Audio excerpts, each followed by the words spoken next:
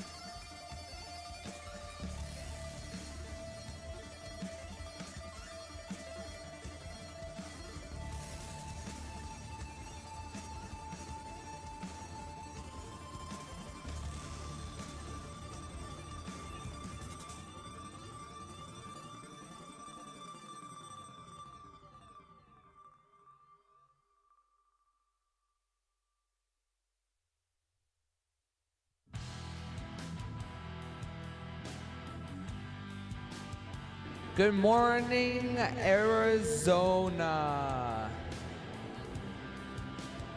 All right, we have a first practice match coming along.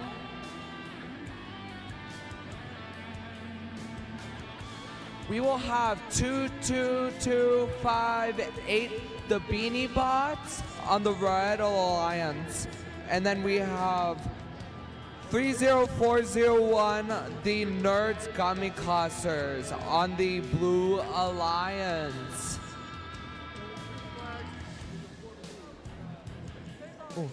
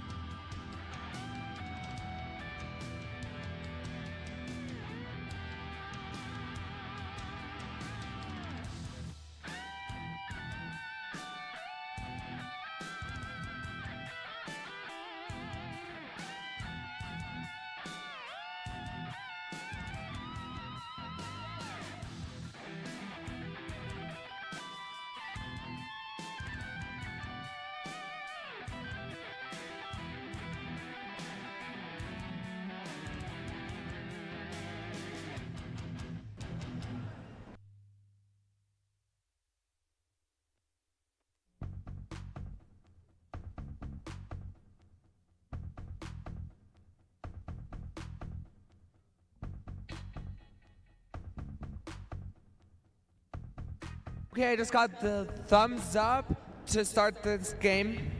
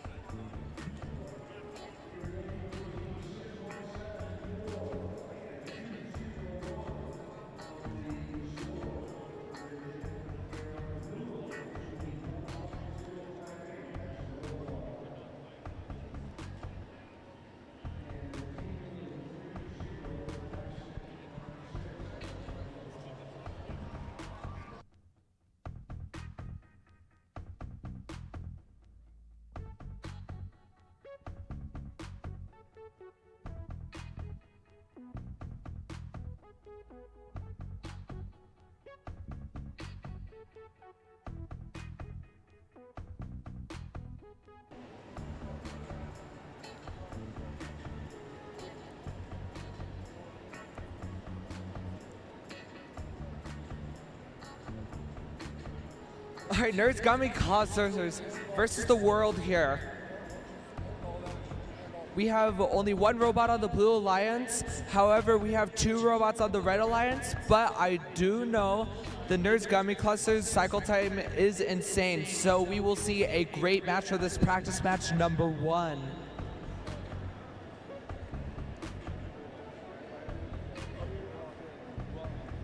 Are we all good? We preloaded. Done all the pre-game actions we want. We have preloaded our artifacts.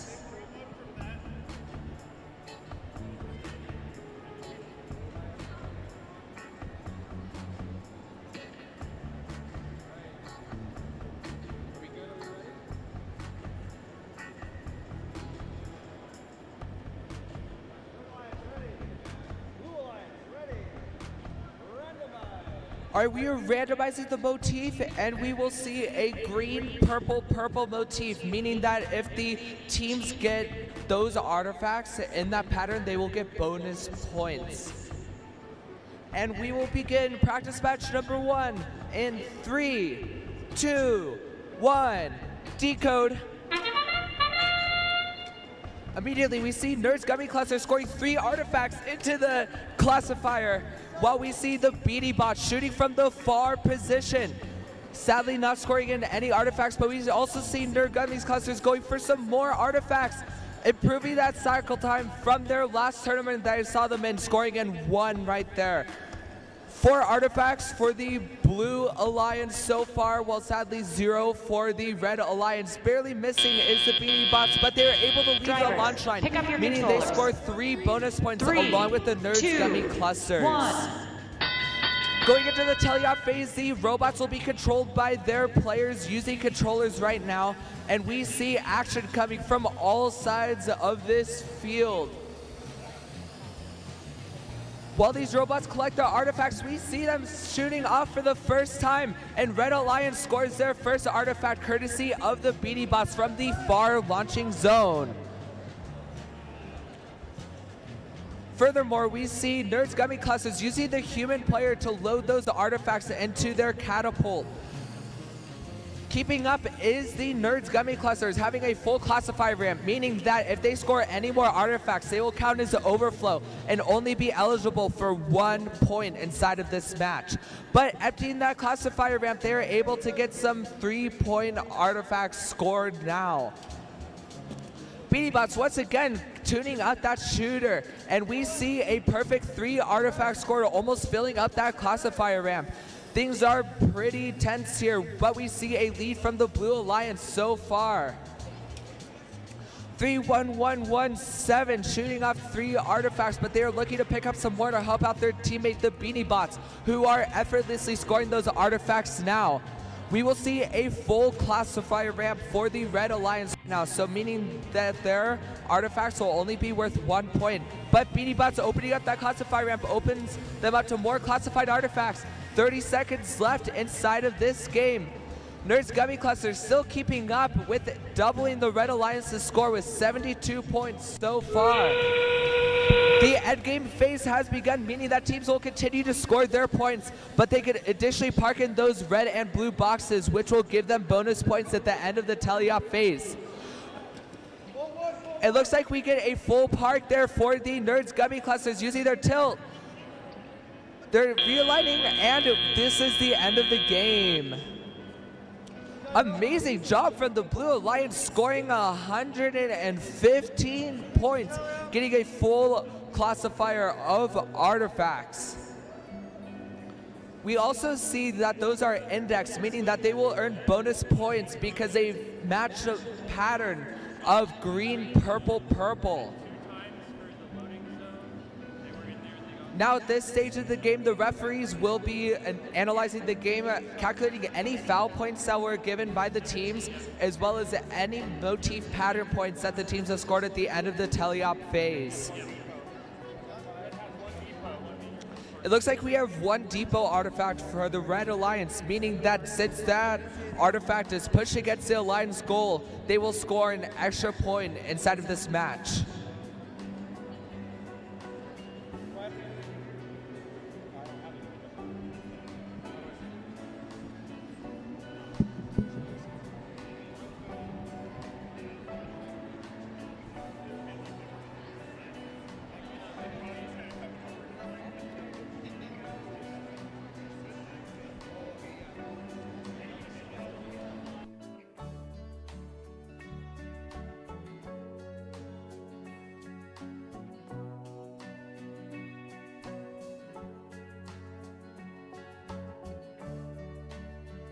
All right, I just got word that our scores are coming in now for practice match number 1. And the winner is the Blue Alliance. Congratulations to the Blue Alliance. Even though they were solo, they're like, this is our field and you guys are just living in it, scoring a 131-point game. Congratulations to the Blue Alliance.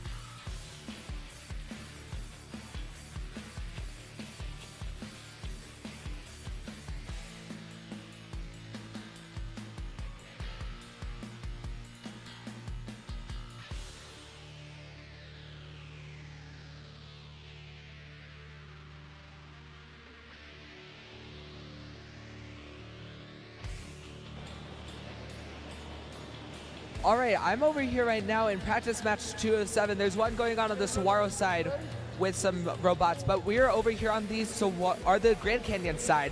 Still getting the sides, but we will have a purple, green, purple motif coming in. So we will begin this qualification match in 3, 2, 1. Decode. And my bad, I meant practice match. This is a practice match.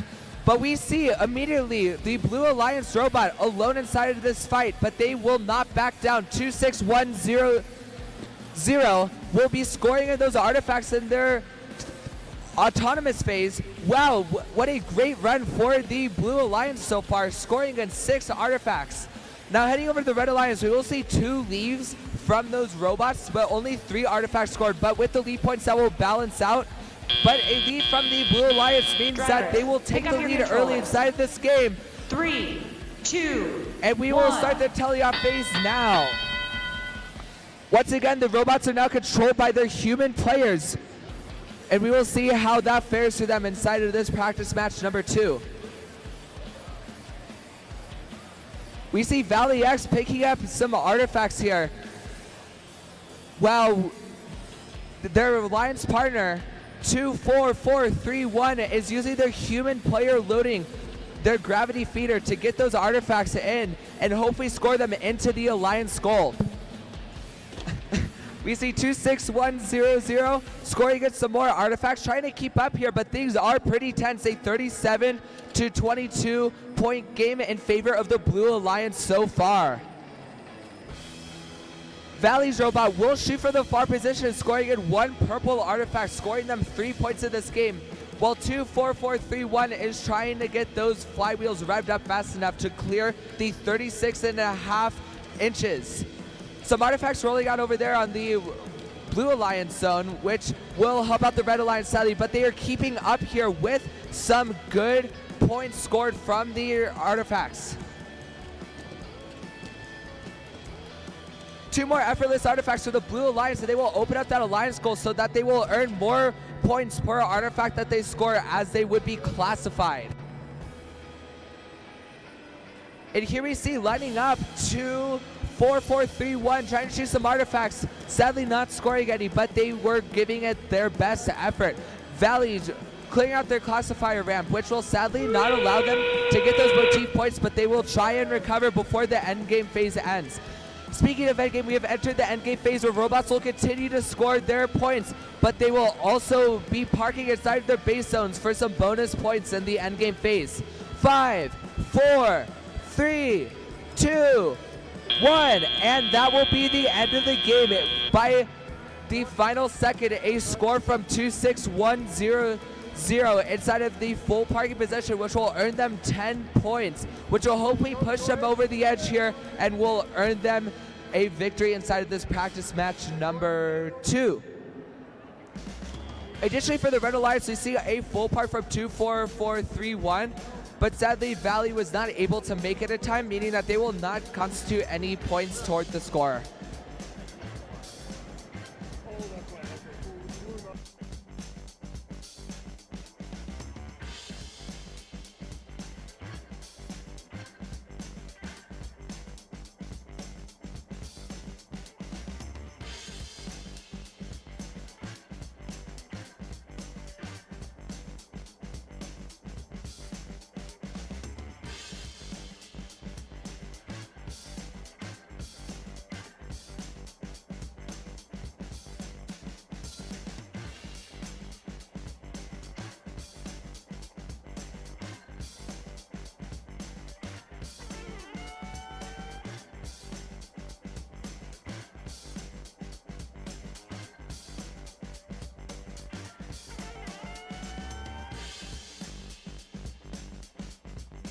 Scores coming in for practice match number 2, and the winner will be the Blue Alliance. Wow, what a great game for the Blue Alliance, scoring 88 points. We saw that from Nerds, Gummy Clusters, and now from Warrior Bots, both of them showing their formidability inside of this Arizona State Championship. Congratulations to the Blue Alliance.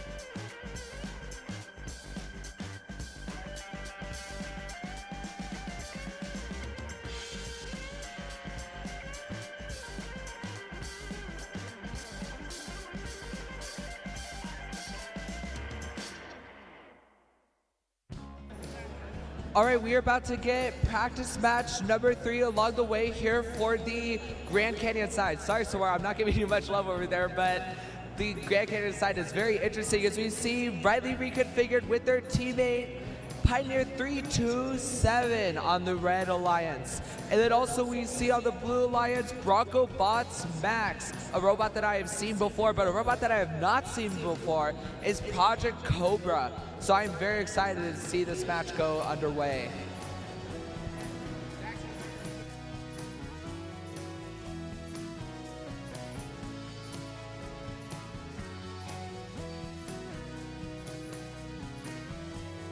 Randomizing the motif, which will be purple, green, purple. They will score bonus points if those artifacts are in that pattern. So we will begin in 3, 2, 1, decode. We immediately see Riley reconfigured, scoring in those artifacts from the close position. Sadly missing one of them, but they are picking up more to get more chances at scoring in those artifacts. We see 26585 trying to score some artifacts themselves. Sadly, they're not able to get any in. But for the far position, we see 14584 and they're autonomous, getting some artifacts in for the Red Alliance, giving them a huge lead at the start. Drivers, pick up your controllers. With 2 leaves on this game, we will see a very close match, but the edge will be in for the Red Alliance right now, especially with those powder points rolling in. But we see the teleoff phase beginning now, where robots will continue to score their artifacts with the human players.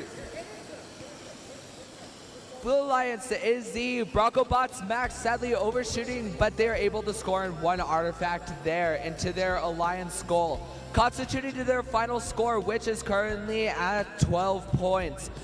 But we already see the Red Alliance emptying their Alliance gate. Their cycle time is doing very good so far. Riley reconfigured using their human player to try and get those artifacts loaded as quickly as possible so that they can score as many points as possible. Some defense coming in from 26585, making sure that Riley reconfigured can't get that artifact in, but it looks like an artifact might be jammed inside of their end tank. So hopefully they can fix that before the end of this match and score more points for their Alliance. Once again, we see Bronco Bots Max coming through with some 2 artifacts scored. But Riley reconfigured immediately answers back. We see 26585 trying to get their artifacts in, but sadly they do not have the horizontal distance. They have the vertical, but not the horizontal on that shot. And sadly that purple artifact barely misses, clipping the edges of the Alliance gate, so hopefully they'll be able to score next. But the score is very tense with 30 seconds left. 39-49 with an edge from the Red Alliance. We see Broncos Max trying to opt to shoot for that close position now. Things are getting a little bit crowded here entering the endgame phase, but it seems to be working out mainly for the Blue Alliance. Bronco Bots Max trying to empty out that classifier and score as many points as possible with the 10 seconds left in this game. We will see this game ending in 5, 4, 3, 2, 1. And that is the game right here. We see a full park from the Red Alliance 14584 and a partial park from Riley reconfigured. And we also see for the Blue Alliance a full park from the Bronco Bots Max. But will it be enough to get the edge of this game against the Red Alliance, as the Red Alliance has a demanding lead after ending this game 109-45 before the referee analysis. These practice matches have been insane, guys. I'm really happy about this.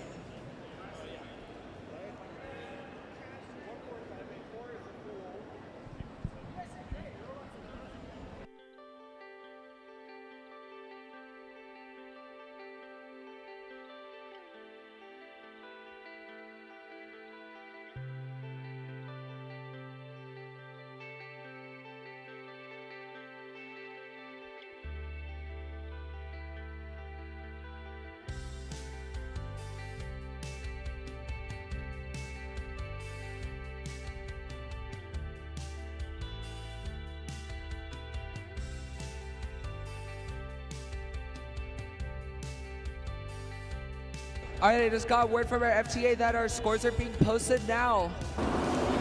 And the winner, practice match number 3 on the Grand Canyon side is the Red Alliance, made up of Bradley Reconfigured and 14584. Congratulations with a 124-point victory. Good job, guys.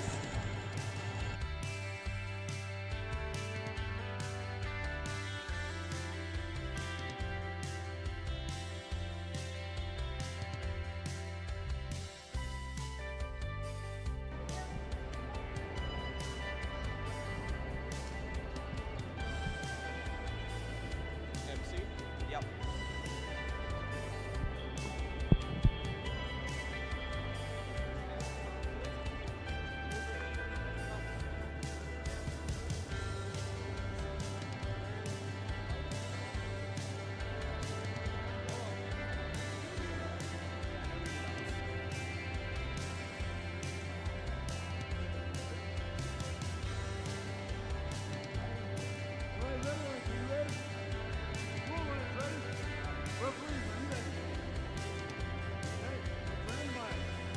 Okay, we are randomizing the motif now, and it will be purple, green, purple. All right, we are going to start this match here in 3, 2, 1, go! Right off the bat, we have 2 robots moving off. The Blue Alliance firing some artifacts out. They are able to get, it looks like 2 purples in. 1, 2, 8, 8, 9, firing some artifacts as well. It looks like they may be stuck in their indexer though. Oh, they fire a purple. They aren't able to get that green out of their indexer into their flywheel though.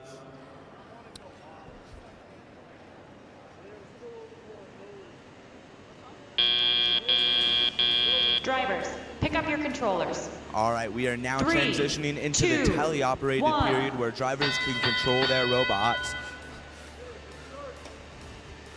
Blue Alliance picking up some balls into their spindexer.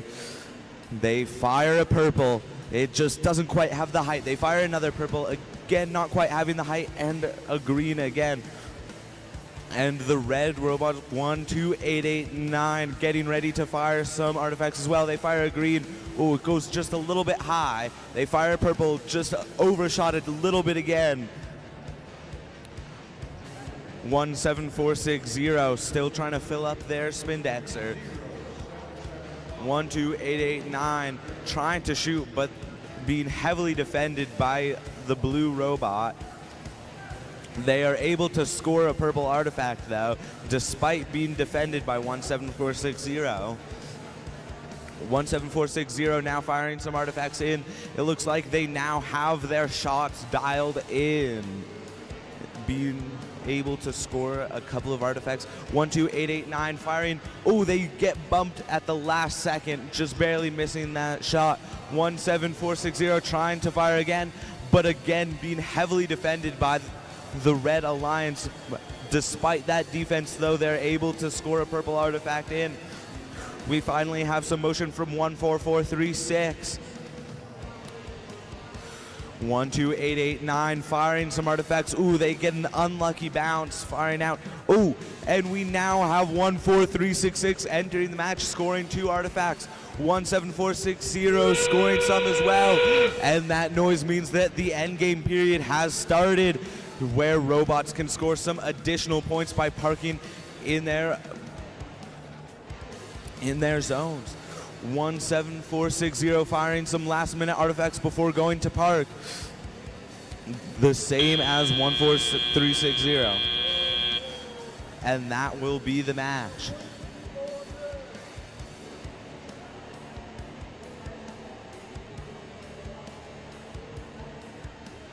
The final scores will be getting posted soon for this match.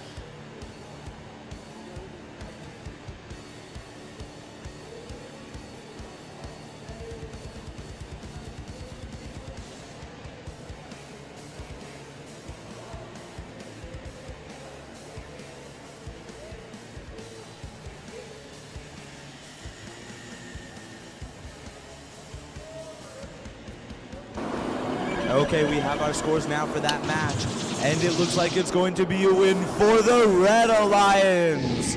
with a score of 44-42. Man, that's a real nail biter.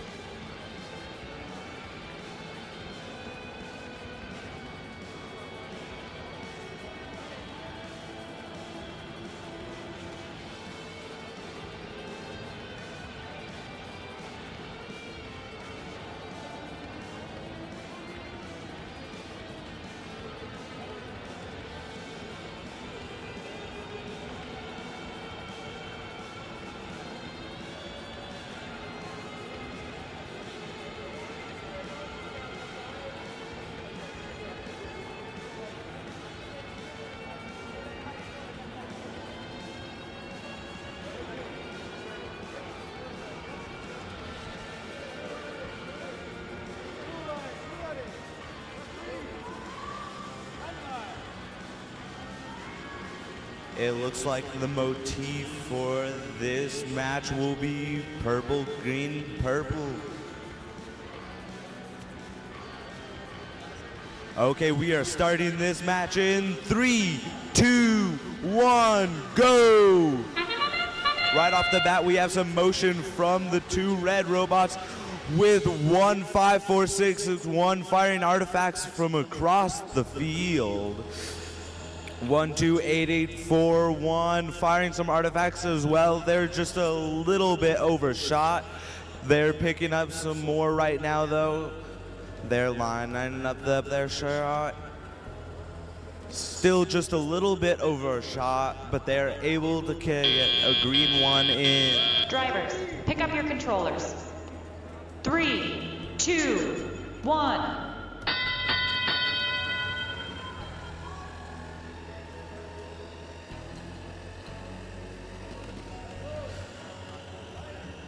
Both red robots are lining up.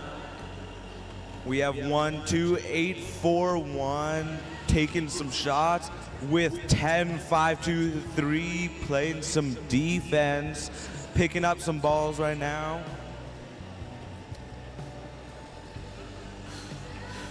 15461 firing artifacts from across the field. They're able to score a couple. And now loading up from their loading zones, they move back into the launch zone. Ooh, we have lots of artifacts being scored by the Red Alliance.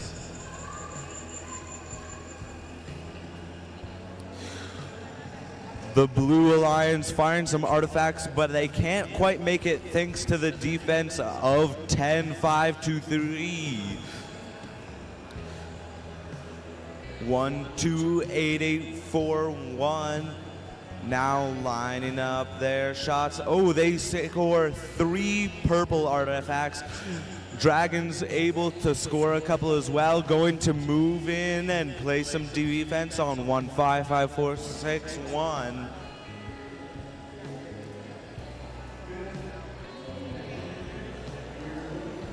The Blue Alliance now trying to score some more. Lots of artifacts being fired by 10-5-2-3.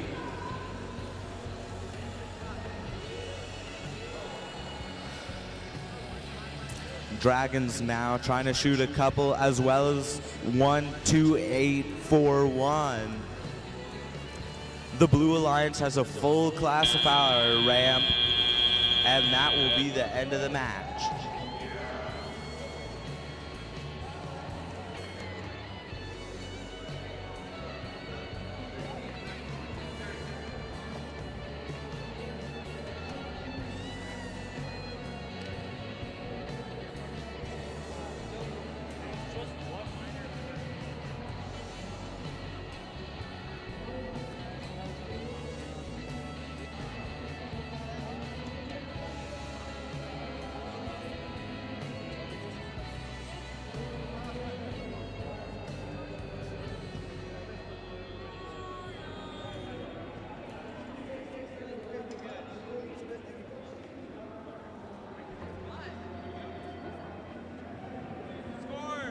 Okay, we have our score for this match, and it will be a win for the Red Alliance with a final score of 101 to 54.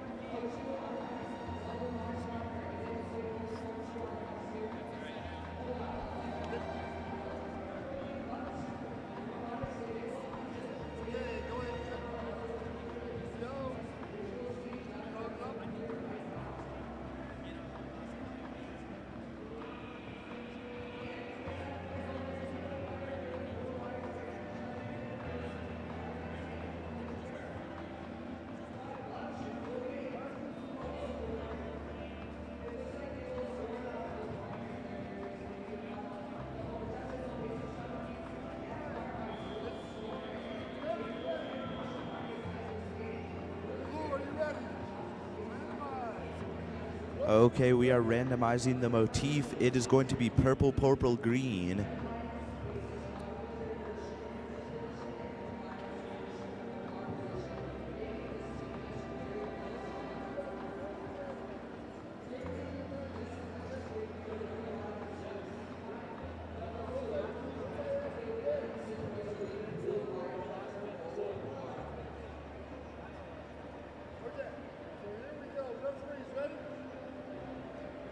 All right, we are going to start this match in 3, 2, 1, go! Right off the bat, we have motion from 21-579, firing some artifacts. They're able to score a green, and oh, their purples are just a little bit overshot, but they pick up some more, firing one right at the Wrath. Man, they fire a purple, and their green is just a little bit undershot. 275, 26, trying to score some. It looks like their flywheel isn't quite spinning up. And still 21-579, just undershooting a little bit. And that is the end of Autonomous. We are now transitioning into the teleoperated period where drivers can control their robots. 27-579, getting some artifacts. They overshoot just a little bit. But that's okay, they still have plenty more opportunities. 27-526, now trying to pick up some artifacts and score them as well. They move into the launch zone and line up their shots. 18625, playing some defense now. We have a green scored by the Red Alliance. 18291, using their Spindexer to score in the order of the motif, which will get them some extra points. 21579 scoring as well. Ooh, it looks like they fired at the same time and shot each other's artifacts out of the air. 18625 trying to score now, but just getting bumped a little bit by the red robots, making them miss their shots a bit. 21579 emptying the classifier ramp so they can score more 3-point artifacts that aren't going to be counted as overflow. Again, trying to score in 18291, using their Spindexer to try and score in the order of the motif. They are firing a purple, and another purple beautifully. Oh, but it looks like a sprocket has come off of 18291. Some part of their robot would seem it just lost power because of that, and it looks like they're unable to pick up balls now. The 21579 trying to make up that difference by scoring some artifacts there. 18291 able to pick up an artifact. 18625 lining up some shots there. 21579 scoring. Oh, 18265 able to score some artifacts there, picking up some more. We have 2 seconds left in the match, and that is it.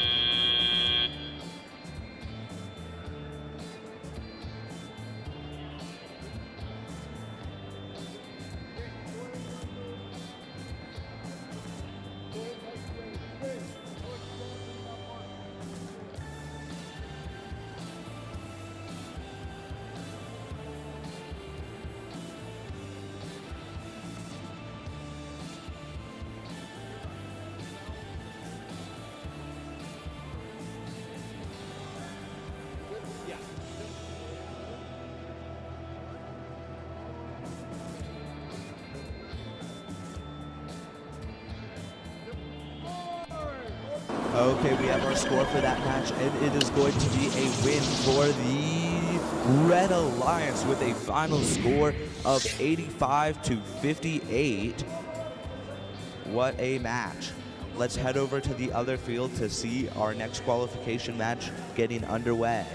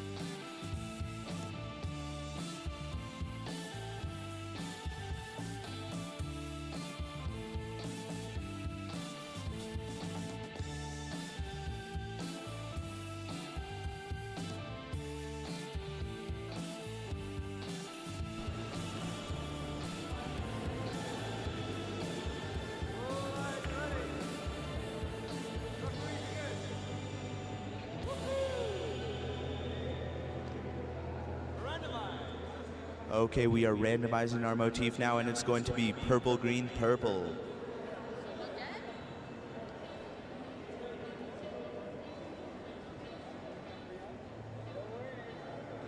Okay, we're going to start this practice match here in 3, 2, 1, go! Right off the bat, we have Nerds Gummy Clusters firing in 3 artifacts with their catapult. Metal Masters doing the same as well, opening the classifier ramp, intaking all 3 at once. They fire another purple, 3 purples in. Wow, and they open the classifier ramp, funneling the balls right into their intake. The Metal Masters are just unstoppable in this auto, firing artifacts after Drivers, artifacts. pick up your controllers. And that is 3, the end of the autonomous 2, period with 1. the Red Alliance up 60-14. Metal Masters once again opening the classifier ramp, intaking artifacts right from there. With that turret, they are just unstoppable. Nerds Gummy Clusters trying to make up the point deficit that they are leaving auto with by collecting some artifacts into their catapult. Now with that catapult, they are able to fire 3 artifacts at once, really making up that difference. But Metal Masters just do not seem to care. With that turret, they have some crazy cycle times. They fire again 3 artifacts. This is quite the match. Nerds Gummy Clusters really struggling to make up that point deficit. However, with that catapult, it seems they are able to do a little bit of catching up. I'm not sure it'll be enough though. With the Metal Masters just closing in, that turret is just so efficient. They're able to just collect balls, zoom over to the launch zone, and fire them no matter what orientation they're at. They fire one from across the field, don't quite score it though. They fire 2 in immediately. Nerds Gummy Clusters firing some as well. It looks like they now have a full classifier ramp. Metal Masters firing 2 as well. Nerds Gummy Clusters looks like they're going to try and open that classifier ramp so they can get some, so they are not scoring overflow and are scoring the full points. Metal Masters emptying the classifier ramp as well. 30 seconds remaining in the match, and wow, the Metal Masters have a score of 151 already as a single robot, mind you. That turret just makes them so efficient. And that noise means there's 20 seconds left in the match, and the endgame period has started, where robots can score some extra points by parking in their alliance-colored parking zone. And despite the defense from Nerds Gummy Clusters, Metal Masters, with that turret, are still able to score despite it. Oh, and the Nerds Gummy Clusters have used a tilt to get a full park there, it looks like. And that is the end of the match. What a match. Wow. That is some crazy high scores we're seeing.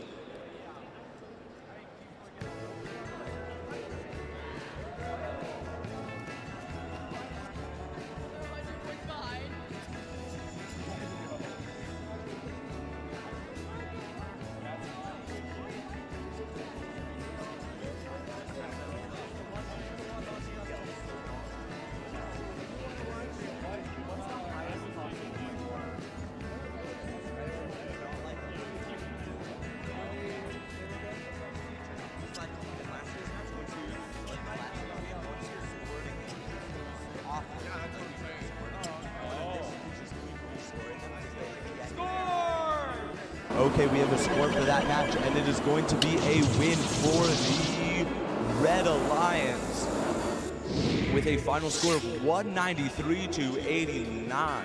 Wow, the Metal Masters really just ran away with it there.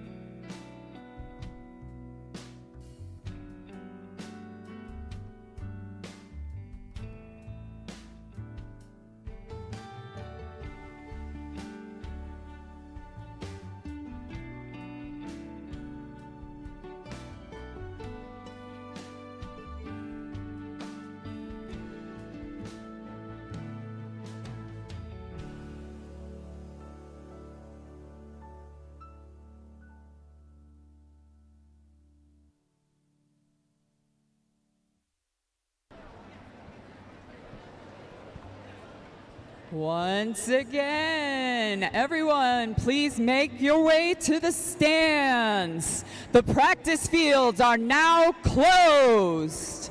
The pits are now closed. Please make your way to the stands for opening ceremonies.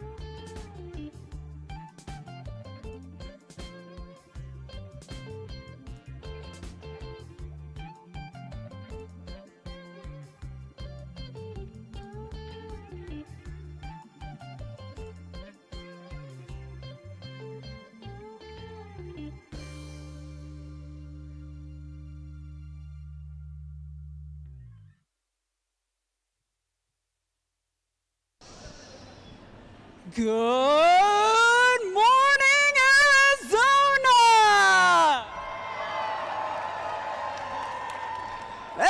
get on your feet and welcome, welcome, welcome to the Arizona First Tech Challenge Championship!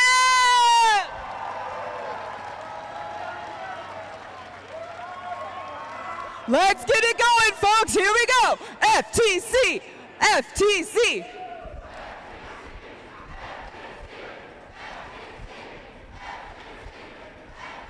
You guys got to be louder than that. All those college kids are still asleep. Wake them up. Let's go.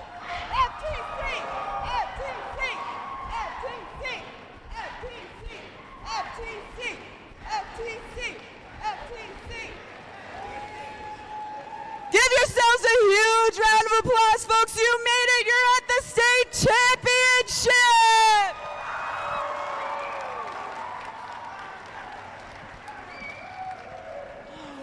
We're so excited to have everybody here. We've got teams from all across the state. Let's make some noise.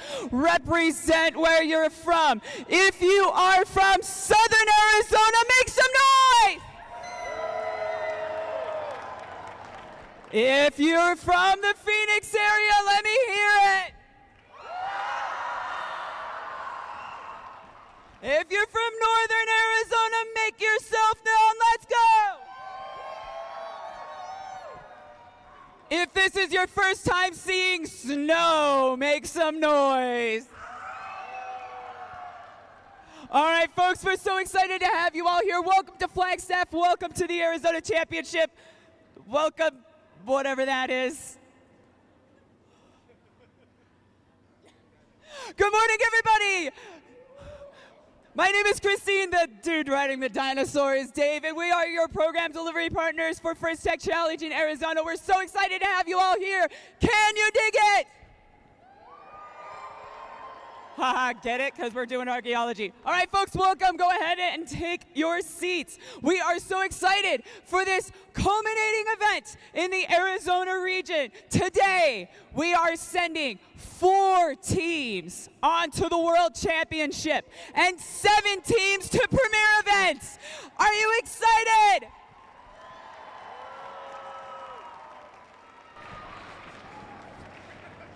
Folks, none of this would be possible without the support of our sponsors. We're so excited to be back on the Northern Arizona University campus. How about a huge round of applause for NAU for hosting us again?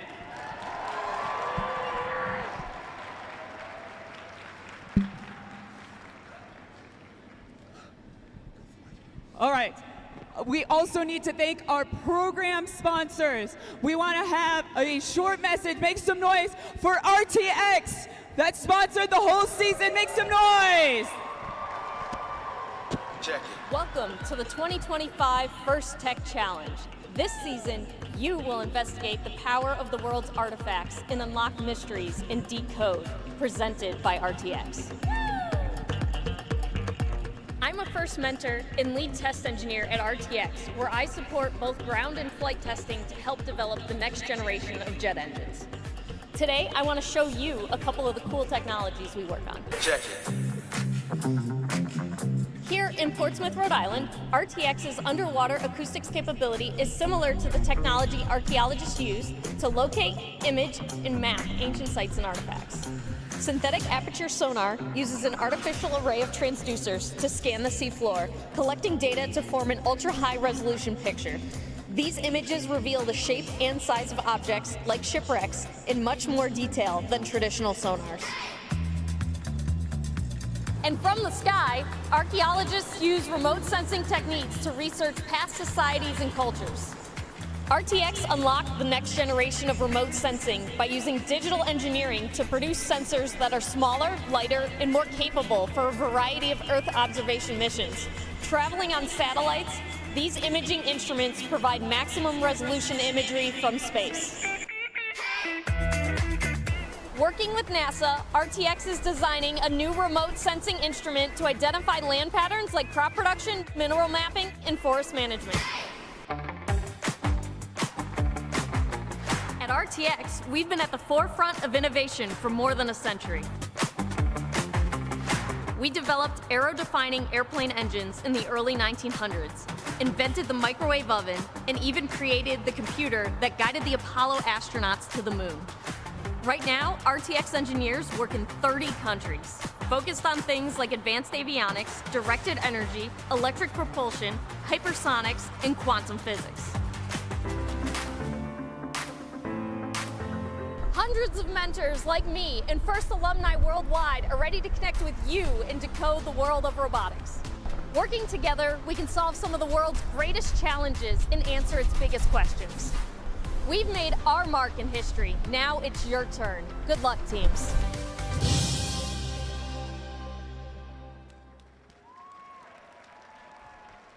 All right, folks, you heard it there. Being part of FIRST opens doors. It's why we volunteers stay with the program and put in as many hours as we do. It's because of you students. So if you are a senior and getting ready to graduate and you're about to become a FIRST alumni, will you please stand so we can recognize you?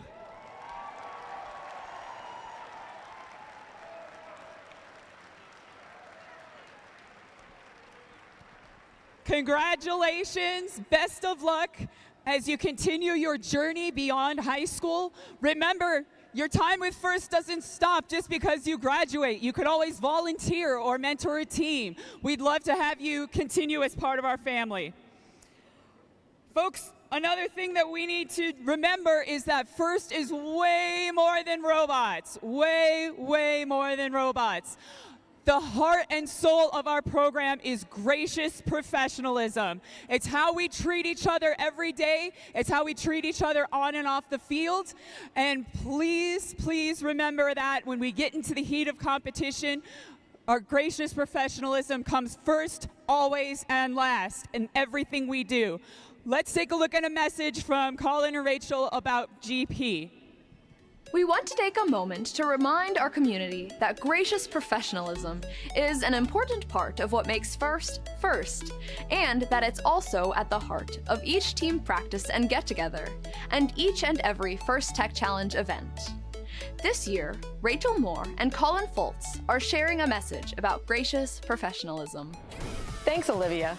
I'm Rachel, and this is Colin. We're both FIRST alumni, and together we lead FIRST Tech Challenge.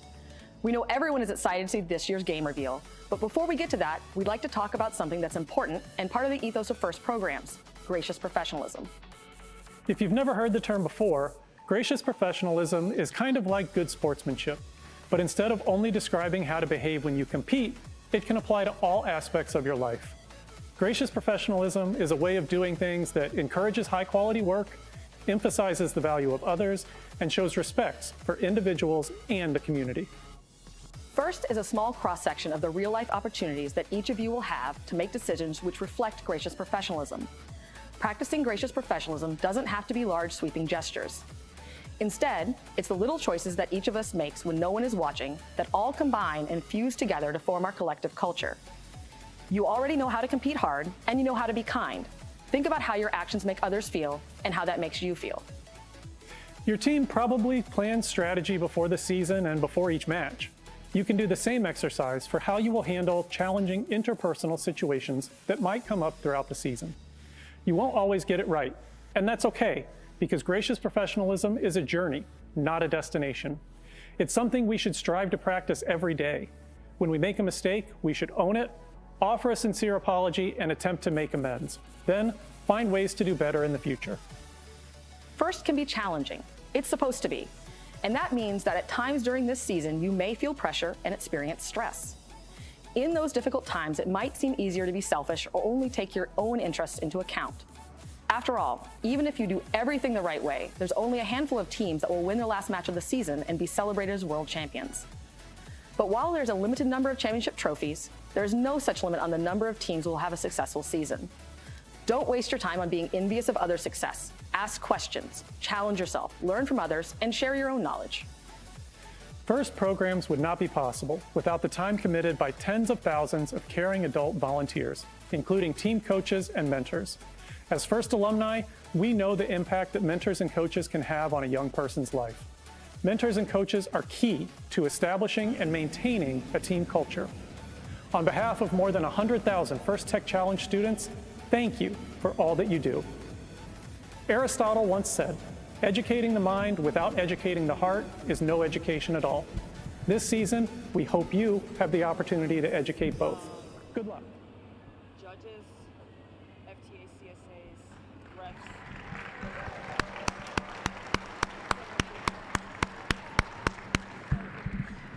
Wow. Welcome, teams. Welcome. You know, it's because of these amazing volunteers, amazing folks, that we can make FIRST happen here in Arizona. Just look around. Look around how big this has gotten. It is so exciting. Teams, I'd like to go ahead and introduce a very special group of volunteers, and we're going to have that group of volunteers please come up to the front because we got some special awards to give, and that's your judges for the Arizona State Championship. Give them a huge round of applause, folks. They come from all over the state.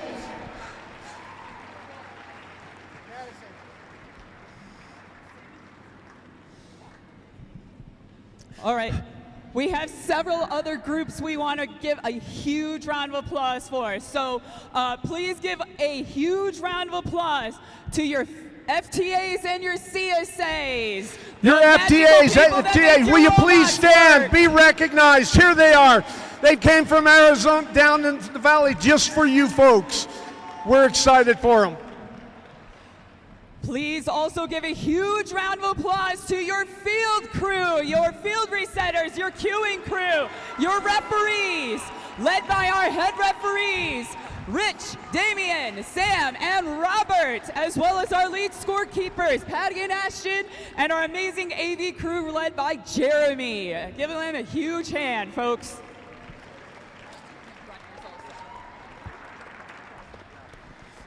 All right, now folks, this isn't the first of these events that we put on. We put on 12 events across the state of Arizona. They've been all over. And folks, if it wasn't for this incredible group of dedicated tournament directors, none of this would be happening for you. Will you, if you're a tournament director of one of the tournaments across the state of Arizona, will you please rise? Will you please stand up and be recognized? Folks, thank you. Thank you so very much. Thank you for all you do. None of this would have been possible if it wasn't for what you set up earlier. Teams, give them a huge round of applause.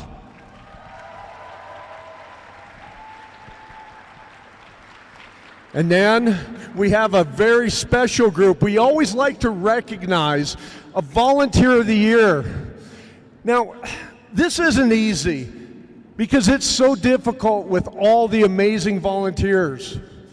But you know, Christine came and talked to me, and we talked about this a lot, and it's not easy. But she had a little story she wants to share. All right. Today, we want to recognize a very special Volunteer of the Year. It's all in the family for this year's Volunteer of the Year. This volunteer has become indispensable from the day they first saw a robot. From mentoring multiple FIRST teams across all programs, to hosting events and providing key volunteer support across the state, this volunteer never fails to answer the call. Gracious, patient, kind, passionate about FIRST, and generous to all are just a few things we could say about this Volunteer of the Year. How do they do it all? With the support of their FIRST family, which also just happens to be their real family. Please join me in thanking this year's Volunteers of the Year, the Garduno family, Susan, Robert, Josh, RJ, Madison, Brittany, and Come on up, Mary. if you're a Garduno, come on up. Come on, Gardunos. You gotta do your walk. Come on through.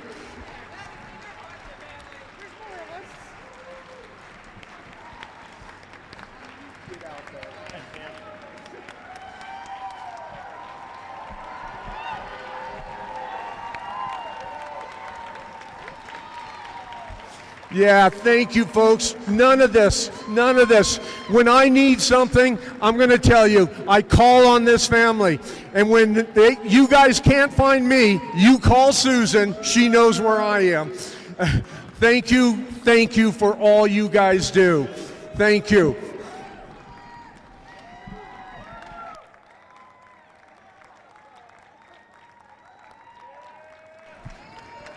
Susan.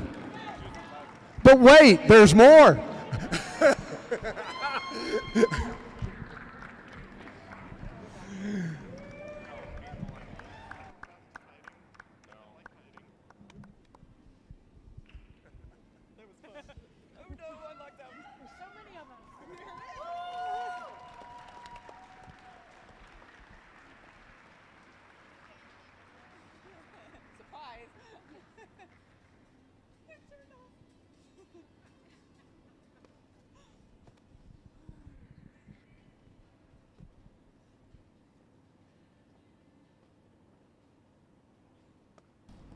All right, folks, again, we could absolutely not do this without our volunteers. So another huge round of applause for all these amazing volunteers. It takes hundreds of volunteers throughout the season to do this.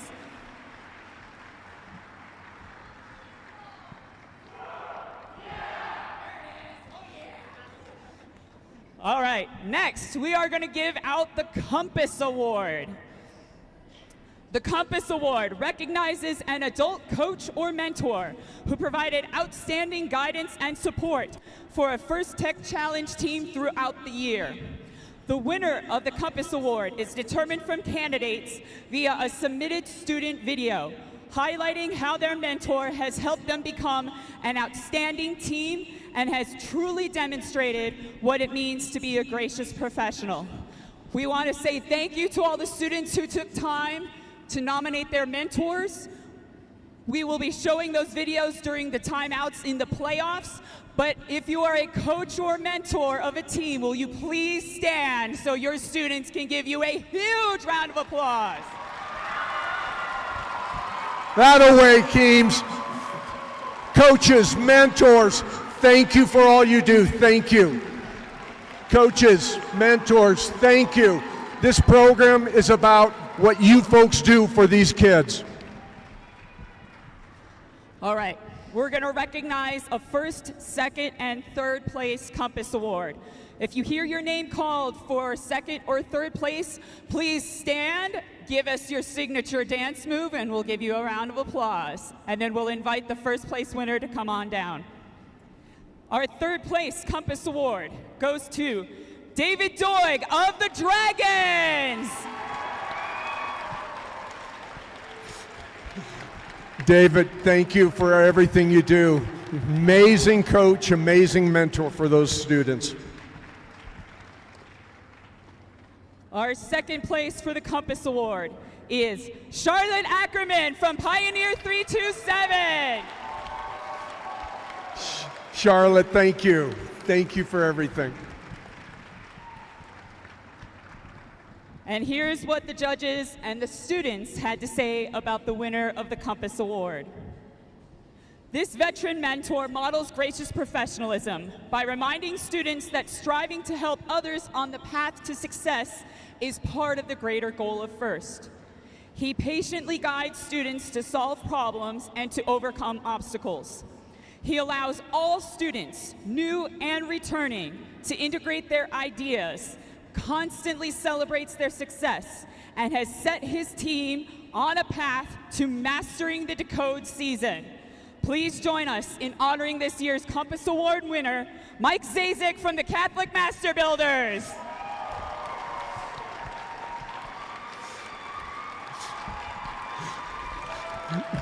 Congratulations, Mike.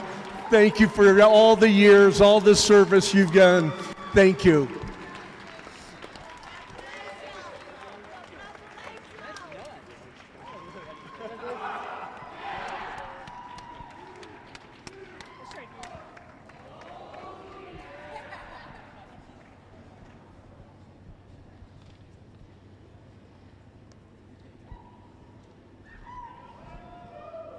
And while Mike is receiving his award, let's see the video that his students prepared for him. Team 12767, the Catholic Master Builders, is excited to nominate our coach, Mike Zazik, for the Compass Award. Coach Zazik has offered his guidance and support to our team for 17 first seasons, including FLL and FTC robotics. This season, he demonstrates what it means to be a gracious professional as we add new members, ensuring each of us have the opportunity to integrate our ideas and talents. Even in discussing game strategy, he helps us to remember the greater goal in FIRST, which not only lies in putting in our best efforts as a team, but also striving to help others on the path to success. When there's an unexpected issue, he helps us problem solve. When we're discouraged, he helps us prioritize to reach our goals. And whenever we overcome an obstacle, he's right there to celebrate with us. With Coach Zazik as our guide, CMB is on a clear path to making Decode one of our best seasons yet.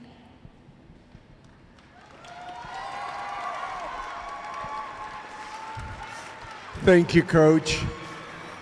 And coaches, thank all of you for everything you do.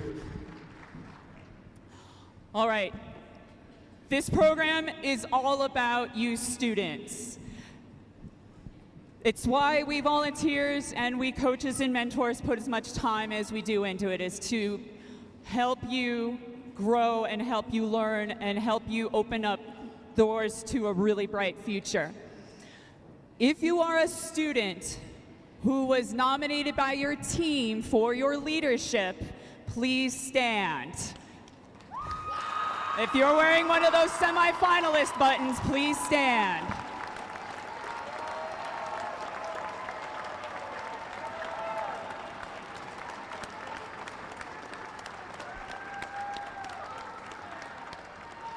And now, we are going to recognize our 3 First Leadership Award finalists. The First Leadership Award finalists are outstanding student leaders whose passion for and effectiveness at embodying FIRST ideals is exemplary. These students were nominated by their teams for their direct contributions and impact on others, exemplifying leadership and commitment on their FIRST Tech Challenge team, in their school, and in their community. The finalists recognized here today are also our nominees for the First Leadership Award at the championship. I'm going to call them down one at a time. Congratulations to Yael from Team 3666 Hawks Robotics.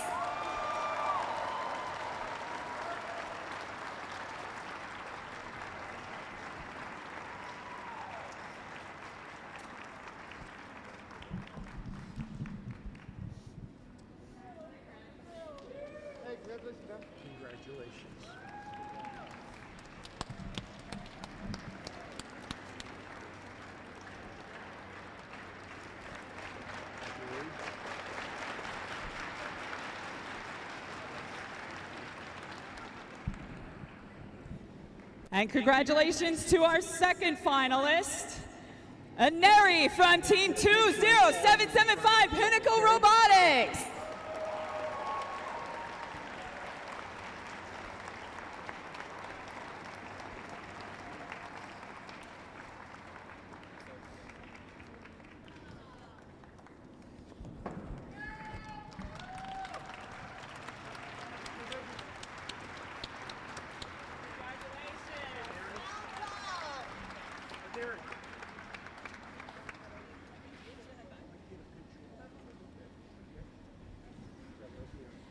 And congratulations to our third finalist, Eleanor from Team 17062, the Tech-Along.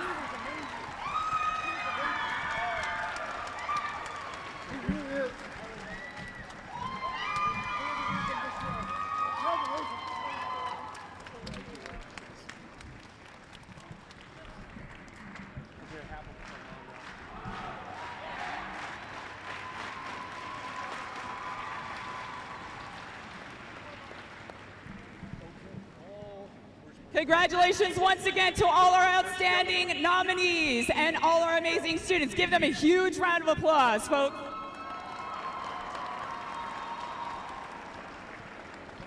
All right, we're just about ready to start the matches for the day. Just a couple of quick reminders. Folks, anytime you are on the rink, you must be wearing safety glasses. Or if you are in the practice fields, you must also be wearing safety glasses. And in the pits, anytime you are on the rink, you must be wearing safety glasses. Couple other quick pieces. Remember that we have these doors kind of on the outside are just for an emergency. Please make sure you're using the main doors over here on the back side here to enter and exit the venue. Next, restrooms are located over there. Single stall restrooms are in the lobby should anyone need those. And remember, being safe is everyone's responsibility. Please make sure we're not running anywhere in the venue. Please be safe outside. Enjoy the snow, but please be careful. There might be still some icy patches in the parking lot and on the sidewalks and things. So please make sure that we're taking care of each other today. Also, remember, you are at 7,000 feet. Drink lots of water today. If you start to get a headache or feel tired or feel grumpy, you are probably dehydrated. Make sure you're drinking lots of water today.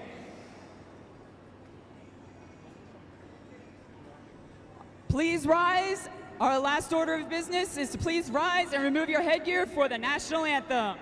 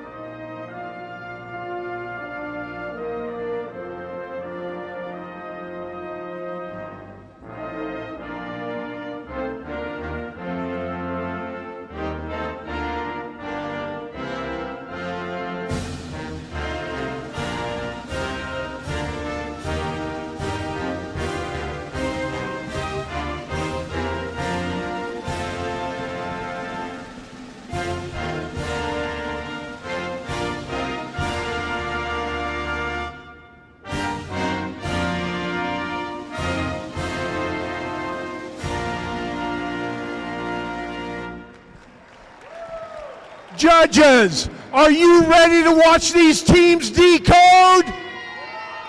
Teams, are you ready to play this year's game and rock this world? Let's get some noise and decode. Let's have a great season. Teams, bring it on in.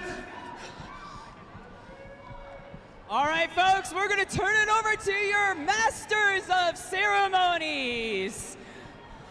I'm going to hand this over. Eva, introduce your MC. We've got, over here on the Grand Canyon Division, we've got ourselves a very special folks. They're going to be announcing this game.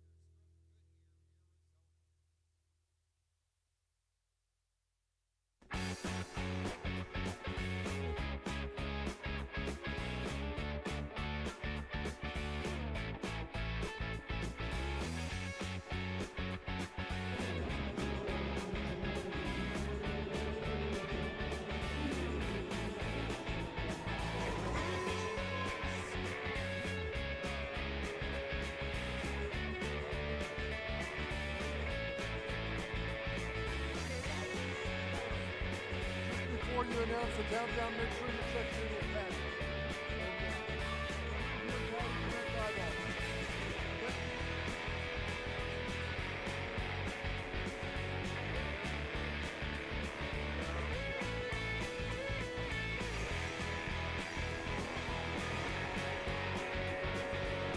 Good morning, Grand Canyon Division. Who's excited for FTC State Champs?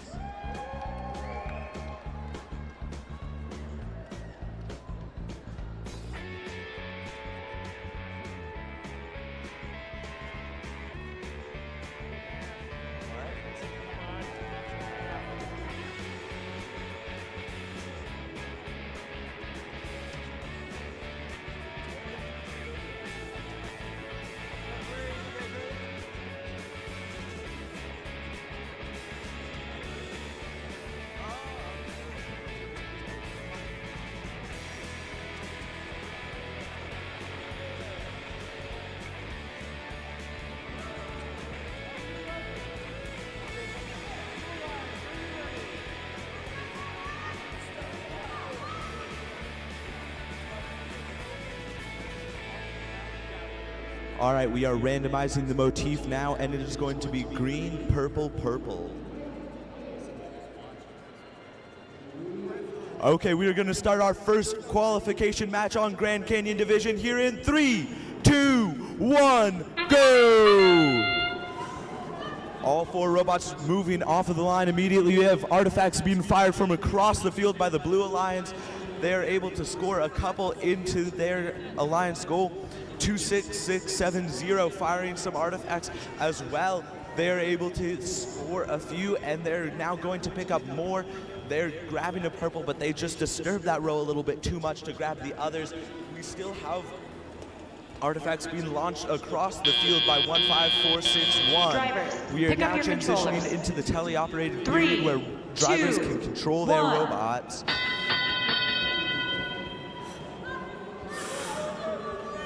26670 trying to line up some shots, but first going to collect some more artifacts. 12841 going to shoot some artifacts there, and 15461 firing from across the field. It looks like their aim is just a little bit off. They are still able to get a couple though. Artifacts are just flying everywhere. We have some robots playing great defense over here. And once again, 15461 firing from across the field in the launch zone. 12841 trying to play some defense. 2670 lining up to take some shots. 15461 still trying to fire from across the field, but they're being defended by 12889. They're still able to score some artifacts despite that. 12841 picking up some artifacts. 2670 looks like they're having a little bit of problems with their indexer, and they're still able to fire a couple though. 12841 picking up some artifacts. Ooh, they are shooting artifacts out of the air. And 15461 picking up some artifacts from their loading zone, firing them from across the field. They almost have a full class fire ramp. 12889 being loaded up, and now going to their launch zone to fire some purple artifacts. They fire one, it goes just a little bit long. They're able to score the second one though. 26670 still trying to get some in. They are able to score 2 purple ones. 15460 going to their loading zone to get loaded up. That noise means that the end game period has started, where robots can earn some extra points by getting a park in that colored Alliance zone. The Blue Alliance now with a full class fire ramp. 5 seconds remaining in the match. 3, 2, 1, 0.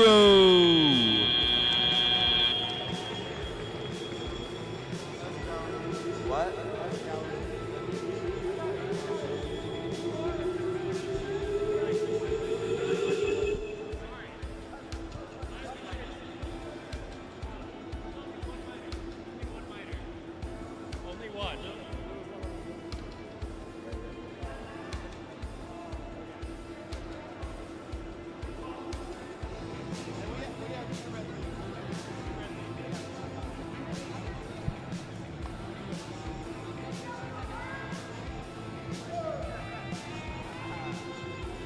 Okay, it looks like we have scores coming in for that match, and it is going to be a win for the Blue Alliance with a final score of 102 to 73. What a match.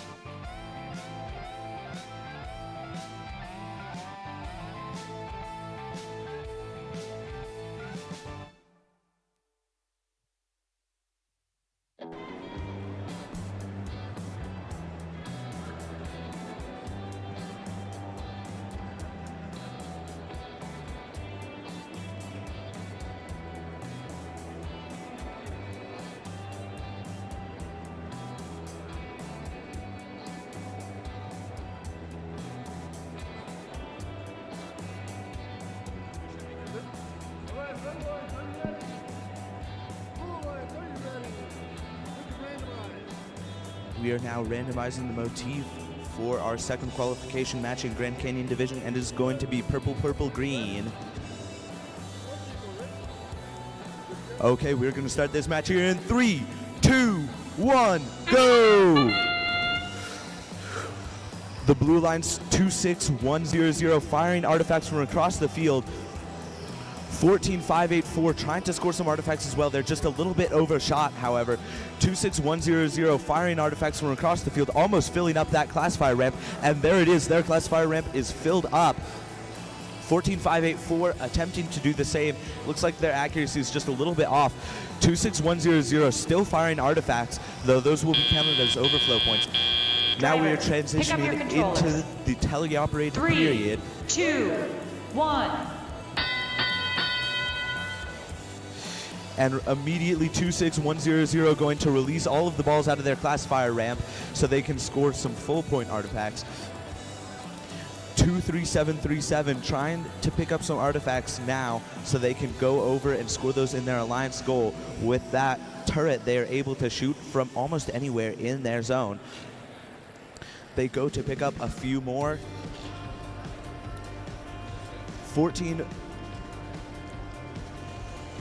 26100 going into their launch zone to score. That is a very powerful shooter. Wow, they're able to score 2 artifacts. They go back to pick up some more, and it would appear that the Red Alliance is now opening up their classifier zone. Oh, and it just releases all into 26100, who are now going back into their launch zone to try and score those. They fire and are able to score 1. They miss the second. It goes just a little bit wide thanks to the defense from 23737, who is now scoring some artifacts as well.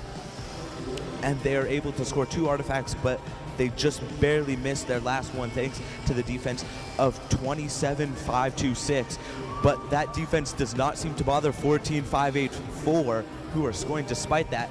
And now 23737 scoring artifacts from across the field in the other launch zone. 26100 looks like they have a ball stuck in their indexer, but they are able to get it out and line it up to fire some more shots. And 14584 is releasing their classifier ramp to get those balls back onto the field for them to score. And 23737 now scoring as a couple artifacts as well. We have 5 seconds remaining in the match. Robots are going for their parks. 2, 1, and that is the match.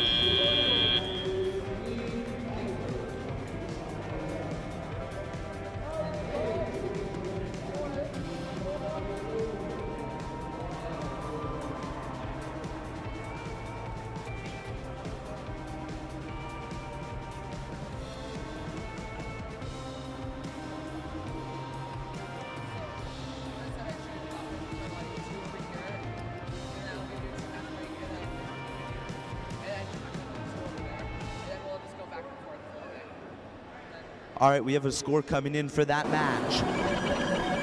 And it looks like it is going to be a win for the Blue Alliance with a final score of 63-62. Wow, they are able to pull off the win just barely by 1 point. What a match.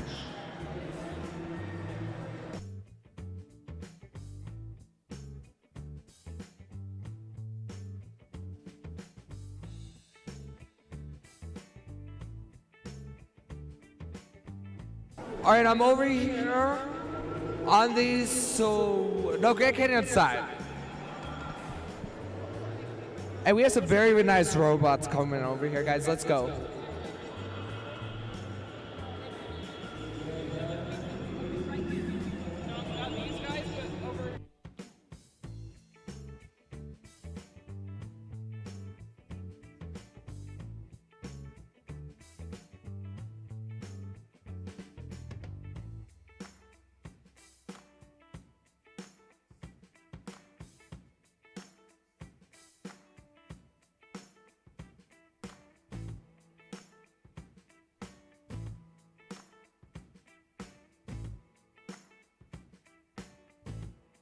Over here on qualification match number 3 on the Grand Canyon side, we have 22258 Herobotics Beanie Bots. And with them is 18420 Metal Masters. Then for the Blue Alliance, we have 1579, testing is optional, with 18291 Mech Warriors. I can already tell this is going to be a great match. I've seen most of these robots before. They're very, very good. So once I get thumbs up from the ref, we will begin qualification match number 3 on the Grand Canyon side.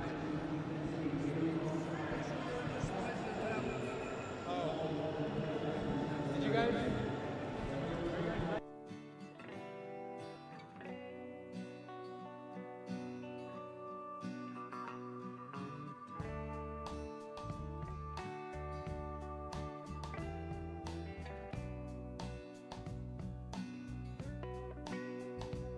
Randomize that motif, and it will be purple, green, purple for this qualification match number 3.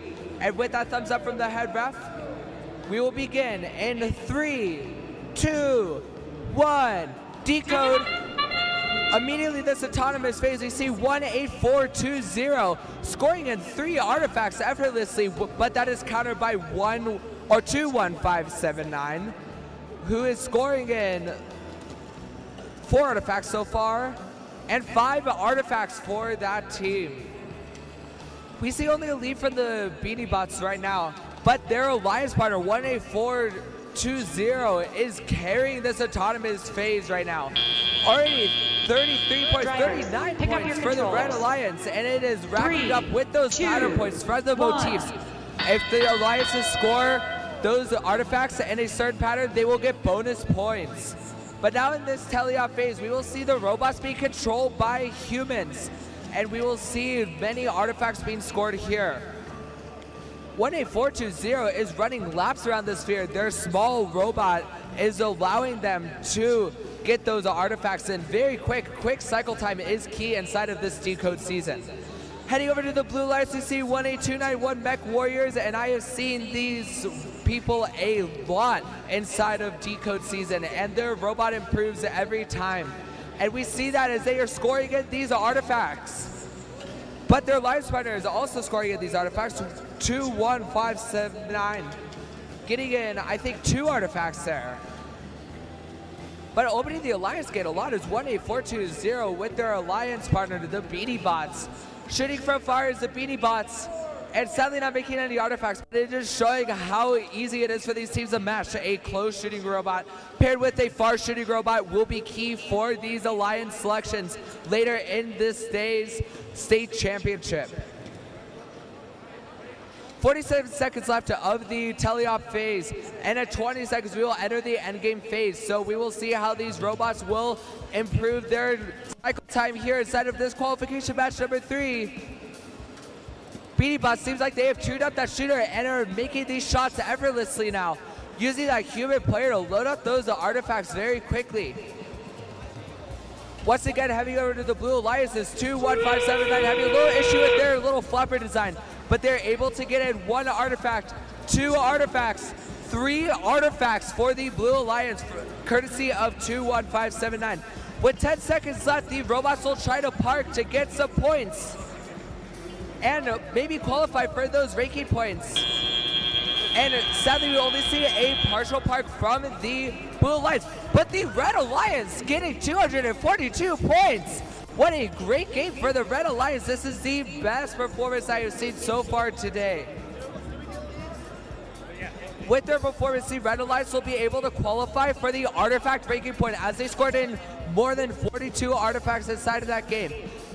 And we will see if they will qualify for the pattern ranking point. They need 11 artifacts that match that purple-green-purple pattern, which we will see with the head referee's calculations. But sadly, we will not see a movement ranking point for the Red Alliance as they did not get 2 leads inside of the autonomous phase.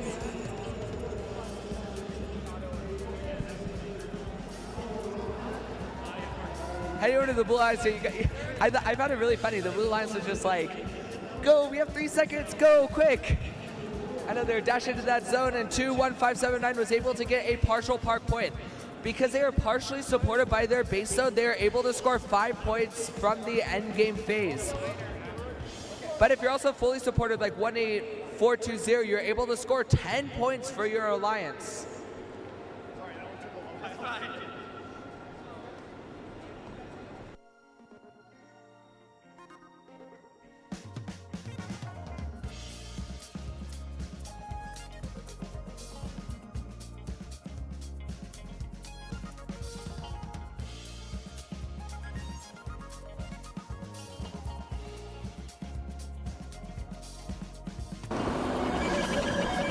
Coming in for qualification match number 3.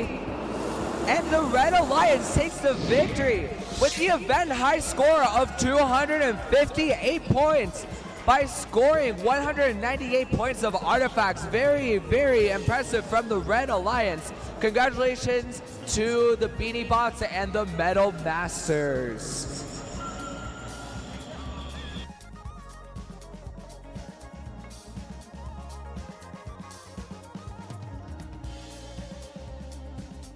Without any delay over here, we are getting into qualification match number 4, I think. And I don't even have time to introduce these robots, but I see Valley's robot, I think that's the Dragons over there, and I see the Nerds Gummy Clusters, and the 20775 robot will be Pinnacle Robotics. This will be, oh, we're ready to start, my bad. We have this game beginning in 3, 2, 1, decode. All right, purple, purple, green is this motif. Things are going very fast at this state championship here. Immediately, we see 2 artifacts scored by Valley's robot, while the Dragons score in 3 artifacts with their very, very bulky robot. That will be great for defense later inside of this game. What a very interesting design on the intake of the Valley robot, able to scoop in those artifacts like a little vacuum. Sadly, they are only able to score in 3 artifacts inside that autonomous phase, but things are cut very, very close here. Pick up your controllers. We have a slight lead coming in from the Blue Alliance right now. We are now entering into the teleop phase, and it looks like we have a couple issues here with, okay, the robot 32026 is able to get their robot moving, and my bad, that is not the Nerds Gummy Clusters. It's a very similar design. I thought it was because they have a very unique design, but I very much so like it. Over here, we see the Dragons scoring in some more artifacts for their team, shooting with their drivers. That's a little good strategy, I guess, right? But some defense is being played against the Red Alliance by 32026 against 20775 Pinnacle Robotics.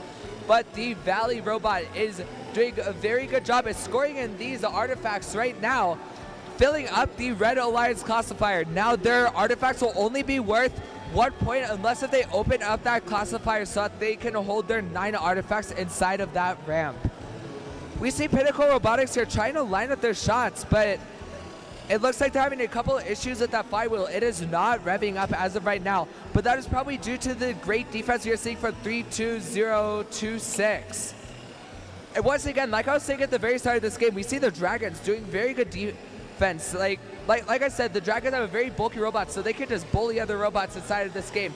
But finally, we see a score coming in from Pinnacle Robotics, and they will score 2 overflow artifacts, so very good job from them. But the Dragons immediately answer back with 1 classified artifact for the Blue Alliance. 3 seconds until the endgame phase, where the teams will continue to score, but they will park in their base zones. Right now we see a lot of collision coming in inside the pinnacle of that front launch zone next to the goals, but a Red Alliance will get contacted by a Blue Alliance, giving them a full park point. The Dragons will line up to see if they can get a partial park as well, which will be successful. And at the very last moment as well, going over to the Red Alliance, the Valley Robot will be able to clip in their wheel, and that will earn them a partial park on top of the full park. What a great game from these teams. We see a slight edge here of 30 points by the Red Alliance at the end of this game, but once again, we still have to calculate the referee's decisions on fouls and motif points. We see a full classifier ramp of the Red Alliance, which will allow them to get some motif points, and almost a full classifier ramp, just 2 artifacts short for the Blue Alliance. Heading over to some ranking points, it looks like we may not see any additional ranking points other than the 3 ranking points you get for the victory inside of this game. But we will see the victory from the Red Alliance. Congratulations to the Red Alliance getting 96 points. That was very, very good usage of the fact that they had that extra base point. Getting 30 points for the double full park. Very smart moves from the Red Alliance. Congratulations.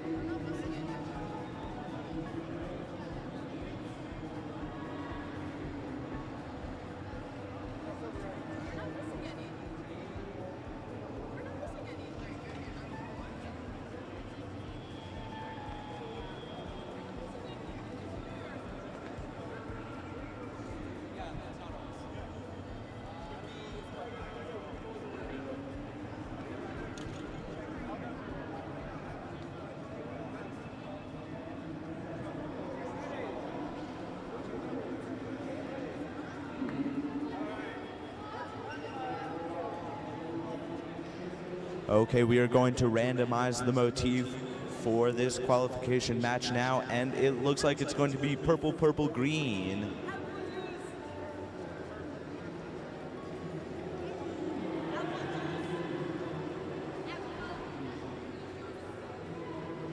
Okay, we are going to start this match here in 3, 2, 1, go!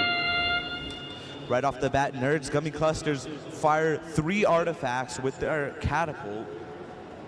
And 14436 going to pick up some artifacts before moving back to the far launch zone to fire them from across the field. It looks like their aim is just a little bit off though. Both red robots look a little bit frozen. 14436 has their indexer spinning, but they're not moving, as well as 10246. Drivers, pick up your controllers. 3, 2, 1. Nerds Gummy Clusters immediately going to pick up a few balls into loading them into their catapult to fire. They're able to get all 3 in. 14436 going into the launch zone, firing a couple. 24431 firing some artifacts as well into their goal. Nerds Gummy Clusters doing the same, scoring 3 immediately. 14436 shooting as well. Their aim is just a little bit off, unfortunately. 10-2-4-6 trying to line up their shot. They go up to their alliance goal, 1-4-4-3-6, firing again. They're able to score 2. Nerds Gummy Cluster scores some. Oh, one of their side panels falls off. That could be detrimental, seeing as they don't have a way to hold artifacts in on that side any longer. They're still able to score a few, though, from their catapult. Rubber bands are just flying off of the Nerds Gummy Clusters. That is very unfortunate for them. They are still firing artifacts, though. 1-4-4-3-6, firing some artifacts as well. But Nerds Gummy Clusters now is trying to transition to defense, as is 1-4-4-3-6. 10-2-4-6 has stopped moving and is now a roadblock in the way of Nerds Gummy Clusters. 2-4-4-3-1 is still very much operational and firing some artifacts in for them. Nerds Gummy Clusters is still trying to fire as well, but their catapult is not working as well. However, that is not stopping them, as they're still scoring a couple. 1-4-4-3-6 firing as well. Nerds Gummy Clusters once again picking up some artifacts to fire in. That noise means we are moving into endgame. Oh, it looks like one of the launchers has come off of 2-4-4-3-1. However, they are now in their zone for what looks to be a full part with 5 seconds remaining in the match. 3, 2, 1, and that is the match.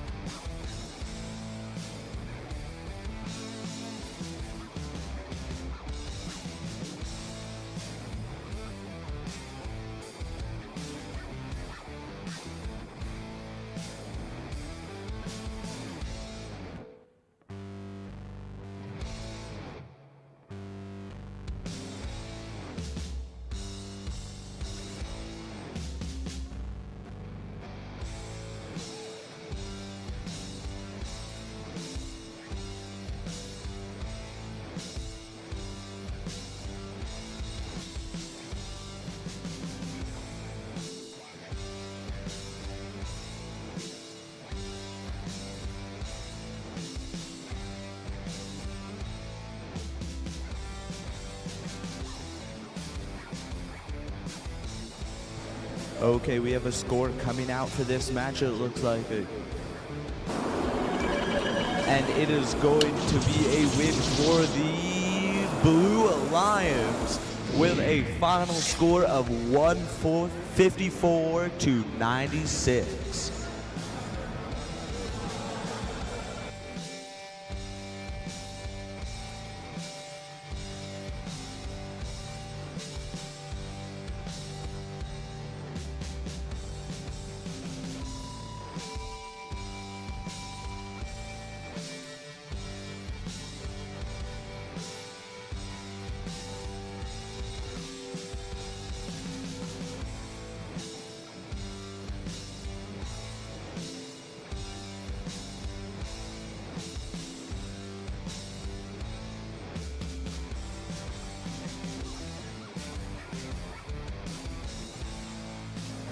Okay, we are going to randomize the motif for this match, and it is going to be green, purple, purple.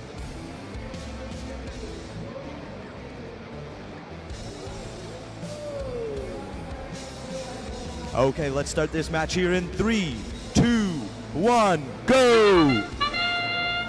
Right off the bat, rightly configured robots firing some artifacts. They're able to score a few, as well as 3117 going in, picking up a few artifacts immediately after scoring too. They fire a couple. Their aim is just a little bit off though.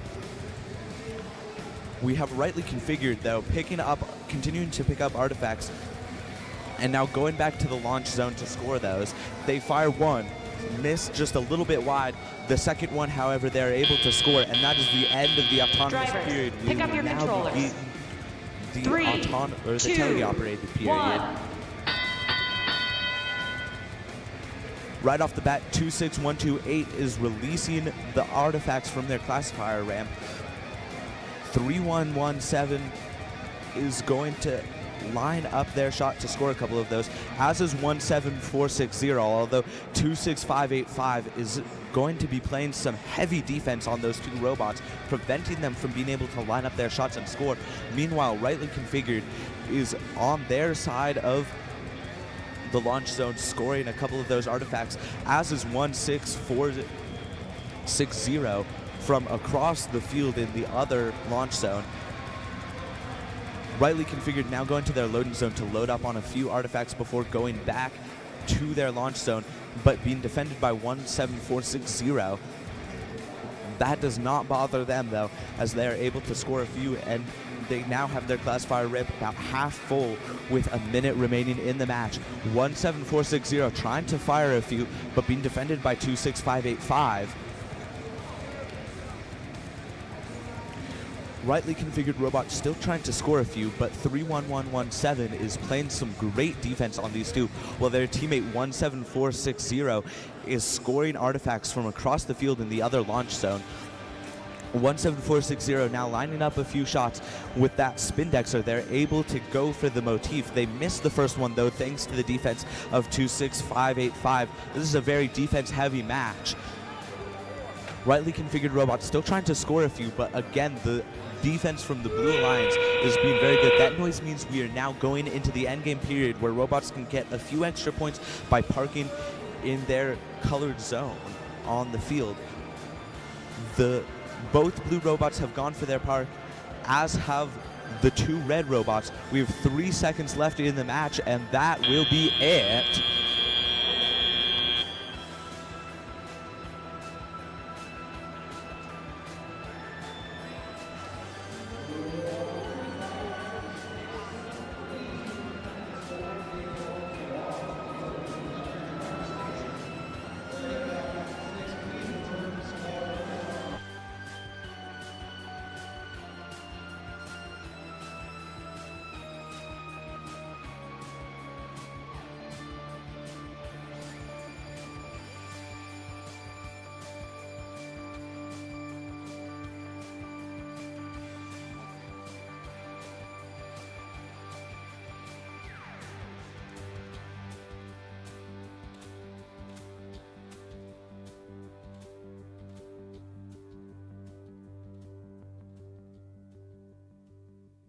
We have a score for this match coming out now, and it's going to be really close.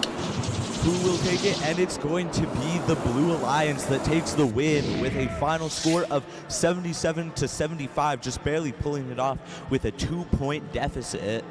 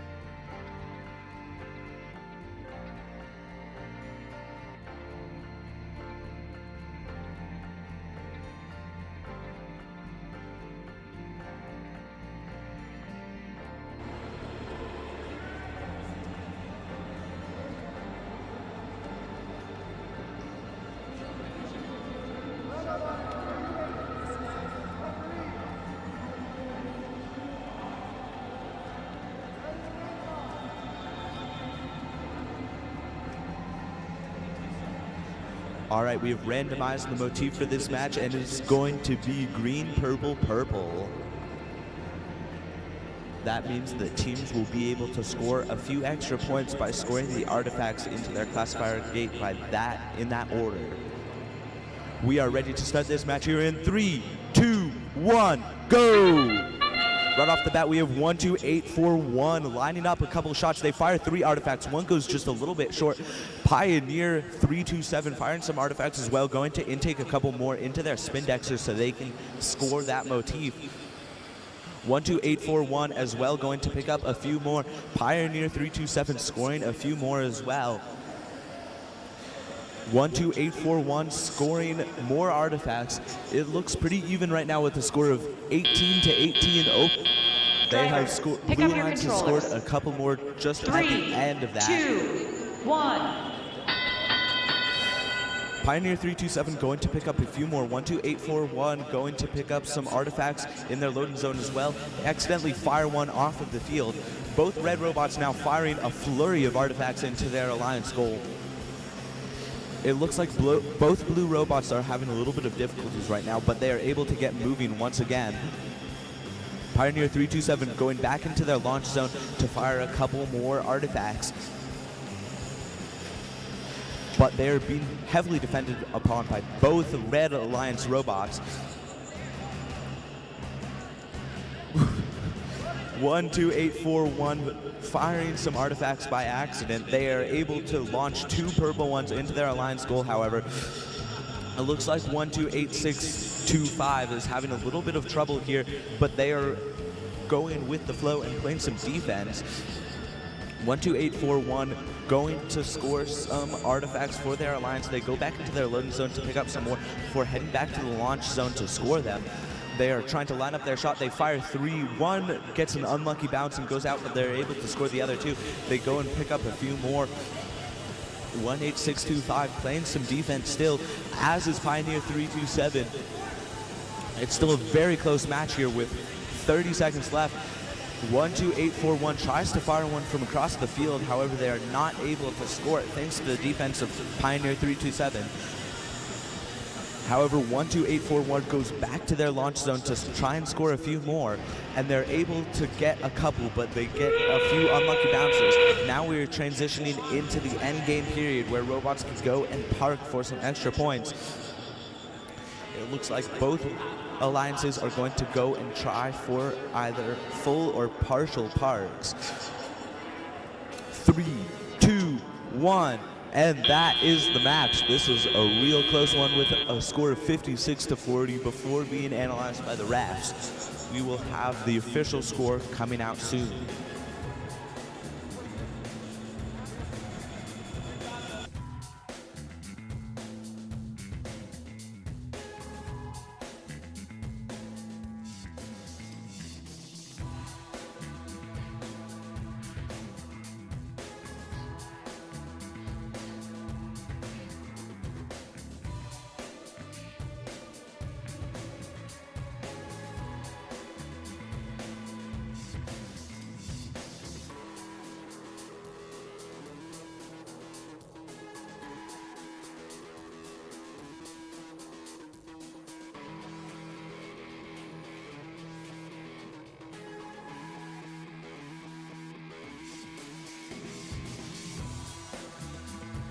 All right, we have a score coming out for this match. And it is going to be the Red Alliance that takes it with a final score of 78 to 61.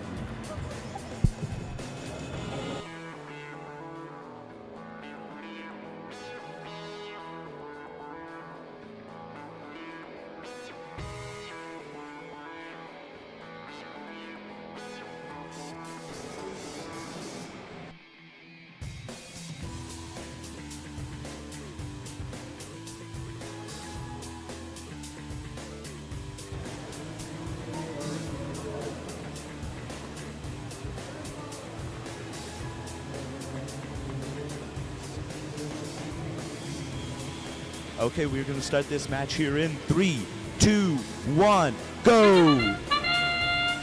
We have 1844 going and scoring a couple of purple artifacts.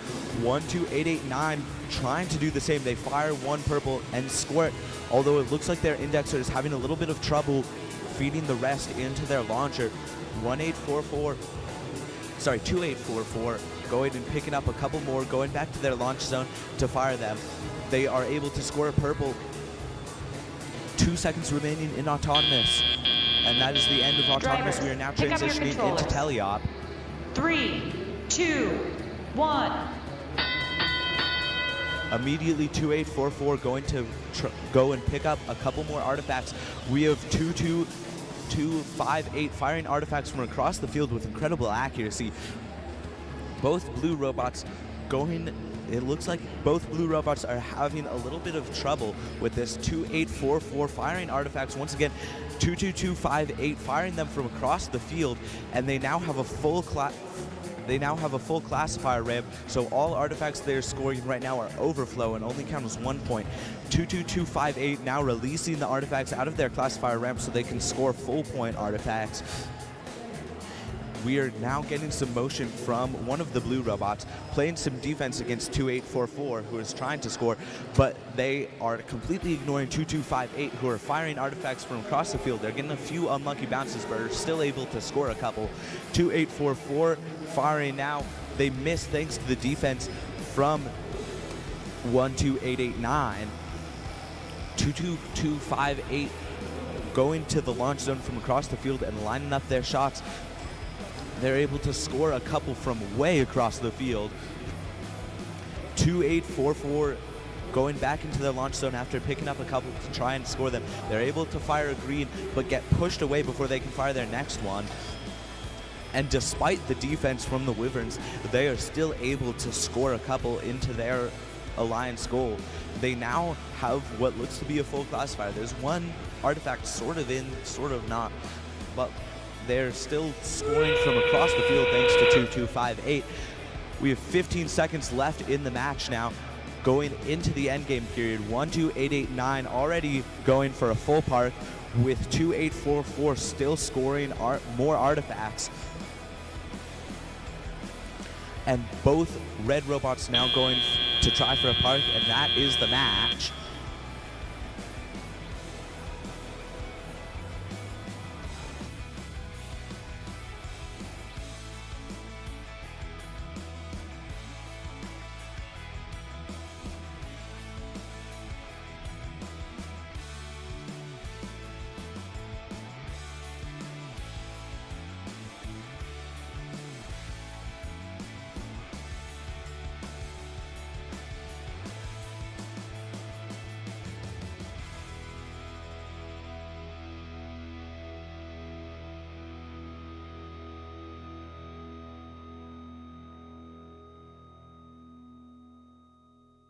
All right, we have a score coming in here for this match. And it is going to be the Red Alliance that runs away with it with a final score of 77-25.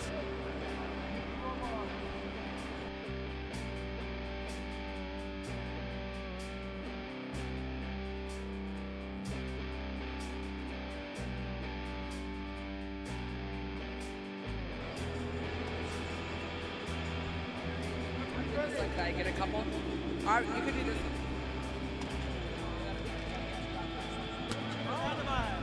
Okay, we are randomizing for this match now, and it is going to be purple, purple, green.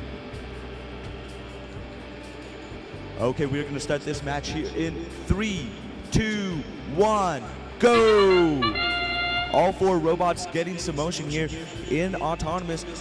The Red Alliance firing artifacts from inside the close launch zone and from across the field as well, scoring plenty of artifacts. The Blue Alliance is able to get a couple of artifacts into their goal. Although it looks like all the robots have finished their autonomous programs, which is good because we will soon be transitioning into teleoperated gear. Drivers, pick up your controllers. 3, 2, 1. 26670 going and picking up lots of artifacts. 26128 going and picking up a couple artifacts as well. It looks like they're having a little bit of trouble with their index of getting those into their shooter. They have now lined up their robot for their shot, although they can't quite feed their artifacts into their shooter. 10-5-2-3 picking up artifacts and going to go into their launch zone to launch those. We have 26670 getting ready to fire a couple, although it looks like they're having a little bit of trouble with their intake, getting those artifacts into their bot. 10-5-2-3 playing some defense on rightly configured robots there. 2-7-5-2-6 trying to pick up some artifacts as well to score them. They move into their launch zone, getting ready to fire a couple. 1 minute remaining in the match. Oh, they fired just a little bit too high. 10-5-2-3 picking up some artifacts from their loading zone. 50 seconds remaining in the match. Rightly configured robots is now playing some defense, while their alliance partner 26670 takes care of the scoring 2 artifacts right there. 10-5-2-3 does not seem to care about the defense being played on them, and they are able to score a couple of artifacts as well. However, that last shot was able to be blocked by the defense from 26128, while their alliance partner 2670 is scoring some artifacts as well. We have 20 seconds left in the match, meaning that the end game period has started and robots can now park in their zones for some extra points. 10 seconds remaining in the match. All of the robots are going for their parks except for 26670, who fires 2 last-minute artifacts, scoring a couple. Oh, they fire 1 last, and that is the match.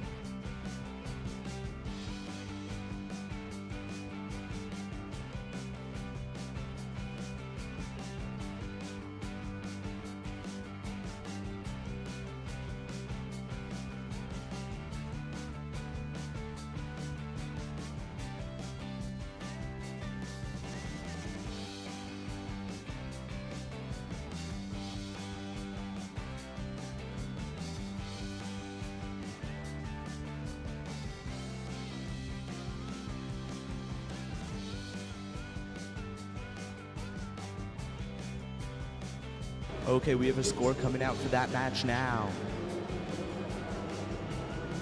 And it is going to be a win for the Red Alliance with a final score of 81-47.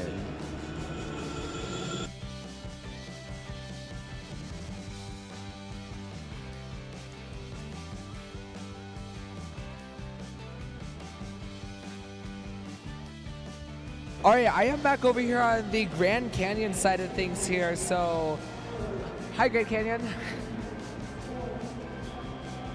I am just trying to find this qualification match right now. This is number 11, 10.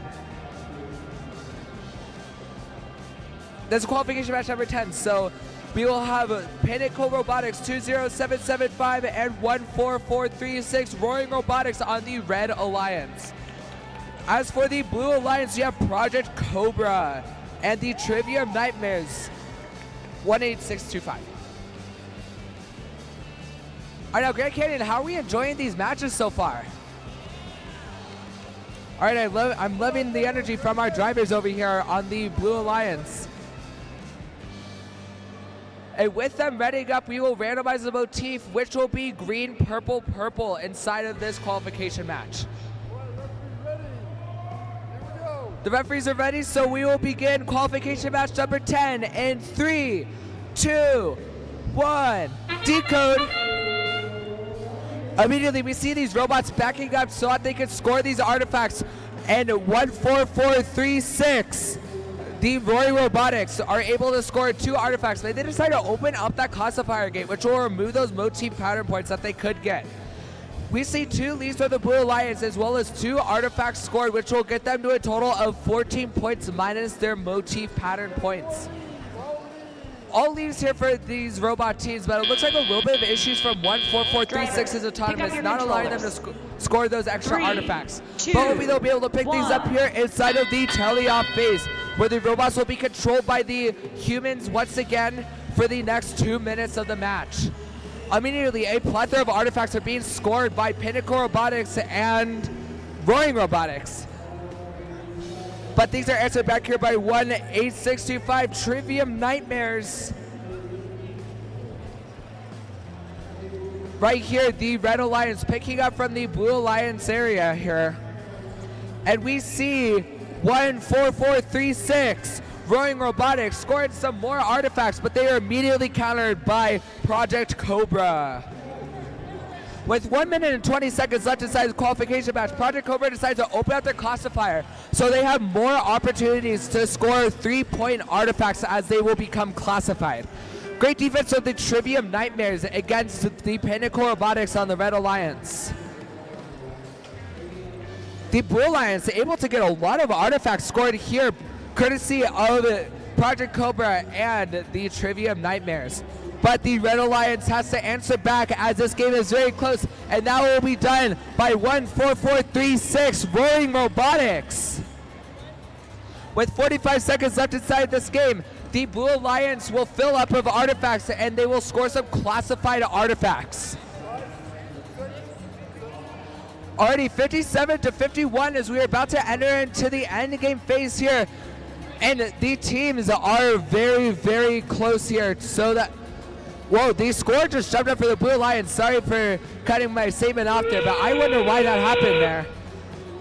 It looks like the Blue Alliance contacted the Red Alliance robot as the end game phase started, meaning the Red Alliance robot, Pinnacle Robotics, will get full park points inside of this game.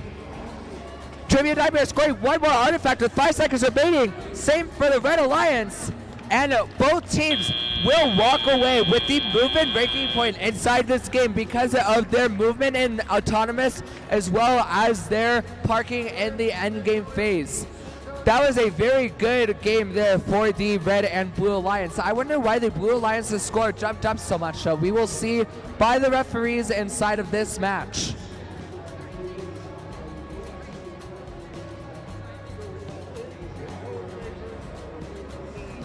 Once again, I'm looking over here, and it looks like both teams may qualify for that movement making point, which is, once again, very crucial as you still at least get some placement. Even though you may lose a qualification match, you can still keep up with the teams who are winning the qualification matches, but not getting those bonus ranking points inside the game.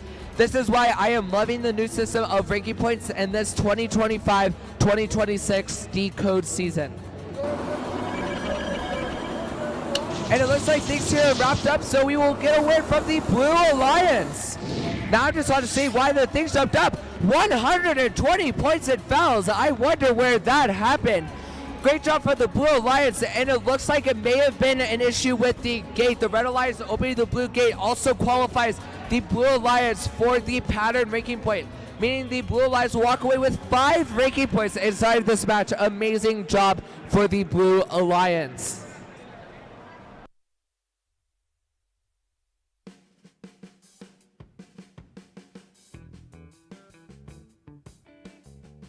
But things do not stop here. We see in qualification match number 11, Nuts and Bolts and Technical Terrors on the Red Alliance. And for the Blue Alliance, we have Metal Masters and the Nerds Gummy Clusters. All great teams. So with a purple, green, purple artifact motif, we will begin this match in 3, 2, 1, decode. Immediately we see 18420 again with that amazing autonomous. But watch out for 17460, who is able to get a bunch of motifs into that classifier. And I'm not sure what's going on with technical, or nuts and bolts, because I have not watched them yet. But they're scoring a bunch of motifs effortlessly from that far position. Really good job from nuts and bolts. They're able to get almost a full classifier of motifs, as well as a very good start to this game with their leave points. But you have to watch out for 18420. Earlier I saw them do very, very good inside of their qualification match. So I can only assume that they're going to keep things up here. And I was right, as they almost have a full classifier of artifacts immediately.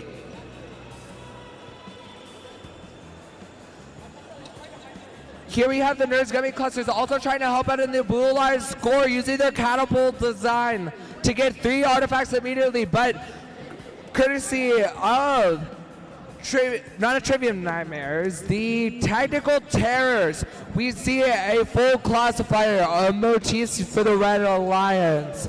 But they will have to empty out that classifier if they want more points inside of this match. But already we see 129 points for the Blue Alliance. All right, we see the artifacts getting taken off here from the Blue Alliance. Already getting 6 into that classifier.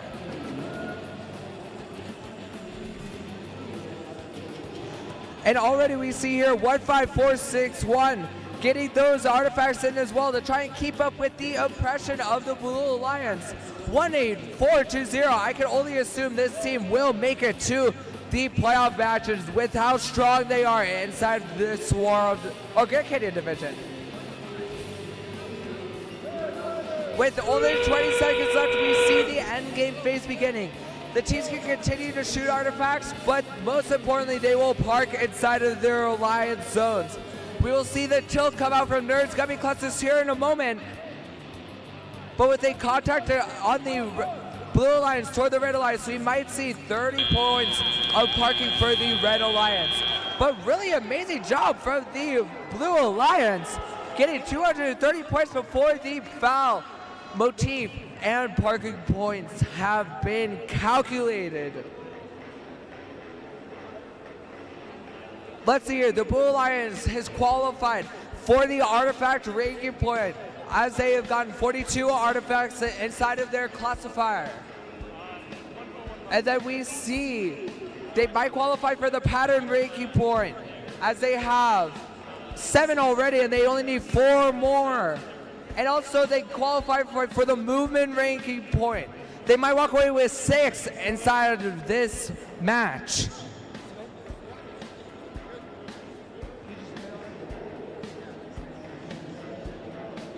Yeah, so it's two gate zones on red. Mic off, please.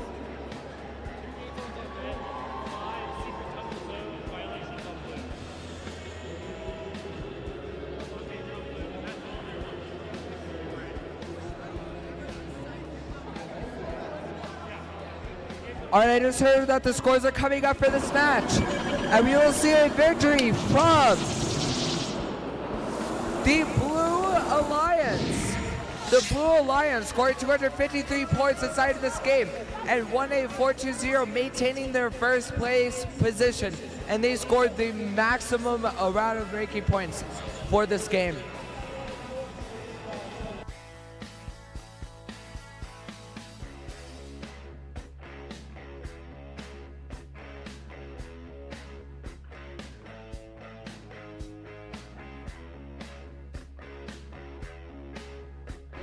All right, we are going to randomize for this match here, and it's going to be a purple, green, purple motif for this match.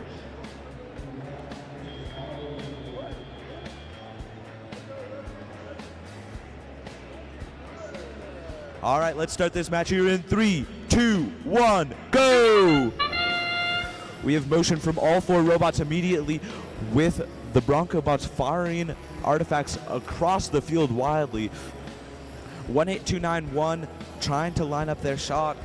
They go to pick up some artifacts. 31117, no, have stopped moving. It would seem that that is the end of their autonomous, although the Bronco bots are still firing artifacts from across the field. It looks like they get a little bit hung up on the wall over there, though, and that is the end of the autonomous period. 3, 2, 1. Bronco bots going to pick up a few artifacts now. 3117 getting right into the match, firing artifacts from their launch zones, able to score too. Bronco bots firing 3 immediately into their launch zone, into their alliance goal as well. 3117 going to load up on some more artifacts after scoring a couple. 24431 looks like they're going to try and play some defense. The Bronco bots once again firing artifacts with some great aim. 18291 using that Spindexer. 31117 getting in position for their shots. They fire 1, 2. However, both miss due to some bad aim, although I'm sure they will tune that up for their next shot. Bronco bots firing wildly from across the field as well as their alliance partner 24431 now going to go pick up some more balls. 3117 firing from across the field. They're able to score a couple more artifacts, but they get some unlucky bounces. They are now going back to their loading zone to pick up some more. 23737 firing some artifacts as well. Their alliance partner 24431 firing as well, scoring a couple more. We have 36 seconds remaining in this match. 3117 trying to score as well, but Bronco bots playing some heavy defense on them. Still no motion from 18291. Bronco bots firing from across the field. They're able to make in a couple artifacts. 23 seconds remaining in the match. We are now going to transition into the end game period. 3117 still firing artifacts from across the field. They're able to score a couple in from across the field. Bronco bots trying to fire a couple as well. They overshoot the first one but are able to get the second 2 in. Robots now going for their park. 2, 1, and that is the match.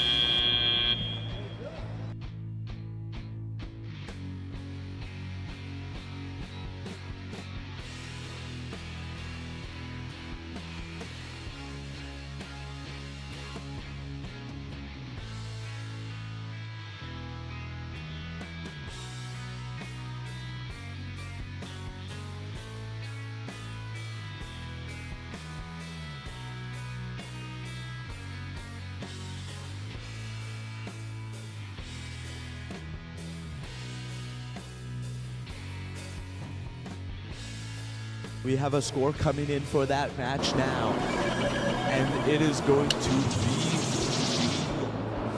Blue Alliance that takes the win with a final score of 77-35.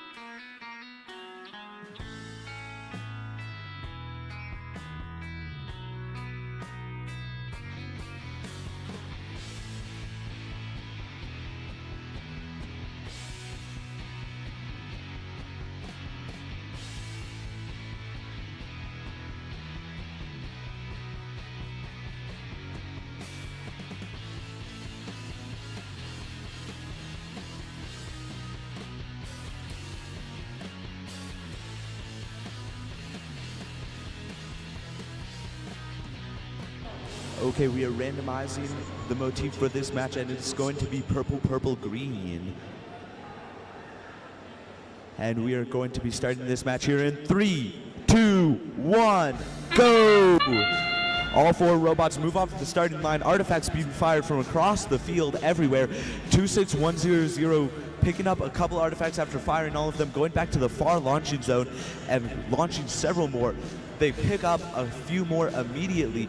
Unfortunately, they're getting some unlucky bounces, and from that, they were only able to score 1 artifact. They are able to score another one, launching it from across the field. That is the end of Drivers, Autonomous. We're pick up now your transitioning controllers. into Teleop, where drivers 3, can control 2, their robots. 1. Immediately 26100 going to pick up a couple more and then opening their classifier gate. Rightly configured robots getting in position to launch a couple. 18625 launching a few into their zone.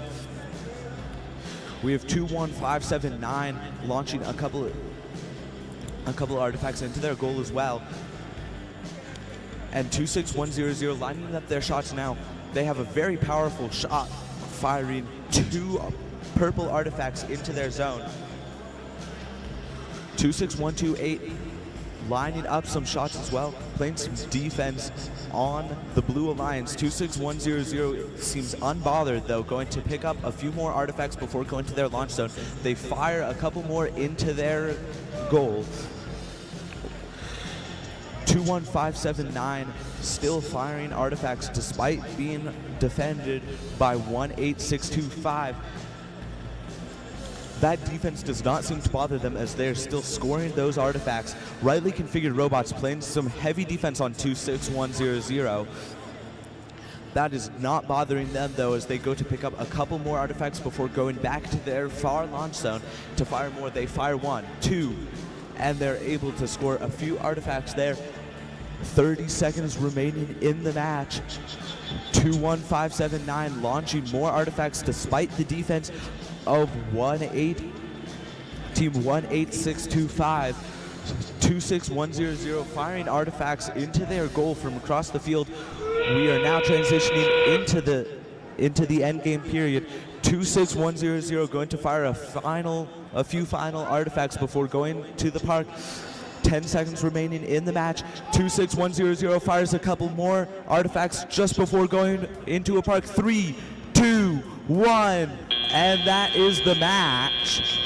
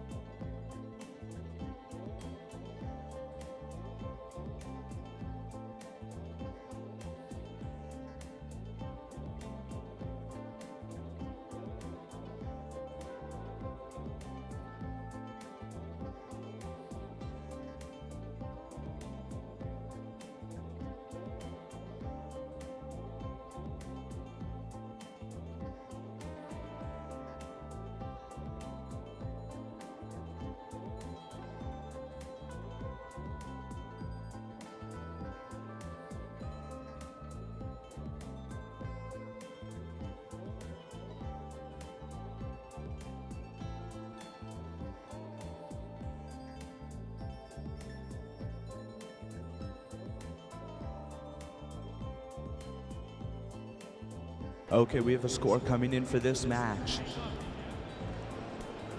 And it is going to be a win for the Blue Alliance with a final score of 140-89.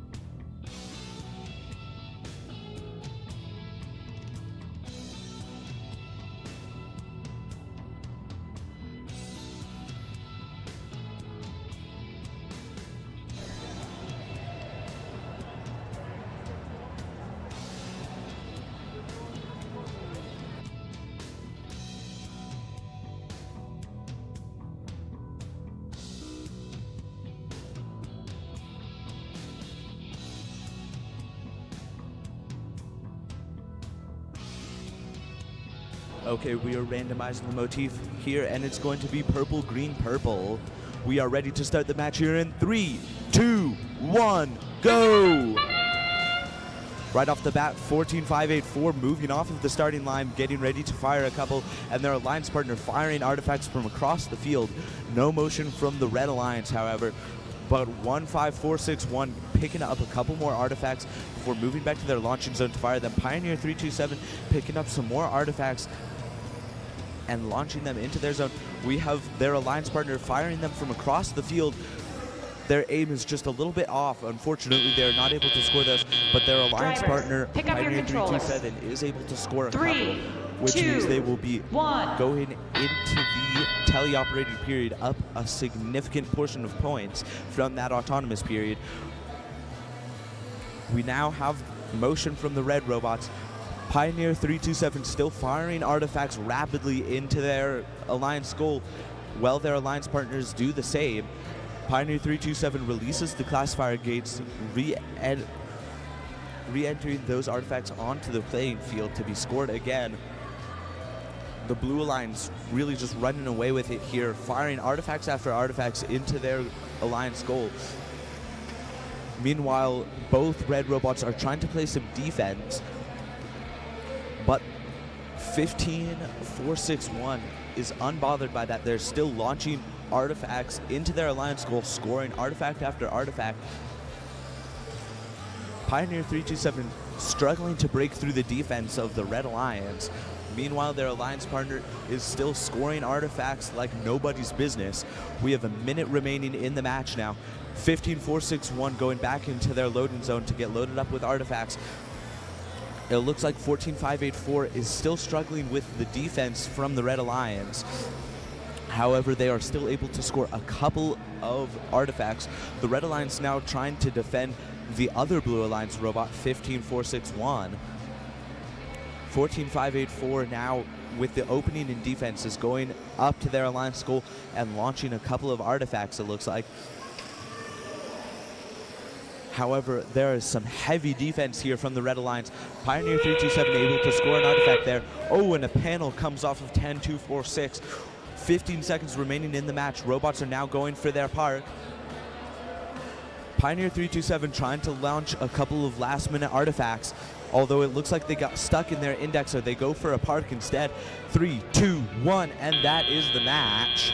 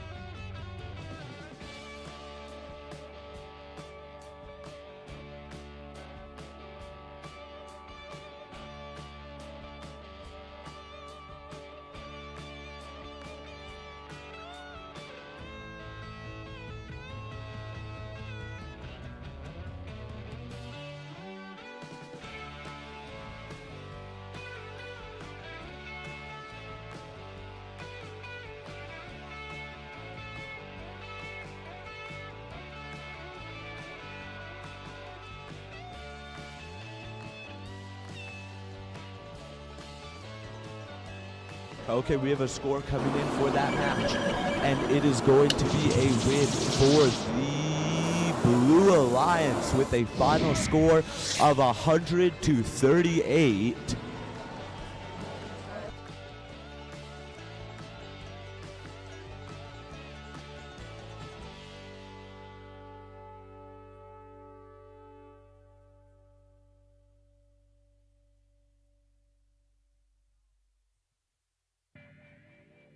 Okay, we are now randomizing the motif for this match, and it's going to be purple, green, purple.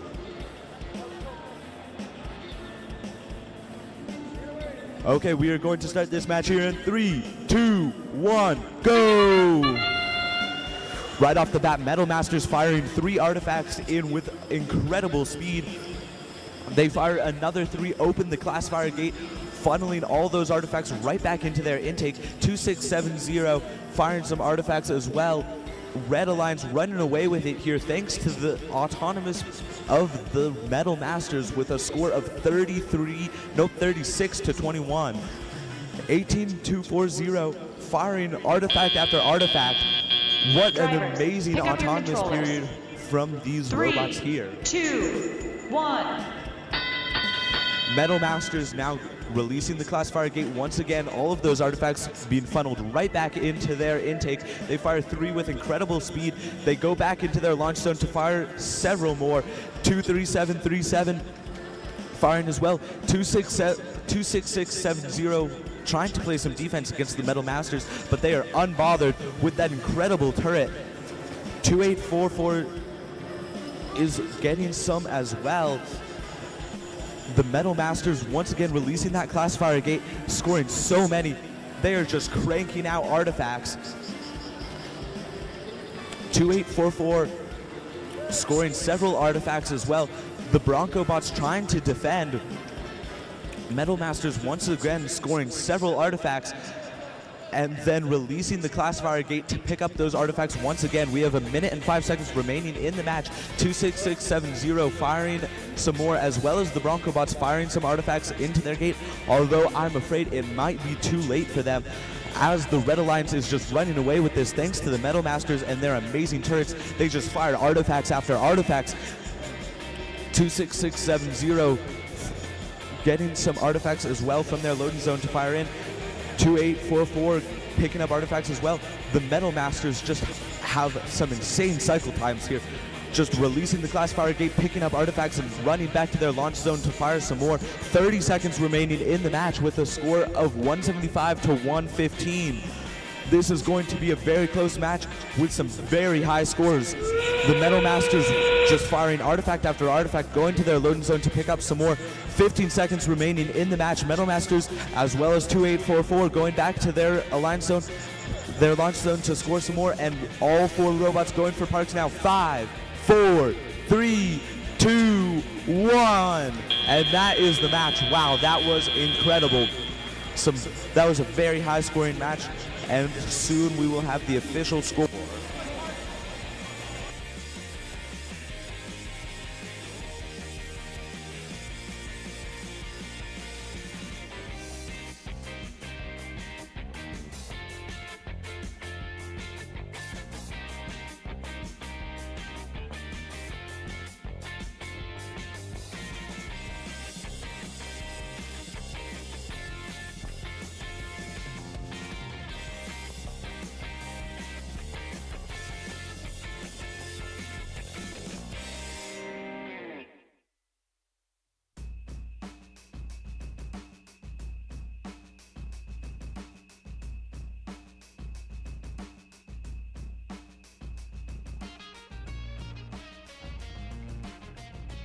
Okay, we have a score coming in for that match. And it is going to be a win for the Red Alliance with a final score of 234 to 149, with the Red Alliance being able to pick up 4 ranking points.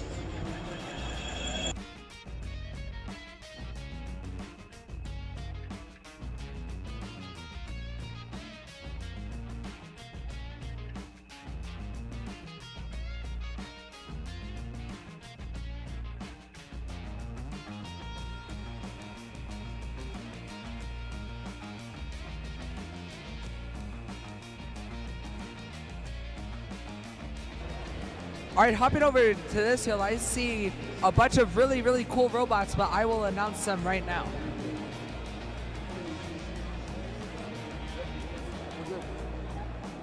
We will see the Warrior Bots and Safety Third on the Red Alliance, but on the Blue Alliance, they will be facing the Sedona Scorpions and Technical Terrors, which I do not see the Technical Terrors right now. I sure hope the robot is okay.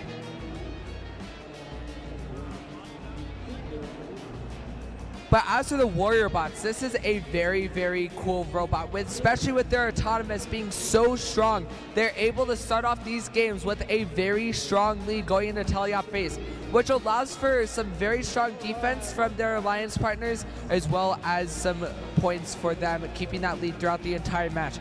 And here we go, technical terrors arrive.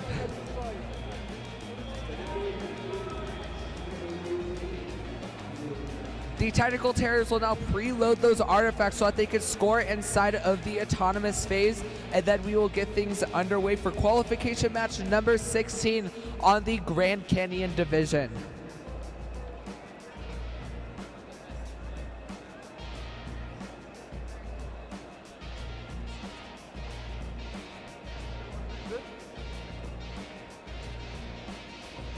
Referee's ready. Red Alliance, are you ready? Blue Alliance, are you ready?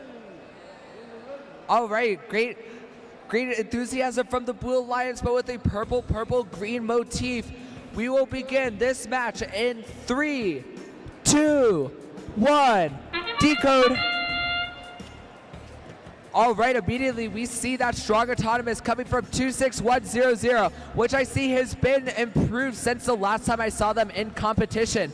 Already getting 6 artifacts into that classifier, and that is answered back by 2 artifacts from Technical Terrors and Sedona Scorpions. But as I'm announcing, the Blue Alliance, the Red Alliance is doing a very good job of getting those artifacts in. A full classifier of artifacts. How many was that? That was... Pick up your controllers. It looks like 12 artifacts. 3, that was a very 2, impressive autonomous 1. from the Red Alliance, starting them off with a 30-point lead inside of this qualification match. The Blue Alliance has big shoes to fill here, entering into this teleop phase. They have to lock in on getting these artifacts scored, which will be done mainly by 17460, the Technical Terrors. But once again, we see 26100 Warrior Bots answering back right away with their strong hooded shooter. It looks like 32026 is struggling a little bit here, trying to get some artifacts in, get to the human player loading zone so that they can have their human player load in those artifacts for them. And once again, the Warrior Bots getting in those artifacts and about to fill up yet another classifier of motifs. But that is immediately answered back by 17460, the Technical Terrors, and almost by 24431, the Sedona Scorpions. They just are barely missing those artifacts, so with a little bit of angling, I'm sure they will be able to get those artifacts into that classifier to score 3 points per artifact. And an easy 1-2 combo there for the for the Blue Alliance, getting in 2 artifacts using their nice turntable design. The Warrior Bots are lining up their shots as well to try and get those index artifacts, so maybe they can get some motif ranking points as they have a strong lead right now. They can take the time to do that. Taking their time as the Red Alliance, trying to get those artifacts in, making sure that their accuracy is 100%, making all of their time getting those artifacts fully worth it. But we will see how things go here as the Blue Alliance robot was contacted in their base zone. They will get a guaranteed full park point, but we might see a full and partial park for the Red and Blue Alliance, and it may look like just 2 partial parks for the Red Alliance. But very strong game, and actually a little bit of a comeback for the Blue Alliance in that second half of the teleop phase, as they made that 30-point deficit into a 30-point deficit still by the end, but by a larger margin of points. The referees now are calculating those final scores, but let's head over to some ranking points here, where we will see how possibly the Blue Alliance will get that movement ranking point no matter what happens inside of this match, which is very good to hear for the Blue Alliance. At least, even if they may lose this game, they may walk away with something, but we never know because the points are not in for the motifs or for the parking yet, and for fouls. Other than that, though, it looks like that these teams are not going to meet that threshold for the motif and the artifact ranking point, but that is fully okay, as we will still get some ranking points scored by all the teams in this match. But the winner will be the Red Alliance. Great job for the Red Alliance, and things were a lot closer, especially with that double full park for the Blue Alliance. But like I said, at least they're walking away with that movement ranking point, which will give them some placement inside of this match, which is very good to hear. But the Red Alliance taking that game, congratulations to the Red Alliance.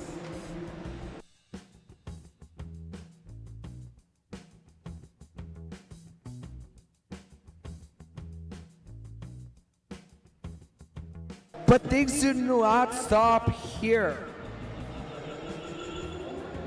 We see the Red Alliance having 3-0-4-0-1, the Nerds Gummy Clusters, and +3 Robotics, 1-2-8-4-1.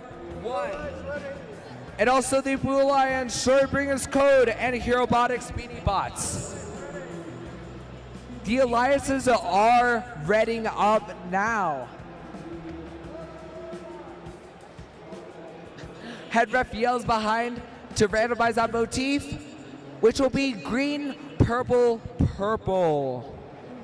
So with that, let's begin in 3, 2, 1, decode. The autonomous phase will begin now, where we will see 1-2-8-4-1 +3 Robotics from Valley Christian getting it 2 artifacts, and now it's 3 artifacts. But sadly, the classifier game will open on them, meaning that they will not get the pattern points for those motifs. But it looks like we have 2 leaves on the Red and Blue Alliance. 2 leaves, let's go. That will qualify them for the threshold if they play their cards right for the movement ranking point at the end of this game. 1. And now that the teleop phases began, this is where things really start to kick in, especially for the team Nerds Gummy Clusters, as they have a very fast cycle time. But great defense from 2-7-5-2-6. Shortbringers Code. I was talking with them earlier today in the hotel room, and they were very excited for this game. And I can already see why. They are doing very good at defending that zone that the Nerds Gummy Clusters like to shoot in. And the Nerds Gummy Clusters are not able to get those artifacts in the way they wanted. But the team from Valley will be able to get their artifacts in and make up for the defense of Shortbringers Code.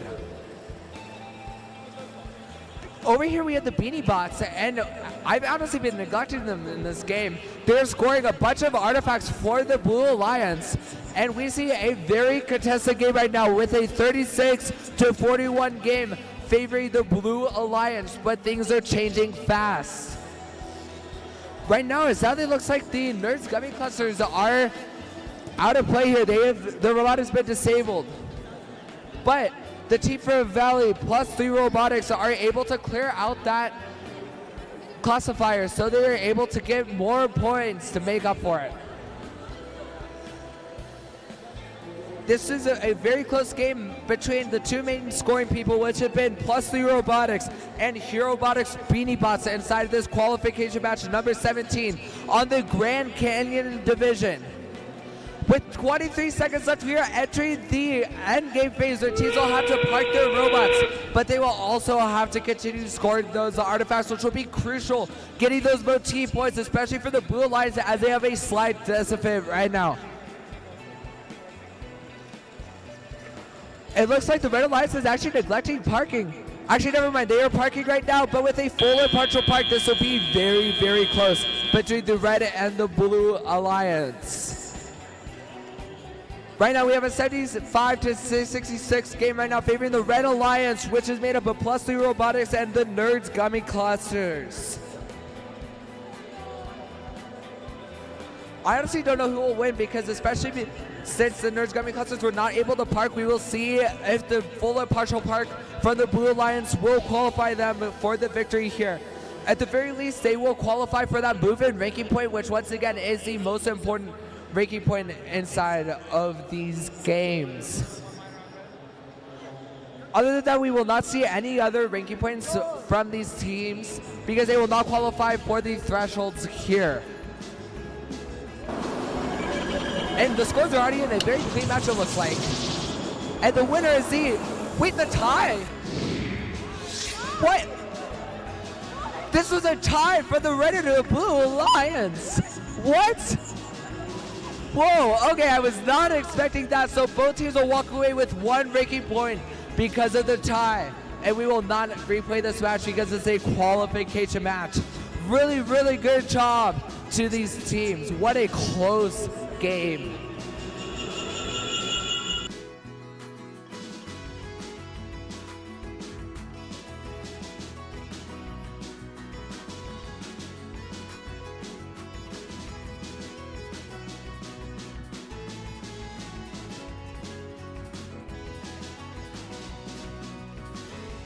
And it looks like I get the pleasure of emceeing for one more match on this division right now. And we will see these robots preloading. Immediately, I see the Dragons, which is a team I am very familiar with after the Ironwood Glendale qualifier that I was able to MC at.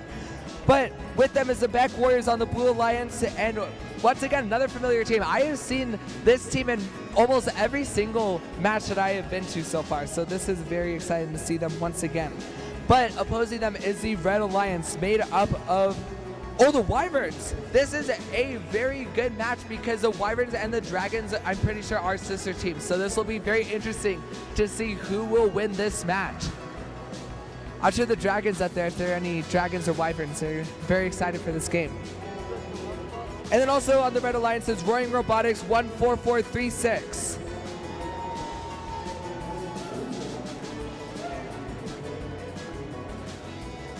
It looks like the Mech Warriors are making some final adjustments to their shooter, making sure that their autonomous works as good as possible.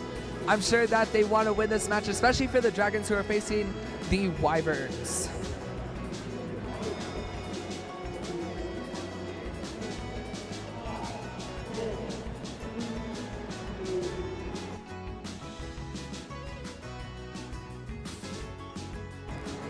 I have a minor announcement to make, at least over here on Grand Can. We're going to do again for Saguaro. Sarah's Pixel is a hotspot that's on. We'd love for that to be turned off. If you are Sarah and you have a Pixel and your Wi-Fi hotspot is on, please turn that off. It can interfere with robots.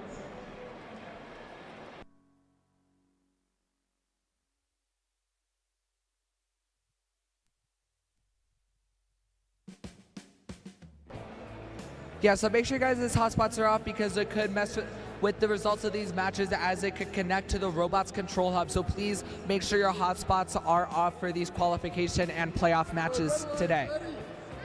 All right, some great enthusiasm for both teams. And with both of them ready, we will randomize that motif. Green, purple, purple will be that motif pattern for this game. So we will begin in 3, 2, 1, decode.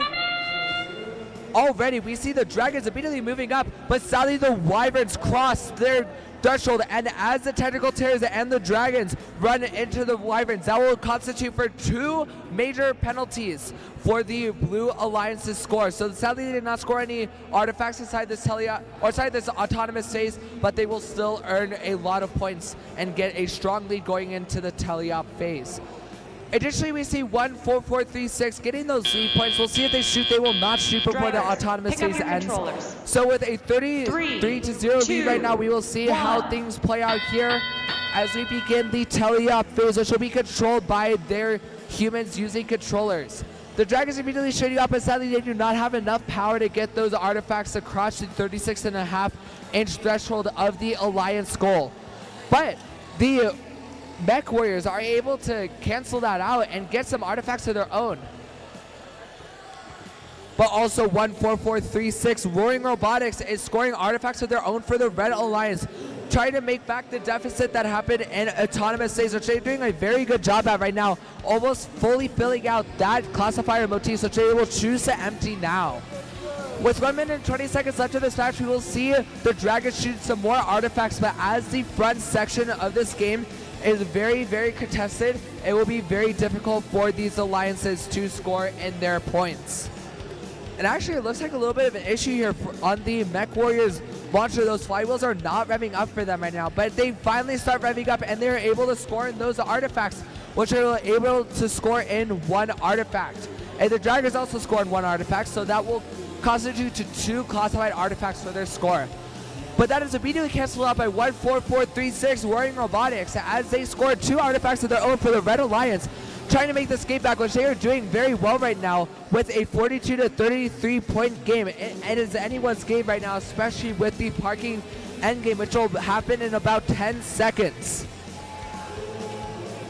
One more artifact scored from 14436 Roaring Robotics. These teams are just playing a bunch of defense in this front launch zone right now. But with the end game phase beginning, we will see the Wyverns immediately park their robot inside of their alliance zone. But contracting is the Mech Warriors actually going to the wrong base zone, getting mixed up between the Dragons and the Wyverns as they have very similar robots. These will end off here with a 69 to 49 point game favoring the Red Alliance right now. This is going to be very, very close. The Blue Alliance carrying this lead for the most of this game, but sadly they will drop it toward the end of the game and they will have to make things back here with their motif bonuses and their parking bonuses. Heading over to ranking points here, it looks like that none of these teams will be able to qualify for any additional ranking points, but the winner will get 3 ranking points, which will qualify them for a higher placement inside of this tournament.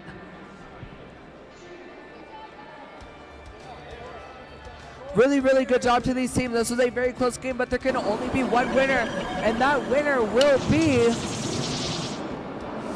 the Red Alliance. With a 94 to 64 victory, the Red Alliance was able to make a little bit of a comeback inside of that teleop phase, and they have earned that 3 ranking point victory. Congratulations to the Red Alliance.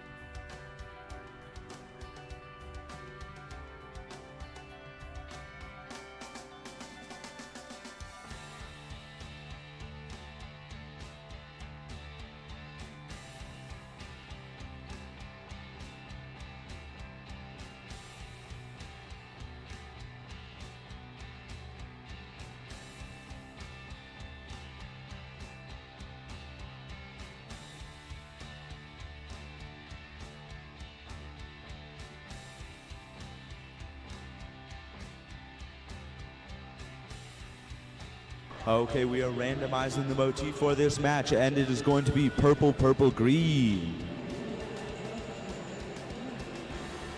All right, and we are going to start this match here in 3, 2, 1, go! We have motion from all 4 robots immediately, with the Red Alliance firing artifacts wildly from across the field.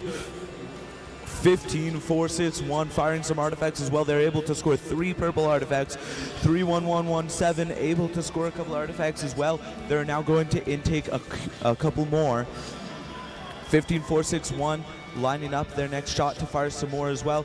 3, 1, 1, 7, firing some more, but unfortunately getting some bad bounces and missing them. 15, 4, 6, 1, able to score a few last-minute artifacts before autonomous ends. 3, 2, 1. 21, 5, 7, 9, lining up their shots now. They fire 1 green, a purple, and another purple, scoring all 3. The Blue Alliance has released the artifacts out of their classifier and are now getting ready to fire some more. We have the Red Alliance firing some artifacts as well, but unfortunately they're getting some bad bounces and scoring only a couple out of the ones they shoot. 3117 getting ready to fire some more. They are able to score the first one they shoot, the second one they shoot, and the third one they shoot. All 21, 5, 7, 9 shooting a few as well. 15, 4, 6, 1 firing them from across the field with some incredible precision, scoring several artifacts there. These robots are defending each other while simultaneously attempting to score. 21, 5, 7, 9 scoring several artifacts just then, as well as their alliance partner 31117. 2775 scoring some artifacts as well. 21, 5, 7, 9 lining out their shots and scoring a few as well, which is what 3117 is doing right now. It appears a chain has fallen off one of the robots and is now on the field. So one of these robots is not going to be working as it should, and it looks like all of them are working though, so maybe that chain wasn't necessary for their robot. 15461 collecting some artifacts and getting ready to fire. 31117 firing several artifacts just then, as well as their alliance partner 21579. That sound means that we are now in the endgame period. 10 seconds remaining in the match. 21579 getting ready to fire some last minute artifacts before going in for a park. They score a purple and they go in for the park.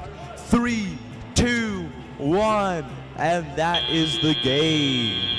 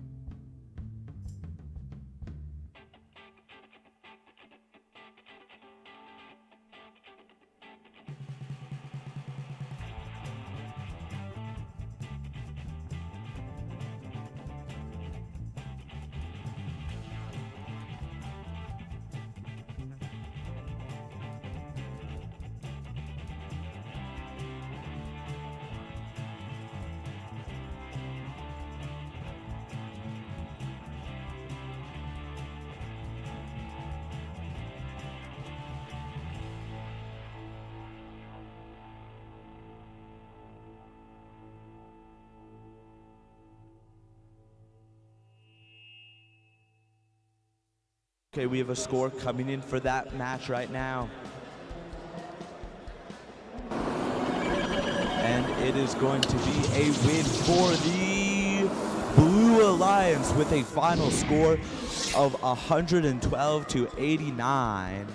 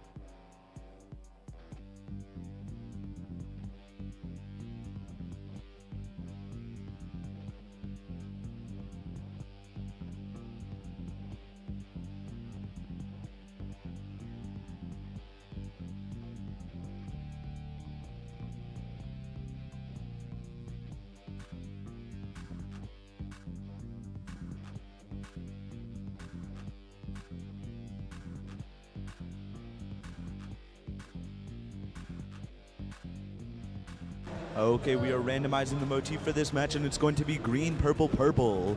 We are ready to start this match here in 3, 2, 1, go! Right off the bat, Valley X is going to line up their shot to fire a couple more. 1, 2, 8, 4, 1, firing some artifacts from across the field. Looks like they may have gotten some jammed in their intake, but that doesn't bother them as they're still able to shoot them from across the field. And it looks like that is the end of the robot's autonomous program.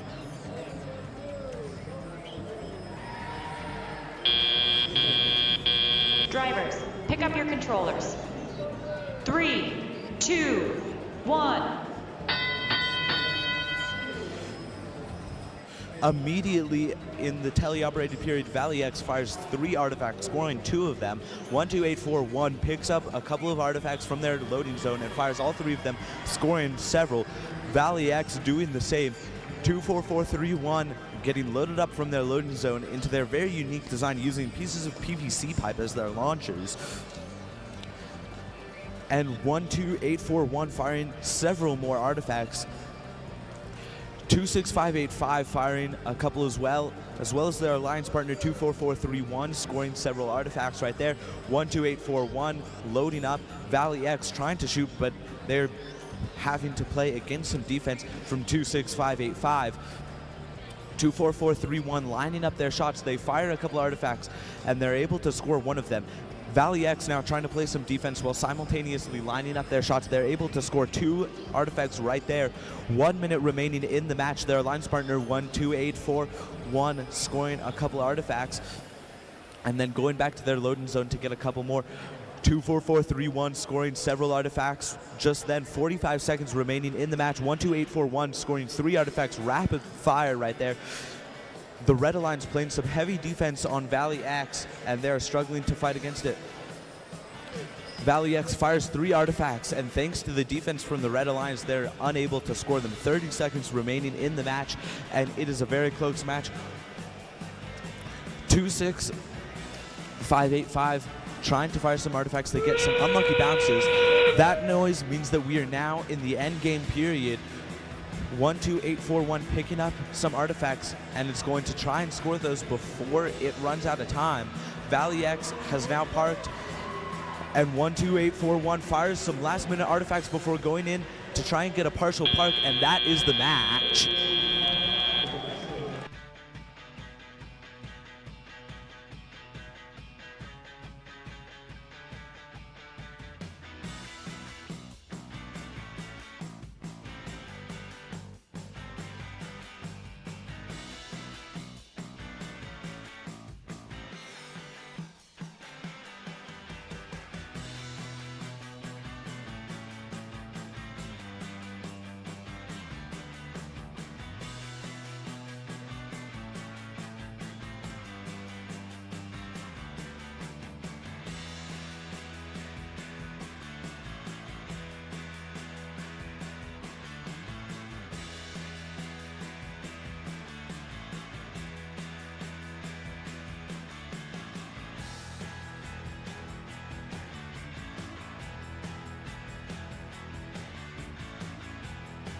All right, we have a score coming in for that match now.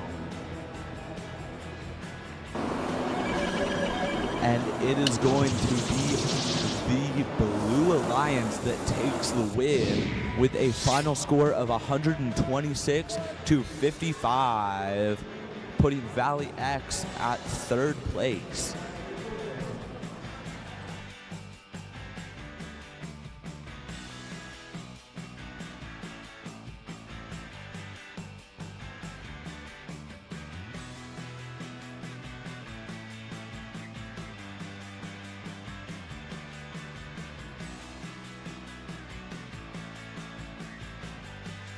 Okay, we are going to repost scores for qualification match 19 for some ranking point adjustments. And it is going to be the Blue Alliance that wins. And the ranking points have been adjusted a little bit. That's what has changed from the first time we posted it.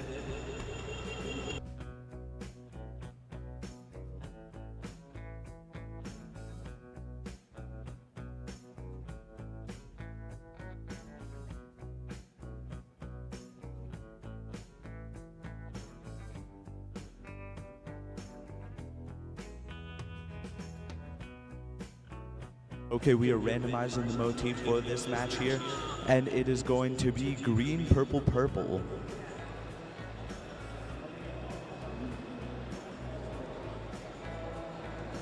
Okay, and we're going to start this match here in 3, 2, 1, go!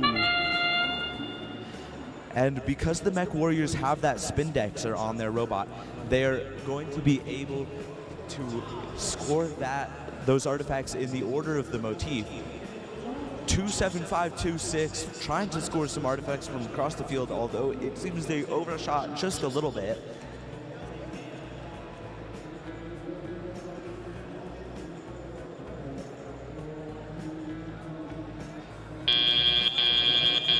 Drivers, pick up your controllers. 3, 2, 1. 18291 starting off strong. They were able to score a couple of artifacts in autonomous. Let's see what they can do in teleop. It seems they might be having a little bit of trouble with their Spindexer.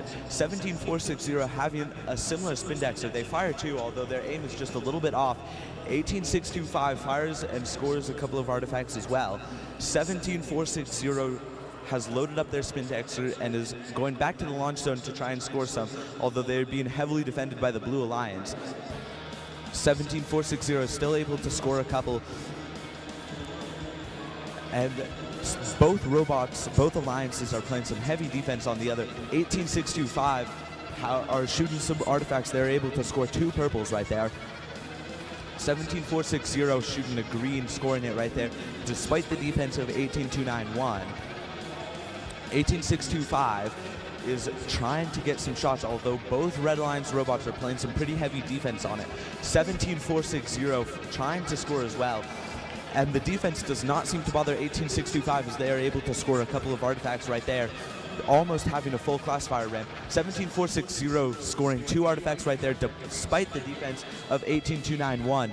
The same goes for 18625. This has been a very defense-heavy match. 30 seconds remaining in the match. 18625 trying to score a couple last-minute artifacts before we go into the end game. However, the defense from the Red Alliance prevents them from doing so. We are now going into the end game period. 17460 still trying to get into the launch zone to score some final artifacts, and they're able to do so despite being defended by 18625. 5 seconds remaining in the match. All four robots going for a par. And that will be the match.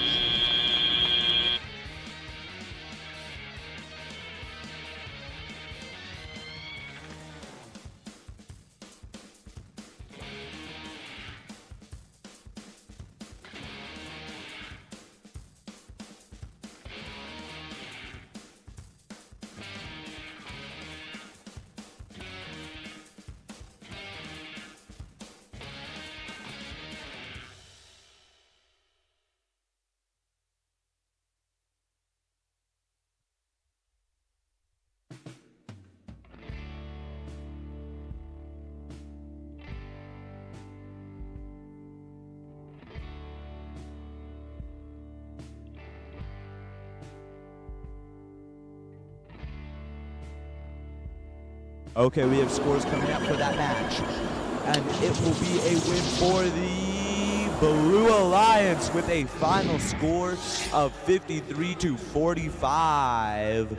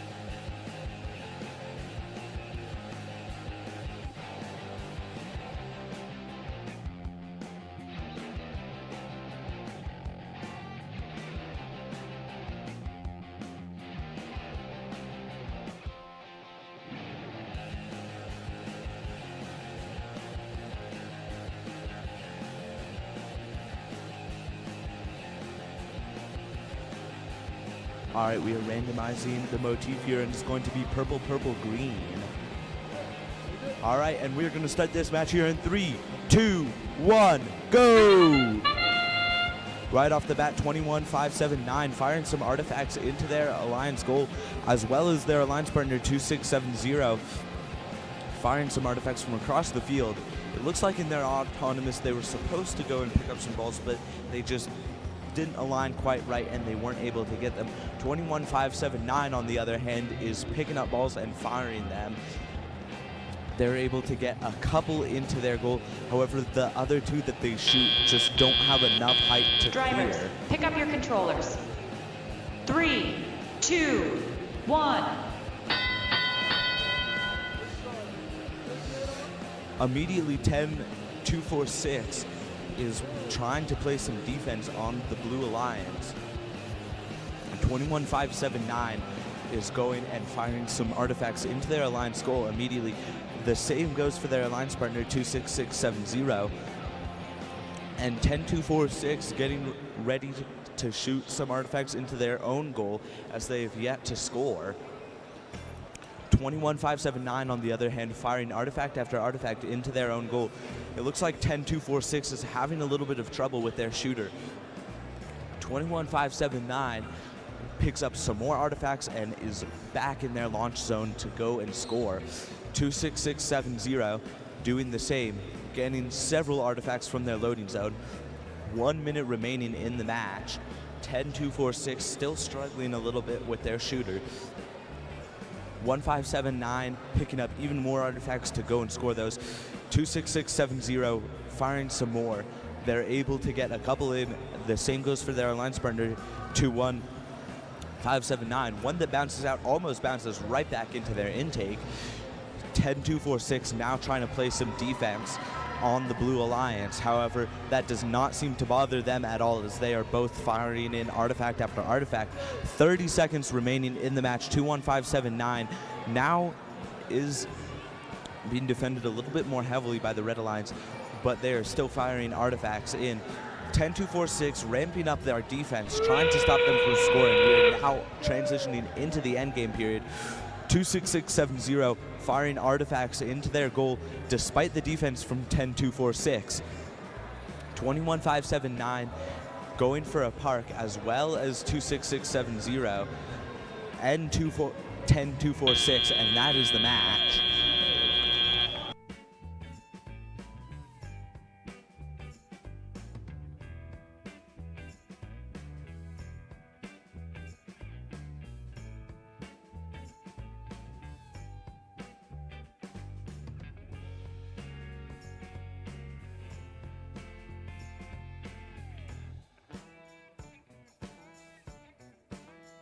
We have a score coming in for that match.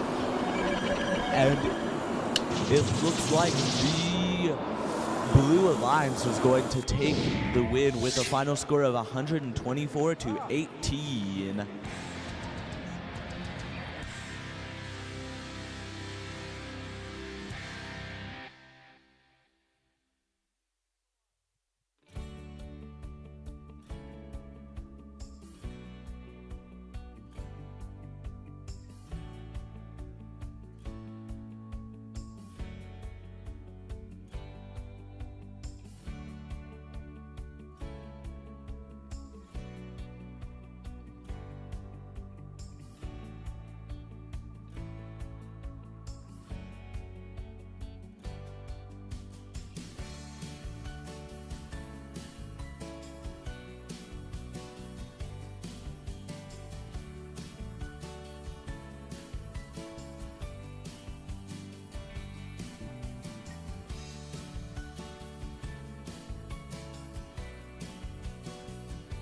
All right, we are randomizing the motif now, and it's going to be purple, green, purple.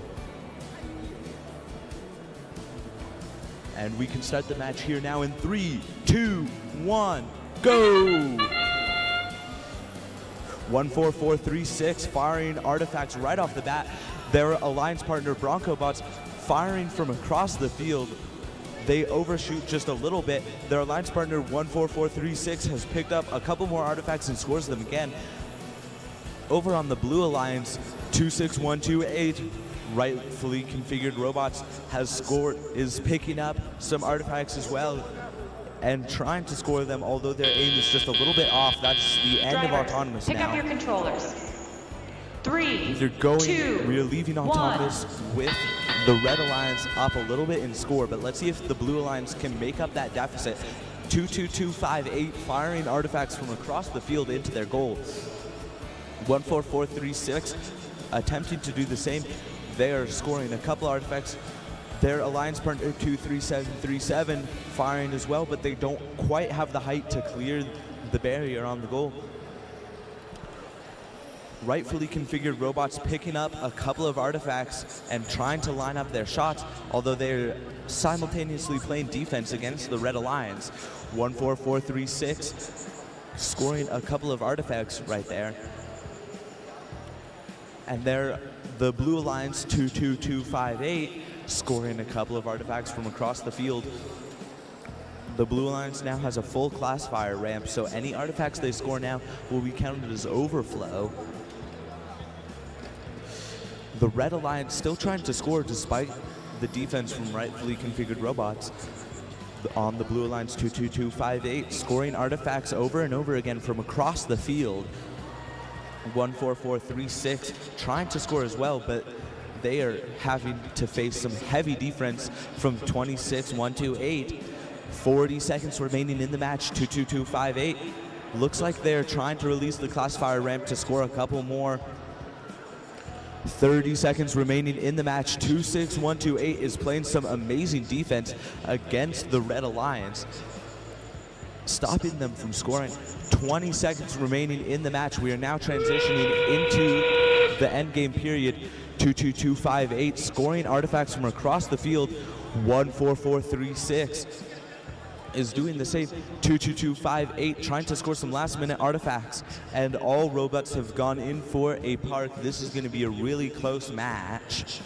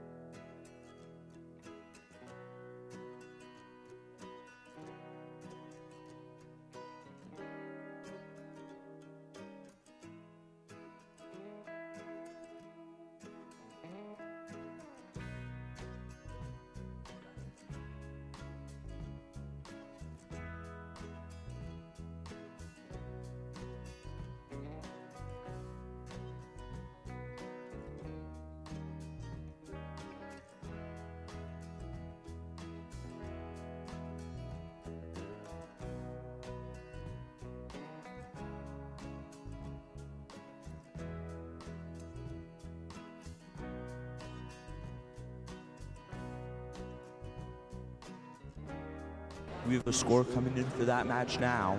And it is going to be in favor of the Red Alliance with a final score of 100-69.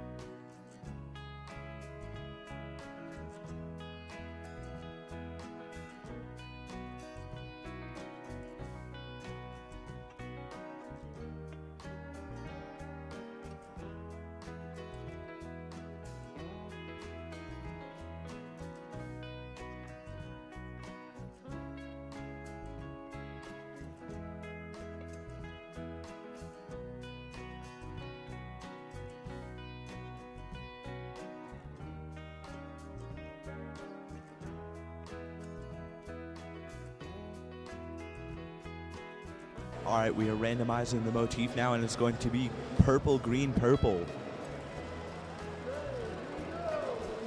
All right, we're going to start this match in 3, 2, 1, go! Right off the bat, Metal Masters firing several artifacts in. 14,584, that's Pioneer 327, have scored a couple of artifacts as well. 18,420 Metal Masters are just dominating in Autonomous as we have seen them do throughout this tournament. They just take a commanding lead during Autonomous, and then the other team struggles to make it up during teleoperated. Pioneer 327 firing artifacts into their own alliance goal, trying to keep up Drivers, with the Red pick up your Alliance. controllers. 3, 2, 1.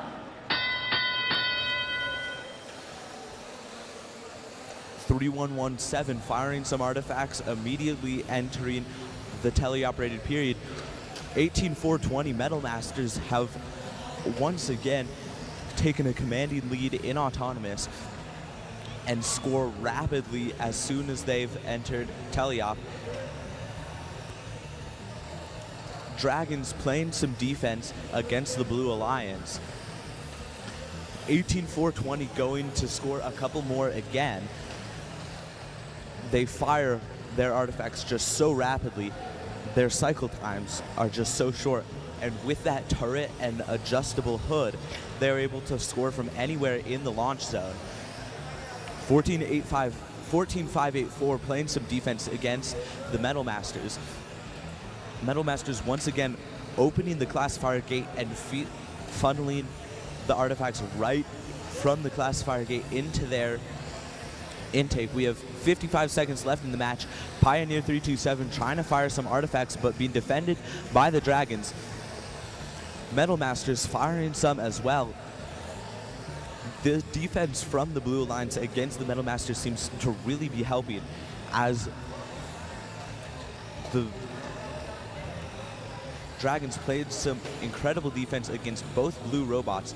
Both Blue Robots trying to defend against the Metal Masters, and it seems to be working. This has been a very defense-heavy match. 20 seconds remaining in the match as we now transition into the endgame period. Pioneer 327 launching a couple of artifacts from across the field. Metal Masters trying to get some last-minute artifacts in before they go for their park. 5, 4, 3, 2, 1. What an incredible match that was.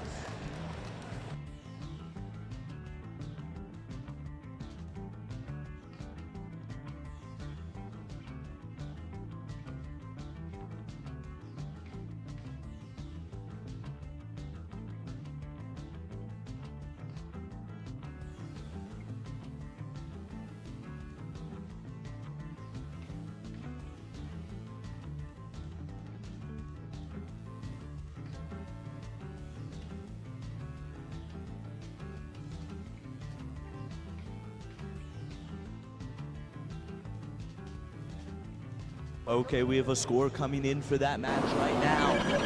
And it is going to be a win for the Red Alliance with a final score of 183-61.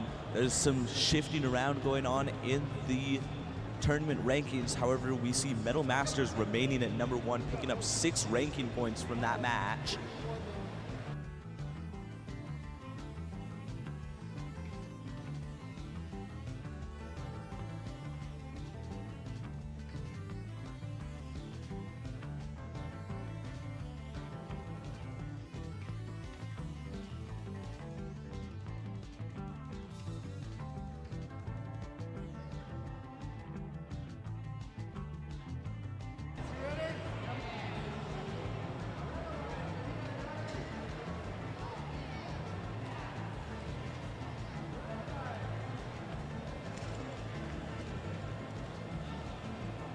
The motif for this match is going to be purple, purple, green.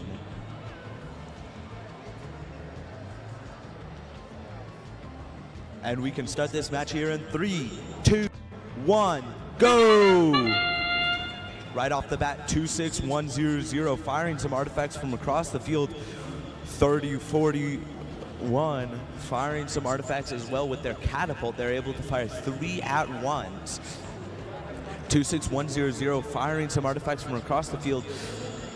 It looks like 3041's auto path got a little bit messed up by hitting something, and they missed their last few artifacts they shot.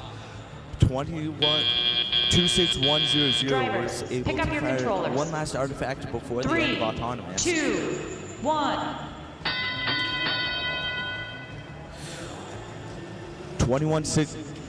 26100 immediately able to release the classifier gate to put those artifacts back into play.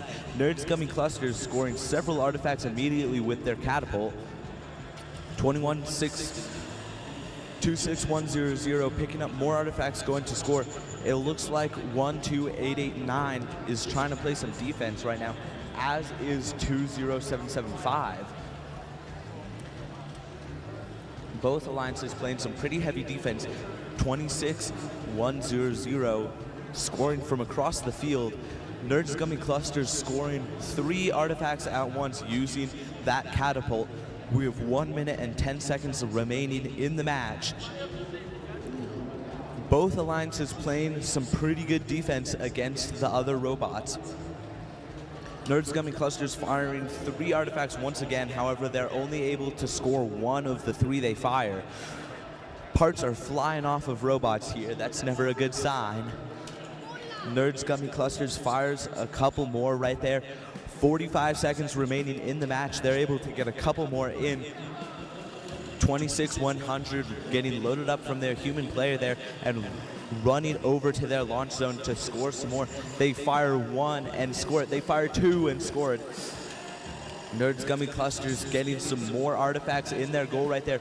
25 seconds remaining. Wyverns playing some defense now. Nerds Gummy Clusters firing some more artifacts, trying to get them in before the match ends in 10 seconds. We see robots going for their parks now. Nerds Gummy Clusters trying to get some last-minute artifacts in, but they run out of time and go for the park. And that is the match.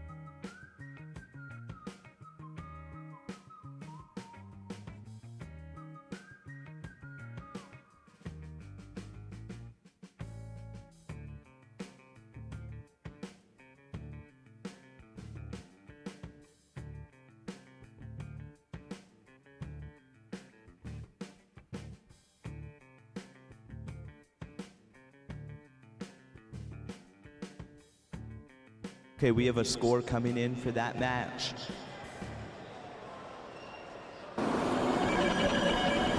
And it is going to be in favor of the Red Alliance with a final score of 98-96. What a close match.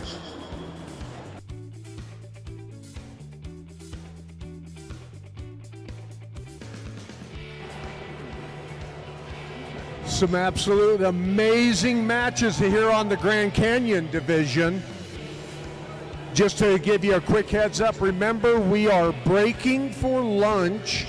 This will be our last match coming up, match 26. And then we are going to promptly start at 1 o'clock.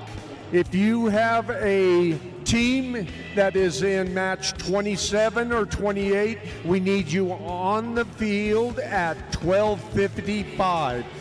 Teams, thank you so much.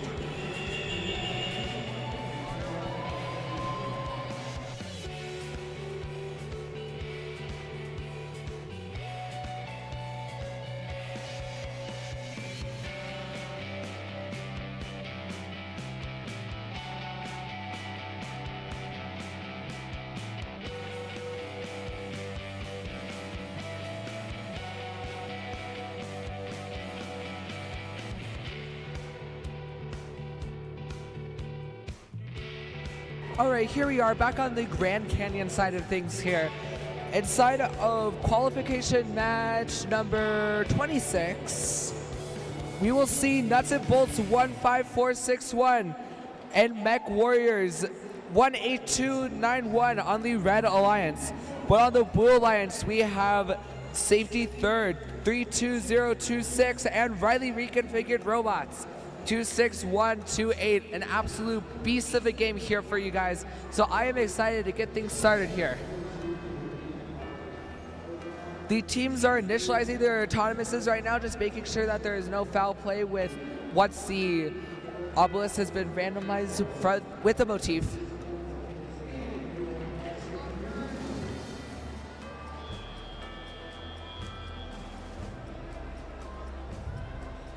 Now I'm hoping that these teams are ready to go. I am sensing a very, very intense game between these two alliances, so we will see if I am correct.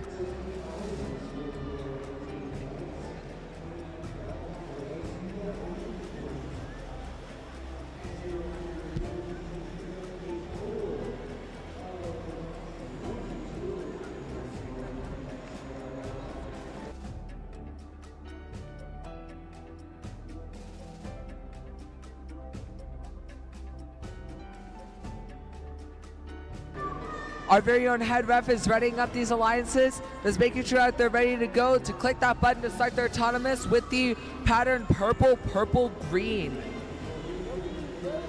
With the referees ready, we will begin in 3, 2, 1. Decode. Immediately we see Riley Reconfigured getting those artifacts and sadly overshooting that barrier by just a little bit of a margin there. And overshooting once again is Riley Reconfigured. Sadly, we're not able to score any artifacts in that phase, whereas the Red Alliance currently has 4 artifacts to their name inside of their Alliance goal. And 15461 is looking to add to that score right now, getting 7 artifacts into that classifier for Autonomous, earning a 27-point lead leading into the teleop phase. 1. Nuts and Bolts locking in on that teleop or Autonomous phase and clearing that classifier ramp as a reward, but Riley Reconfigured and Safety Third will definitely lock in inside this game. Which is interesting because we see Riley Reconfigured's shooter having a little bit of an issue here inside of this game, but we will see if they are able to fix that by the end. However, we see 15461 Nuts and Bolts continuing their reign of terror here. They're like, this is our field, and the Blue Alliance is just living in it. They are the rulers of this qualification match so far. But their alliance partner, the Mech Warriors, are also answering very hard as well, shooting from that close zone, making sure that they optimize their opportunities and do not get in the way of each other. That is very smart from Technical Terrors, or sorry, Mech Warriors and Nuts and Bolts.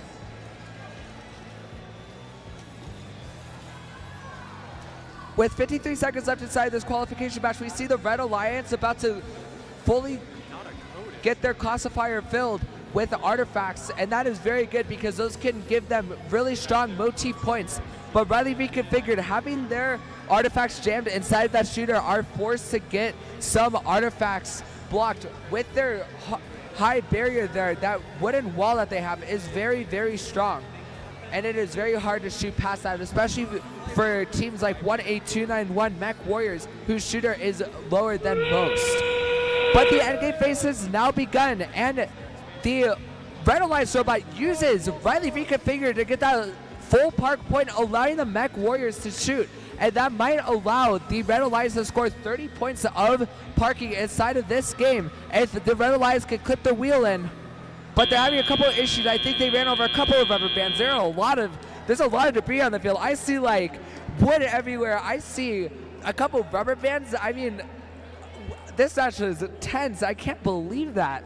But even though that match was tense in defense, it is not tense in scoring, as the Red Alliance has a demanding lead right now, having 79 points to the Blue Alliance's 3 points. But that will change as they get the parking and foul points calculated. let's head over to some ranking points inside this qualification match. We see that the Red Alliance will most definitely qualify for that movement ranking point, as they got 2 leads, and they might even get 30 points inside of the base parking because of the Red Alliance robot nuts and bolts smartly contacting Riley Reconfigured. Actually, here comes the score. I don't have much more time to explain this game, and we will have a victory from the Red Alliance. 109-13, and like I said, those 30 base points for the Red Alliance were crucial in getting them that movement ranking point, earning 4 ranking points for this game, and keeping Nuts and Bolts in 4th place, a picking position inside of this Arizona State Championship. Really good job, teams. That was a very interesting match to watch. And now I'm sure that the Fielding Centers will have to do a little bit of field cleanup here shortly. And in fact, I do not see any robots lined up on the Red or Blue Alliance of field number 1, which means that we are headed off to lunch with the Saguaro division. So if you want to check out Grand Canyon over to my right over here, we have a couple more matches before we go to lunch.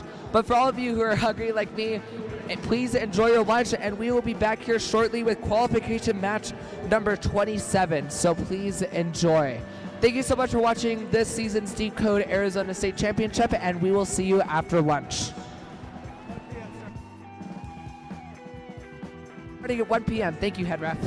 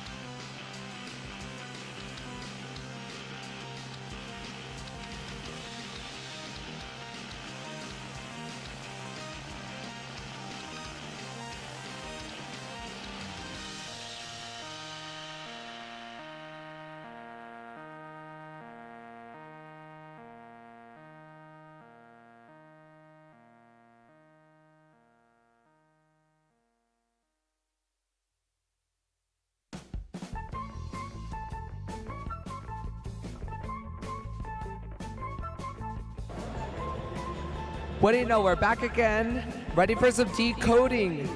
Who's ready on the Grand Canyon division? All right, now teams, it's after lunch, so please give big energy in these final qualification matches at the state tournament. So, for the Red Alliance, we are gonna have 17460 Technical Terrors and their teammate, Pioneer 327, team 14584. But on the Blue Alliance, we're gonna have Roaring Robotics 14436 and Valley X Robotics 2844. Now, if I'm not mistaken, Valley X is third right now, meaning that they are one of the Alliance captains if they maintain this position. So this is a big game for Valley X Robotics.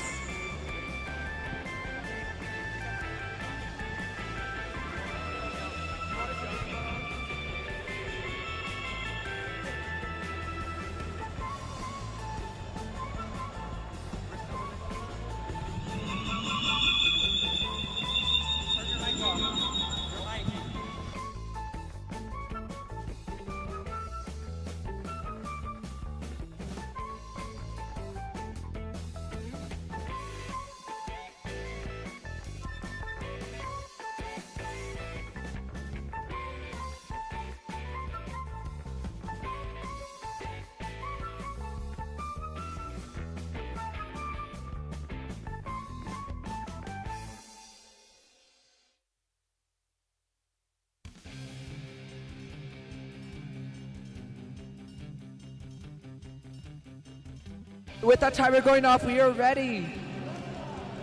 We are now randomizing the motif, which will be green, purple, purple.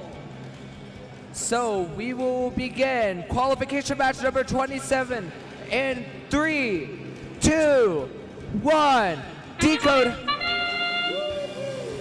Immediately we see the Red Alliance scoring in those artifacts. Really good job. And also we have Technical Terrors going from the far position. This is the first time I've ever seen Technical Terrors go from the far position before. Really good job, but Valley X Robotics is keeping up with the Red Alliance, getting 3 artifacts so far, and probably some more because they've opened up that classifier gate already.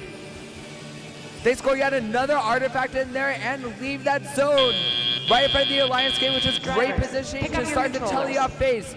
But the Red Alliance will start with a little bit of a lead here going into the teleop phase. Here, the robots will be controlled by human players using controllers.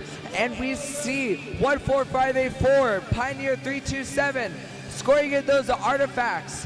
1 will bounce out, but 2 will make it. Let's go. But heading over to the Blue Alliance over here, 14436, Roaring Robotics is picking up some artifacts right now, and they'll probably score some artifacts to help out their teammate, Valley X Robotics. Valley X opens up their little gate device, and their classifier is 1 artifact short from being full. And a reminder for you all, you guys, once the classifier is full, they will have only 1-point artifacts. But now that the Blue Alliance has opened up the gate, they will be able to get 3-point artifacts once again. 1 minute left inside this qualification match. And 14584, Pioneer 327 trying to score those artifacts to keep up with this lead over the Blue Alliance. But Valley X is shortening the lead, giving only 5 points of breathing room between the Red and the Blue Alliance right now. With 40 seconds left inside of this game, these robots are frantically trying to keep up this defense and this offense. A full classifier for Blue. Once again, it looks like they have the lead by just a mere 4 points. But the Red Alliance has to open up their gate, or else they'll only be getting 1-point artifacts. But also they would lose their motifs right before the end game phase, which begins now. The robots will continue to score points, but they will also have to park inside of their Alliance zones. A 4-point lead for the Blue Alliance right now. 7, 6, 5, 4, 3, 2, 1, and that's the game. only a 1-point lead for the Blue Alliance before parking and motif bonuses. But the thing is though is that the Blue Alliance has more artifacts inside of that classifier, meaning that they will have more opportunities to get more to get more motif points. But for what it looks like though, both teams will qualify for that movement ranking point, which once again is my favorite ranking point.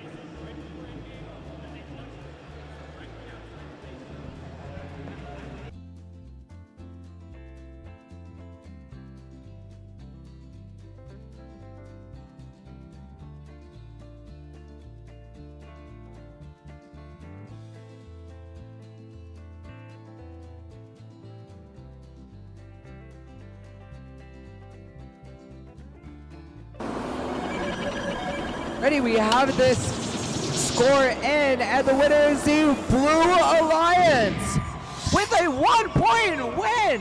What a game for the Blue Alliance, made up of Valley Extra Robotics and Roaring Robotics.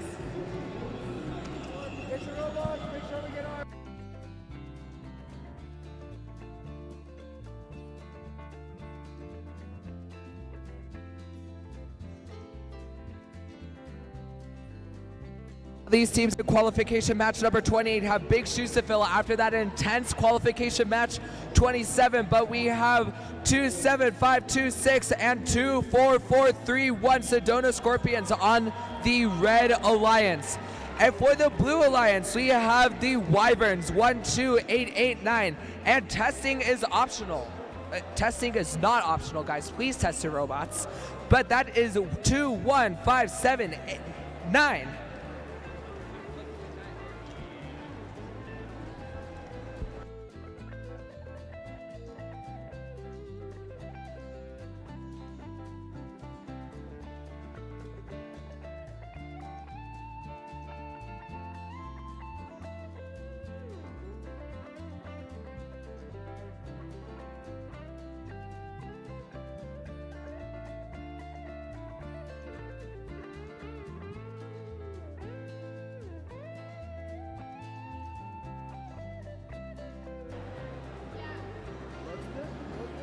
Alrighty, all the teams are initialized out. We are randomizing the motif, which is purple, purple, green.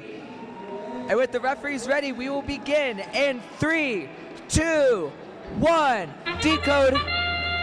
Immediately we see these robots going off of that launch line to get their artifacts into the goal. And we see 21579, testing is optional, getting so many artifacts into their classifier gate. Really good job from 21579. Additionally, the Wyverns have also left that launch line from what it looks like, and they will get 3 points for the Blue Alliance. Things are somewhat wrapped up here for 27526 and 24431 inside this autonomous stage, but 58 points for the Blue Alliance, giving them a 60-point lead leading into this teleoff phase. The Wyverns ready to shoot, and they will sadly overshoot their first artifact, but their second one will hit it right on the dot, meaning their third one should as well. Heading over to the Red Alliance, they're having a couple of issues shooting, especially with the defense coming from the Wyverns against 27526, where 21579 is trying to load up and take the bulk of the offense for the Blue Alliance. Here we go with the Blue Alliance, 21579. Testing is optional, scoring 1, 2, and 3 artifacts into that classifier, and they will be classified, giving them 9 points inside of this game. Sadly, the Red Alliance has still not scored. Actually, correction, 27526 getting the first score for the Red Alliance in this game. Good job to 27526 on the Red Alliance. With 1 minute left of this game, the Blue Alliance gate is open, so at the Blue Alliance to get more classified artifacts and continue their strong lead with the courtesy of 21579, getting all of those artifacts into that classifier. Good job for testing is optional. With 40 seconds left, 20 seconds before our endgame period, the Red Alliance robots are trying frantically to get these artifacts back, into their classifier to get this lead back as much as possible before the game is up. But testing his optionals not making it easy, getting that lead even larger, entering the end game phase. With 20 seconds left inside of this game, the robots will try to park, but also they will continue to score their artifacts if possible, which you will see by testing his optional, scoring one overflow artifact and going for a second one, which will be successful. And with the Wyverns parking, the testing his optional team will be able to get a partial park. We see some cheers from the audience right now, which is very deserved for this Blue Alliance, as they scored 139 points inside of qualification match number 28.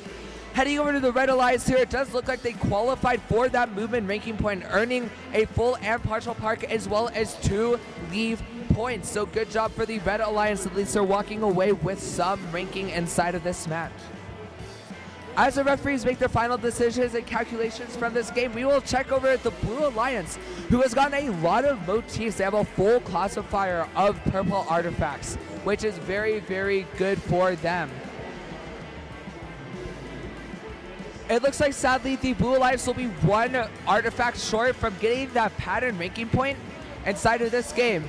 But that will be a-okay, because it looks like they may come out with the victory here, but we will see. With the victory coming from the Blue Alliance. Congratulations to the Blue Alliance that they win of 157 points. Really, really strong performances, getting them up to 11th and 18th place with those 3 ranking points they gained from winning this match. Congratulations, Blue Alliance.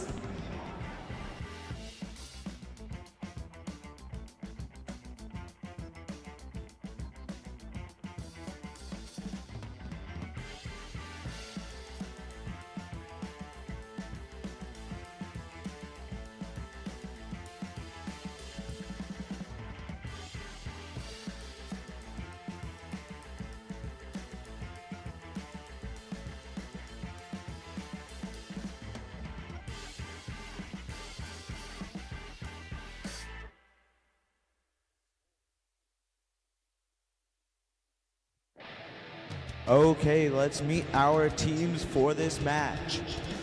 On the Red Alliance, we have Team 26670, the Noodle Box. And on their alliance partner on the Red Alliance, we have the Warrior Box. And on the Blue Alliance, we have Try Kicking It and Herobotics Beanie Box.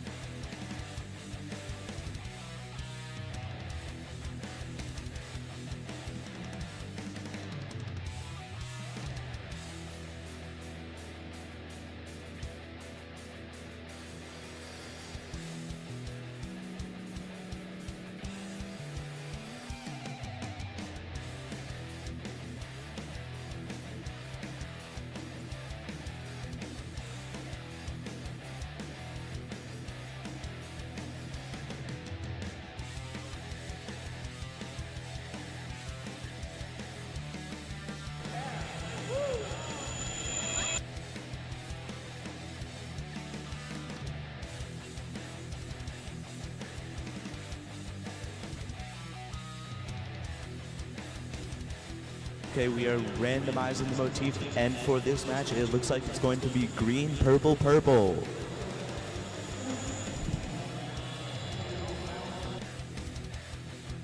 We're going to start this match here in 3, 2, 1, go! Team 26100 firing artifacts from across the field. On the Blue Alliance, Team 31117 is firing some artifacts from inside their launch zone as well. Team 26100 is really scoring lots of artifacts here in this autonomous period, as is their alliance partner 26670.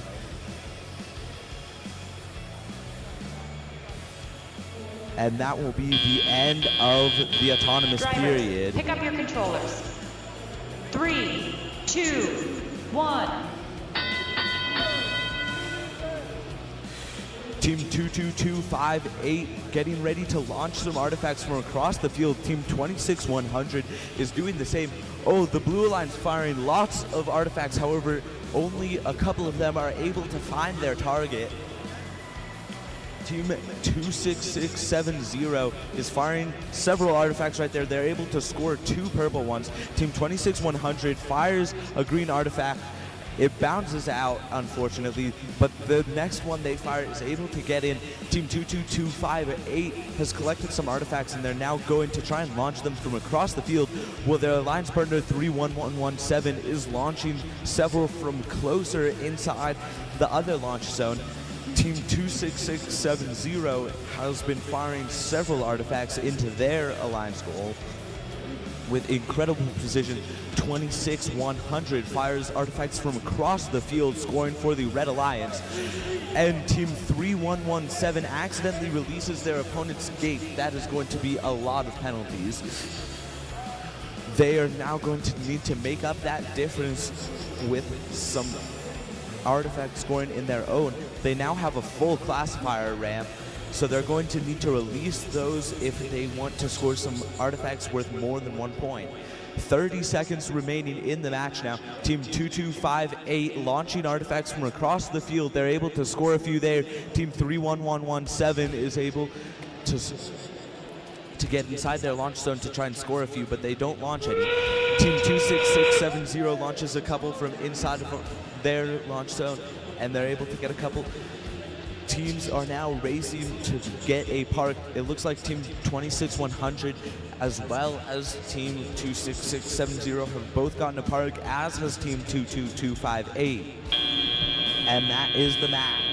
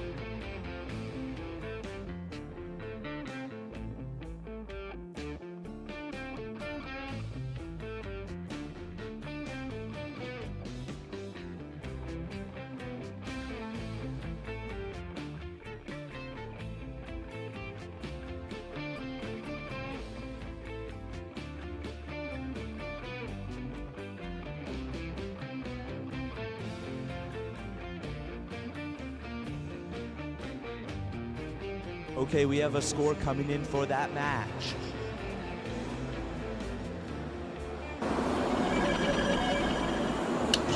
And it looks like the Red Alliance is going to run away with it with a final score of 245 to 87. And if you take a look at the foul points, 135 of those points were from fouls.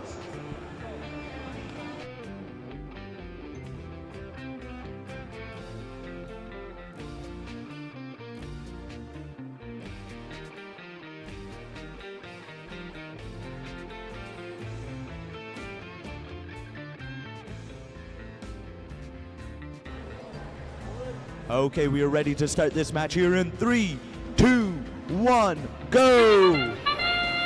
Right off the bat, we have Nerds Gummy Clusters launching 3 artifacts into their Alliance goal, as well as their Alliance partners Bronco Bots launching several from across the field, Dragons firing some as well as their Alliance partner 26585. 10 seconds remaining in the autonomous period, and it looks like this might be the end of the robots auto code, although the Bronco Bots are still moving. Drivers, pick up your controllers. 3, 2, 1. Bronco Bots trying to intake some more artifacts before getting in position to shoot Nerds Gummy Clusters, scoring another 3. Dragons have scored a couple in this right as soon as the teleoperated period started. Their alliance partner Project Cobras have not moved yet. Nerds Gummy Clusters firing another 3 in. Dragons as well firing several in. Bronco Bots firing another 3. They're able to score all of them. Nerds Gummy Clusters taking in several at a time, and with their catapult design, they're able to launch 3 artifacts at a time. They go back to their loading zone and load up and launch them in, displaying some incredible cycle times, as well as the Bronco Bots displaying those incredible cycle times as well, going and picking up several artifacts and launching them from across the field with incredible precision. Dragons playing some defense on the Nerds Gummy Clusters, who are unfortunately missed that shot due to the defense played on them by the Dragons. Project Cobra now launching a couple of artifacts. They missed both, unfortunately, due to some unfortunate bounces. Dragons playing some defense, however, the Bronco Bots are undisturbed. Nerds Gummy Clusters intaking several artifacts, scoring them. Bronco Bots scoring several artifacts from across the field. 30 seconds remaining in the match, 30 seconds remaining. And the Red Alliance is playing heavy defense, locking down the Bronco Bots, although they are leaving the Nerds Gummy Clusters wide open, and they just keep on scoring. 15 seconds remaining in the match. Bronco Bots firing a couple of artifacts, although they both go a little bit short. However, the Nerds Gummy Clusters were able to pick up the ones that their alliance partner missed, and that is the match.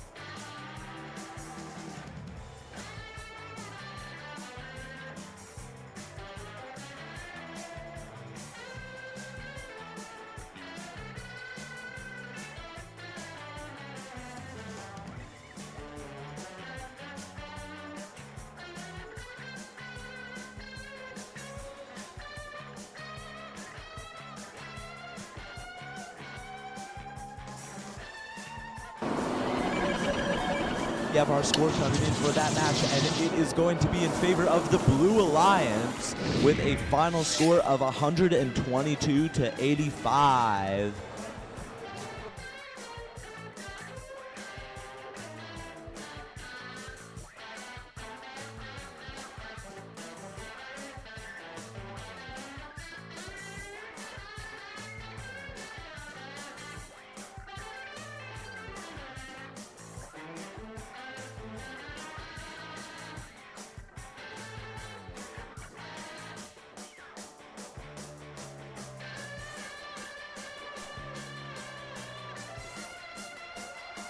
Okay, we are randomizing the motif here, and for this match, it's going to be purple, purple, green.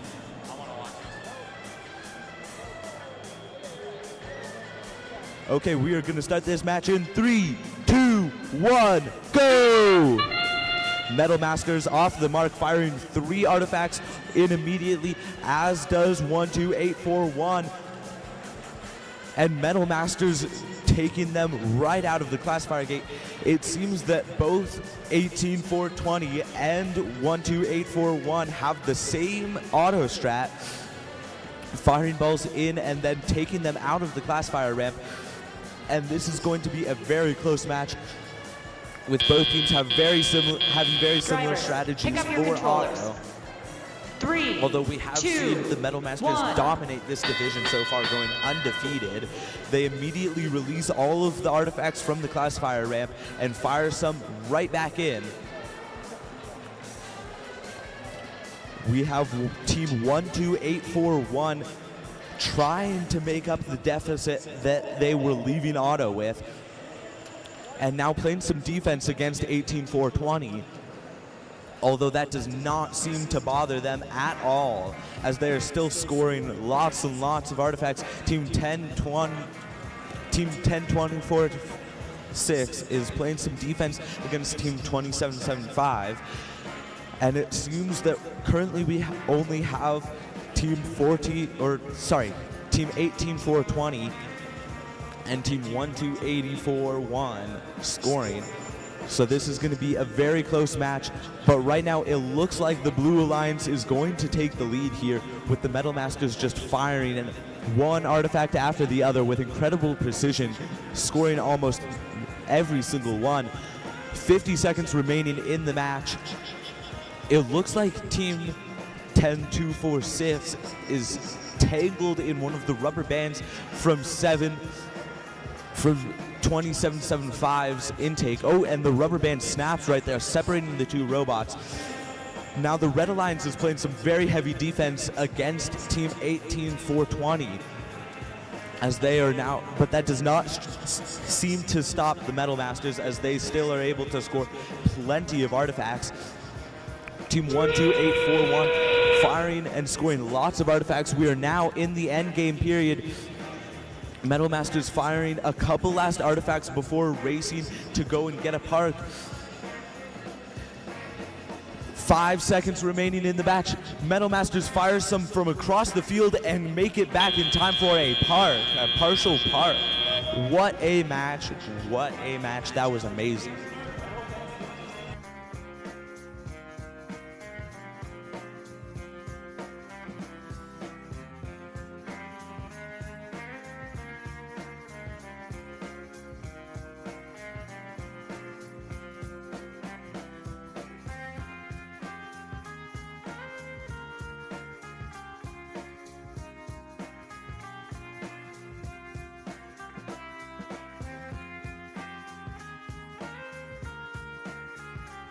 Score coming in for that match, and it looks like it is going to be in favor of the Blue Alliance with a final score of 91 to 198.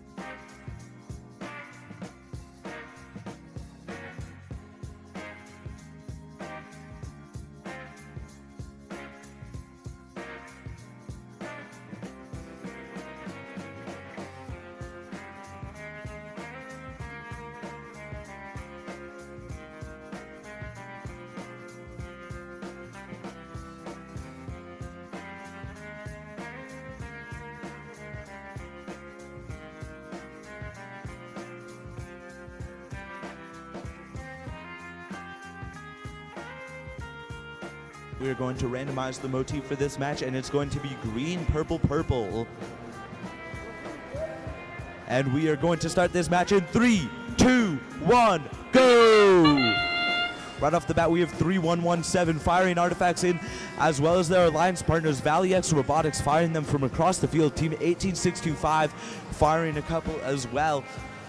And it looks like Valley X has an artifact stuck in a not so great place on their robot. Oh, but they're able to get it out.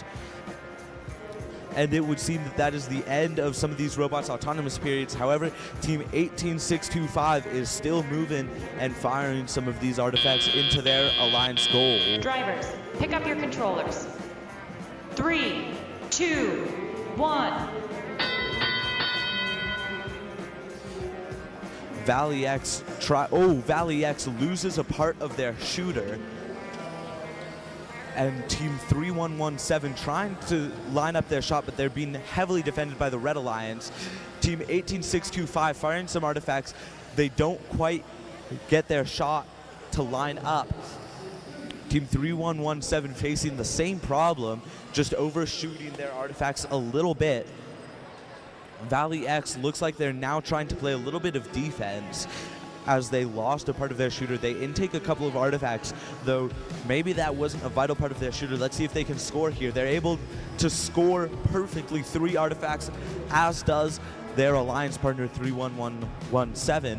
Team 18625 from across the launch zone is firing into their alliance goal. Team 27526 is playing some defense here. 1 minute remaining in the match. Valley X getting ready, and they launch a couple of artifacts into their goal to score them some points, as does their alliance partner 3117 from across the field, although they miss due to the defense of Team 27526.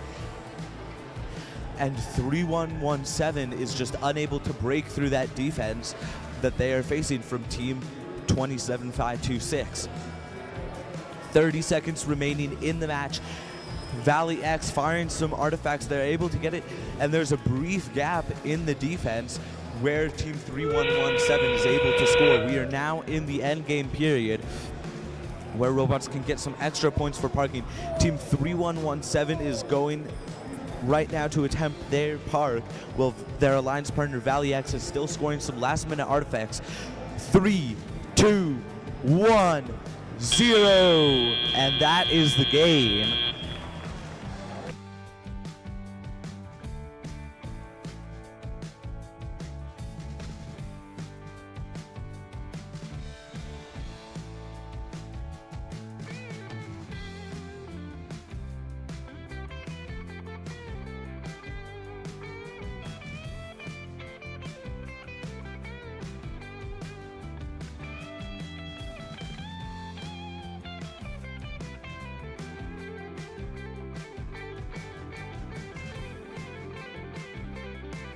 Okay, we have a score coming in for that match.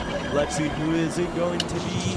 It is going to be the Blue Alliance with a final score of 119-37, with the Blue Alliance being able to pick up a total of 4 ranking points. That moves Valley X up to 2nd place.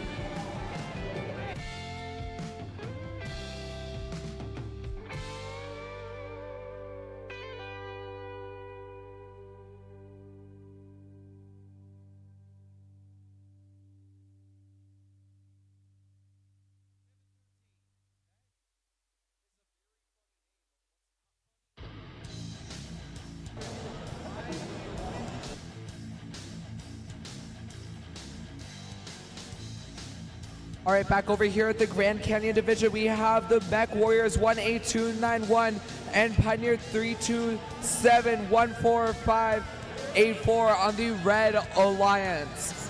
And for the Blue Alliance, we have the Nerds Gummy Clusters 30401 and the Noodlebots 26670.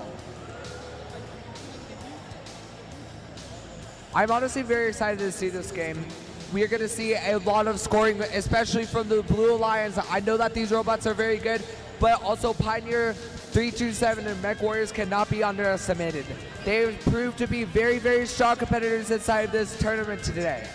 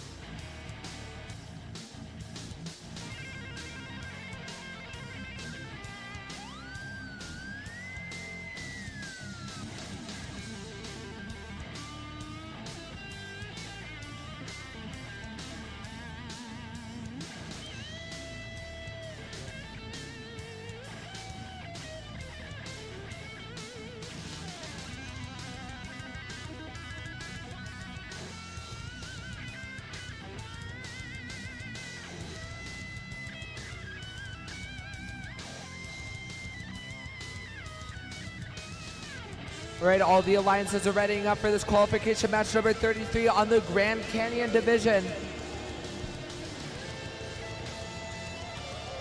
And with the alliances readied up, we should be randomizing the motif now, which will be purple, purple, green. So with that, let's begin qualification match number 33 in 3, 2, 1, decode. Immediately we see these robots lining up to get their artifacts into the Alliance goal, which we see prominently from the Red Alliance right now, but the Blue Alliance Noodlebots are getting in artifacts of their own. Currently 4 artifacts in, not able to get 5 so far. Oh, and it looks like they opened up their Alliance gate by accident. But they are able to get 1 more artifact in before the auto phase ends, and they both left, so the Blue Alliance will get 2 leaves, and the Red Alliance looks like they will get 2 leaves as well. Very close game so far. After this autonomous phase, we have only a 12-point deficit for these teams. Immediately, Nerds Gummy Clusters is shining through with their catapult shooter. Human player loaded, and the Nerds Gummy Clusters will trudge on over to their Alliance goal and get those 3 artifacts in effortlessly. Going over here to the Red Alliance, we see 14584, Pioneer 327 getting their artifacts, while their Alliance partner 18291, it seems like they're having a couple of issues with their turntable. But things seem to be sorting themselves out. They're just trying to work on stuff. But while they do that, they're in the way of Nerds Gummy Clusters, who are only able to get 2 artifacts in instead of 3 this time. However, the Mech Warriors are back in business, and they got their artifact scoring into that Red Alliance goal. Almost full classifier for the Red Alliance now. But the Blue Alliance is keeping up. We have 73 points for the Blue Alliance right now, and they empty out their classifier gate while the Red Alliance has a full classifier, and they're not opening it up. This is a very interesting strategy from the Red Alliance, especially considering how much they need to make back here. It would be very helpful to get 3 points for those artifacts instead of only 1. But great defense played by the Red Alliance, blocking the Noodlebots from getting to their Alliance shooting position. With the endgame phase beginning now, we see teams continuing to score, but also the Noodlebots seem like they're going to their Alliance base so that they can set up for a full or partial park for their... Whoa! There's a lift! There's a lift! There's no lift! There's no way! 3, 2, 1. Oh! They got the lift! The Blue Alliance getting the first lift I've ever seen in person, and it was successful as well. Let's give it a hand for the Noodlebots team 26670. I was not expecting that at all. Wow. That was very interesting. All right, now let's get back to the game over here. We see the Red Alliance with a full classifier, so they might be able to make a little bit of a comeback. But despite their lift, it looks like that the Nerds Gummy Cluster were not able to get that full park, so it will not matter for the 30 points it may look like.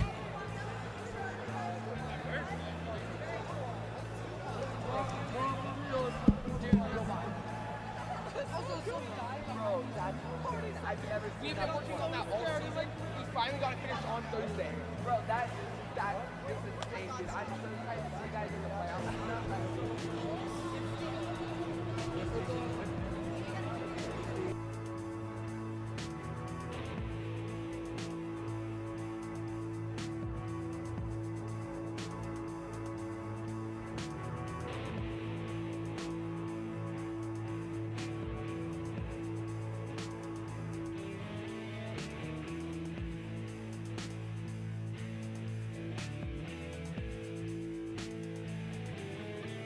And I heard the scores, and we might see the scores coming in now with Shea Will.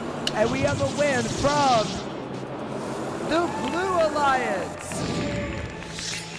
Sadly not able to get the 30 points because of that lift, but that is very interesting to see, and they will be able to work well with other teams in the future. Wow, I'm still shocked. I got to take a little downtime after that. Wow, that was insane.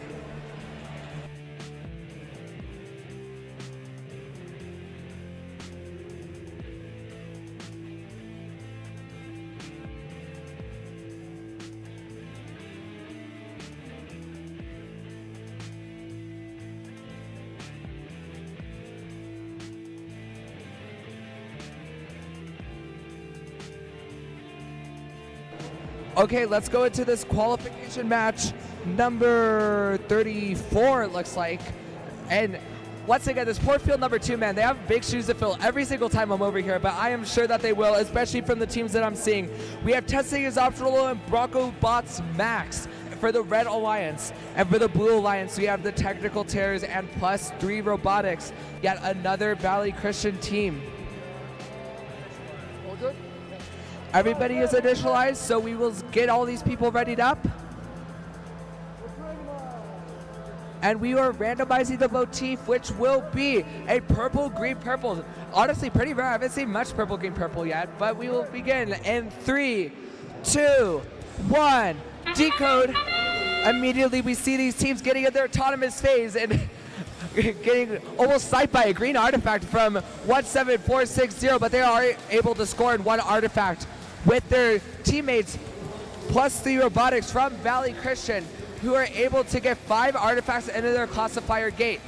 But things are not over yet, as we see 21579 get a bunch of artifacts into their alliance goal as well. Everyone left, let's go. That will qualify them possibly for the movement breaking point at the end of this game. And with the game beginning here for the teleoff phase, we see all the robots very contested right now, getting a bunch of artifacts picked up so that they can start scoring. Only a 12-point cushion for the Red Alliance right now in their lead, which is immediately met up by the Blue Alliance, who scores 4 artifacts in effortlessly.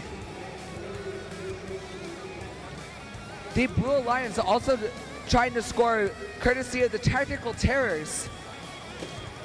But +3 Robotics is also scoring in those artifacts, keeping up with their alliance partner and closing this gap very slowly but surely. But the Red Alliance is not making it easy closing this gap, because they scored 3 more artifacts effortlessly. 21579 Testing is Optional is definitely the most consistent robot that I've seen today. I don't think I've seen this robot miss yet, so I'm very excited to see how this goes. Here we go for the Red Alliance. Another 3 artifacts from Testing is Optional, and Bronco Bots Max follows it up to fill up that classifier and empty that gate so that they can score even more artifacts. But for what it looks like, the Red Alliance is pulling away with this lead a little bit with 49 seconds left inside of qualification match number 34. The technical terrors are trying to get those artifacts in, but those will only be worth 1 point as they will not be classified artifacts. They will be overflow artifacts, which might be very costly inside this game as the Red Alliance can continue to score those classified artifacts, courtesy of 21579, who scores a purple artifact in effortlessly. And they have a green artifact up to bat, but they are not shooting it off. With the endgame phase beginning, the teams will continue to park, and we will see if there are any interesting shenanigans going on here inside the endgame phase. But we will see 21579 testing his optional park with a partial park from Bronco Bots Max. Same goes for the Blue Alliance. It looks like Valley Robots +3 Robotics is able to get in their wheel and clip in for that partial park point. As for the ranking points, it looks like we have a movement ranking point from both alliances. So at least these alliances will be walking away with something after that amazing performance from both the Red and Blue Alliance. But sadly, they will be just short of almost every other motif. It is possible, however, that the Red Alliance can walk away with that pattern ranking point depending on their patterns and the classifier. The score is coming in now. The score is coming in, I think, and it is, and we will see a victory from the Red Alliance. 136 points for the Red Alliance, and like I said, they were able to qualify for that motif ranking point as well, giving them 5 ranking points inside this qualification match number 34. Congratulations to this Red Alliance team.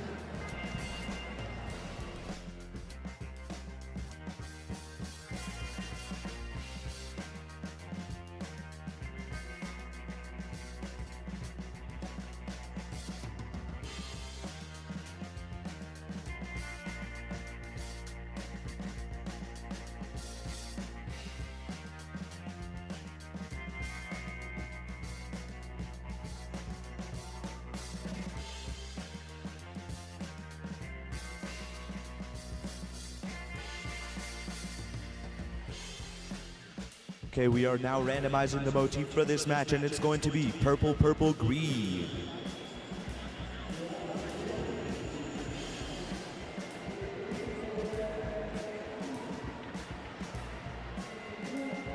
Okay, and we can start this match here in 3, 2, 1, go! Right off the bat, 14436 moves back and is firing some artifacts, as is their teammate. 26100 firing artifacts from across the field. On the Red Alliance side, we have team 15461 firing some artifacts from the other side of the field as well. They pick up some more and go back to that launch zone to try and get them from across the field, as does team 26100. They almost have a full classifier ramp. It looks like they're just a couple of artifacts short of being completely full. 3, 2, 1. Team 26100 immediately, as teleoperated starts, opens up their classifier ramp so they can score more full point artifacts. Team 15461 is able to score a couple from across the field. Team 26100 is being defended on by Team 10246. And the other blue robot, Team 14436, is being defended as well by that team, who is playing some incredible defense, preventing the blue robots from getting any scoring done whatsoever. While the Red Alliance team 15461 is able to score artifact after artifact into their goal. Team 26100 is still struggling due to the defense from Team 10246. As Team 15461 runs back to their loading zone to get some more artifacts, they fire from across the field into their alliance goal. Team 26100 still trying to get around the defense from Team 10246. as Team 14436 is able to score a few artifacts thanks to a gap in defense from Team 10246. Team 26100 capitalizing on that gap as well, able to score a few artifacts as well. They now have a full classifier ramp. Team 10246 empties the red classifier ramp so they can get a few more artifacts in for full points. 20 seconds remaining in the match. 20 seconds remaining in the match. Team 14436 able to score a few more artifacts, as well as Team 15461 going for a park. Team 26100 scoring just a few last-minute artifacts before they go in for a park as well. 5 seconds remaining in the match. 4, 3, 2, 1, and that is it.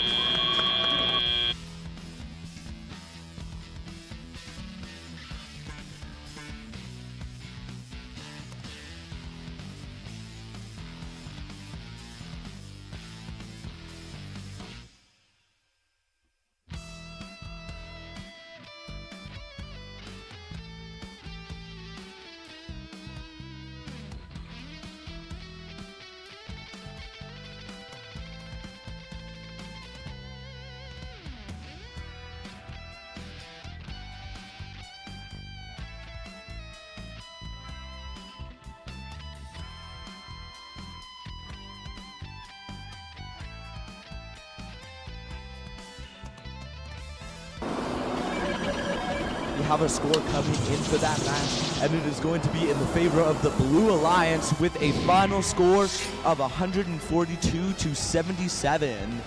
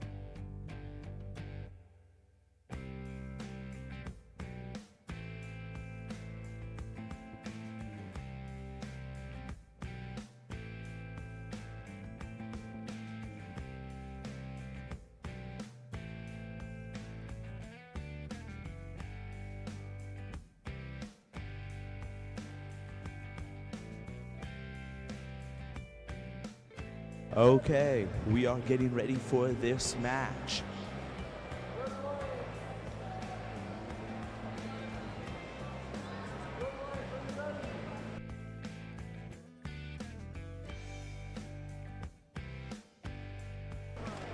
We are now randomizing the motif, and for this match it's going to be purple, purple, green.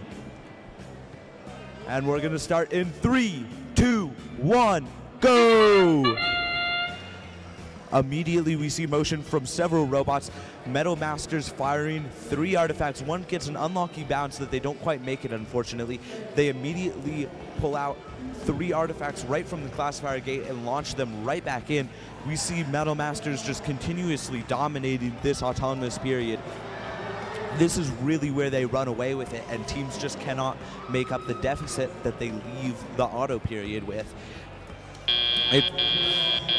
Drivers, pick up your controllers. We are now transitioning 3, into the teleoperated 2, period where drivers can control their robots. And the Metal Masters immediately opening their classifier ramp to get some of those artifacts. Despite some defense from Team 12889, the Metal Masters are unbothered, firing artifacts from across the field. They get a few unlucky bounces and don't get them in. But Team 26585 is getting some artifacts in, trying to make up that point deficit. Metal Masters continuously just keep on going. There's a wheel that has fallen off one of the robots on the field. Oh, and it looks like another wheel has fallen off. Metal Masters despite the defense, are still scoring just as well as they would normally thanks to their adjustable hood turret. Team 26585 able to score a few artifacts as well, although it might not be enough to make up that point deficit. Team 12889 is really playing some good defense against the Red Alliance here. Metal Masters once again opening up that classifier gate. They go across the field to launch some more artifacts, and Wyvern still playing some great defense against the Red Alliance. Safety third, trying to play a little bit of counter defense. Team 26585 as well, scoring some points here. 45 seconds remaining in the match, and Metal Masters continue to shoot artifacts from across the field and score them. Project Cobra firing a couple more into the class, trying to score them into their Alliance goal, but they shoot their own artifacts out of the air. 30 seconds remaining, and the Metal Masters have once again released their classifier gate in order to get some more artifacts. They go back into their launch zone to score some more. 15 seconds remaining in the match. We are now in the end game period. Let's see if we can get another 2 full parks like we did a couple of matches ago when that one team had that lift. It looks like we are just going to get a couple of partial parks, and that will be the end of that match. That was qualification match 36. So we have 2 more qualification matches, and then we will be moving into Alliance selection. So for the Grand Canyon division, if each team could send a representative over to the wall by the queuing tables for the Grand Canyon division Alliance selection.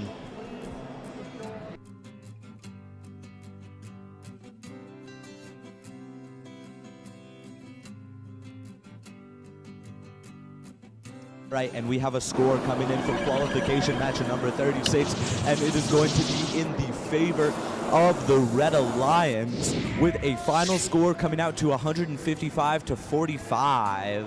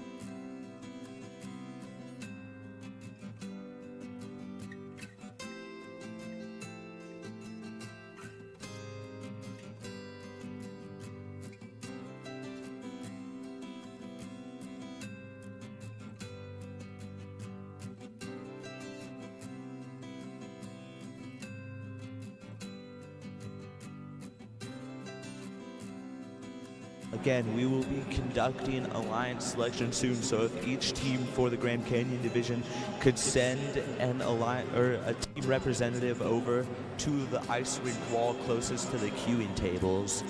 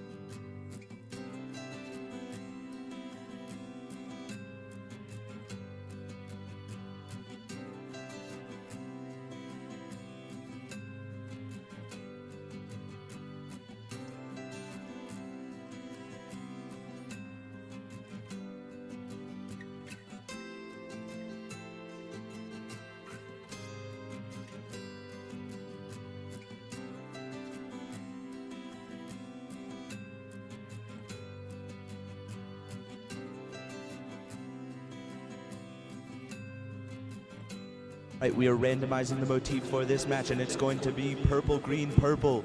And we can start this match in 3, 2, 1, go! And we have Team 22258 firing artifacts from across the field. On the Red Alliance, we have both robots firing some artifacts from inside the close launch zone, scoring several.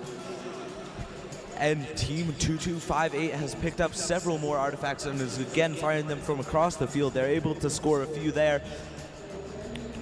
5 seconds remaining in the autonomous period. 22258 firing more artifacts from across the field. They're able to get several more right there. Drivers, pick up your controllers. What an auto we see there from all 2, 4 of these robots. 1.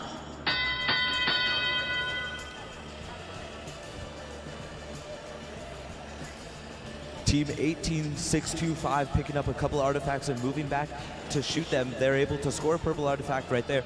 Team 24431 going into their loading zone to get a couple of artifacts into their twin launcher system. They have a very unique design here, using 2 pieces of PVC pipe to create 2 launchers that they've cut holes in the top for their flywheels. Team 22258 is unbothered by the defense posed to them by the Dragons, as they're able to score several artifacts from across the field. They now have a full classifier ramp. The Dragons trying to score a couple from across the field, but they just don't quite have enough power, and now switch to defense against Team 22258. Again, Team 22258 unbothered by their defense, able to score all 3 of the artifacts they fire. Team 18625 trying to make up the point deficit, score a couple, as do the Dragons just now. However, it's not going to be enough, as Team 22258 is still scoring more from across the field. Team 18625 firing a couple, but getting some unlucky bounces and going out. Team 22258 scoring 3 from across the field. 30 seconds remaining in the match. What an amazing match this has been. Team 18625 scoring a couple artifacts just then, before we transition into the end game, which will be happening right now with 20 seconds remaining in the match. Team 22258 firing a couple more from across the field. This time the defense from Dragons does appear to be working. Team 18625 goes for a park, as do the other 3 robots, and that will conclude the match. Again, we have 1 qualification match remaining before we do alliance selection. So if each team in the Grand Canyon division could send a team representative over to the ice rink wall right by the queuing tables.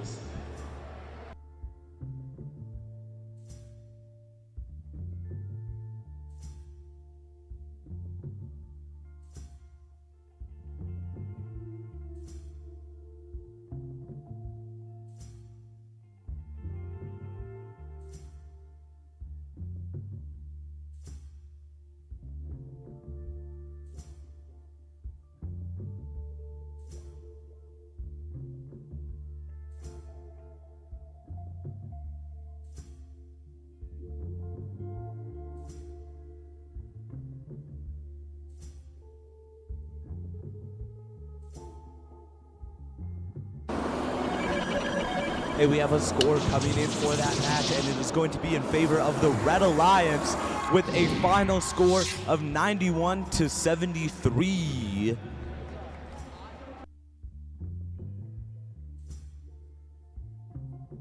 Again, we are having a line selection following this final qualification match, so if each team could send a team representative over to the wall right by the queuing tables, that would be great.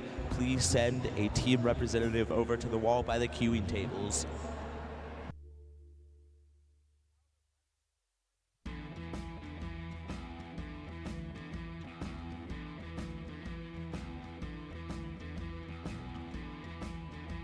Okay, we are ready to start our final qualification match of the day.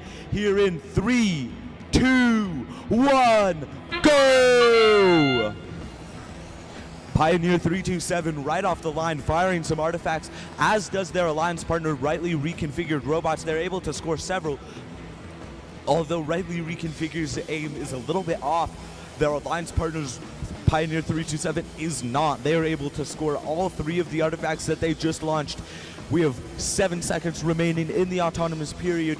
No points scored yet by the Red Alliance, but Pioneer 327 is just cranking out artifact after artifact, Drivers, pick up your controllers. creating a high point deficit that is going to be difficult to make up in teleoperated. Pioneer 327 going to pick up some more artifacts.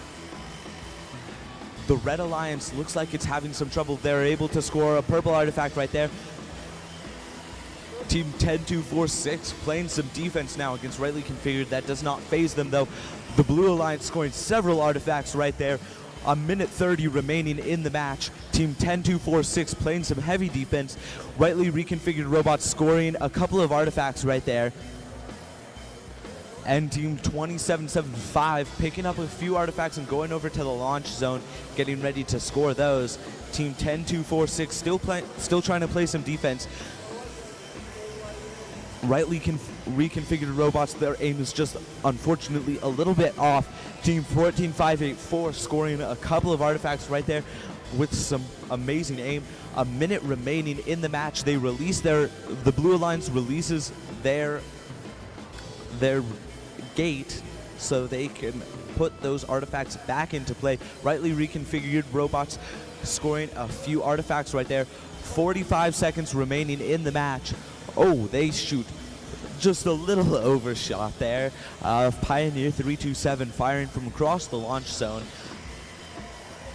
The Red Alliance still having a little bit of struggle, although 2775 has been able to score several, although we now have Team 2775 tangled up in Rightly Reconfigured's intake. The rubber band snaps and there are released though. Pioneer 327 scoring several. We are now entering the end game where we have Team 10-2-4-6 still trying to play some defense. 10 seconds remaining in the match. 10 seconds remaining in the match. Pioneer 327 trying to score some last minute artifacts from across the field. 3, 2, 1, and that is the match.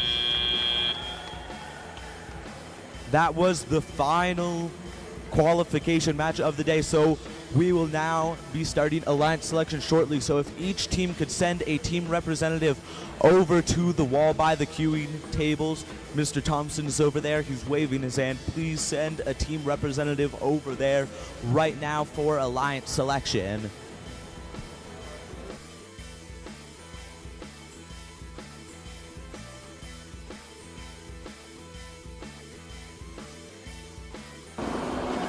Right, we have a score coming in for that match, and it is going to be the Blue Alliance that will win that match with a score of 138-36. Again, we will be starting alliance selection shortly. Please send a team representative over to the wall by the queuing tables. Even if you are not in a position to be picking, you could still be picked. And you need a team representative over there to accept if you are picked. Please send a team representative over to the wall by the queuing tables.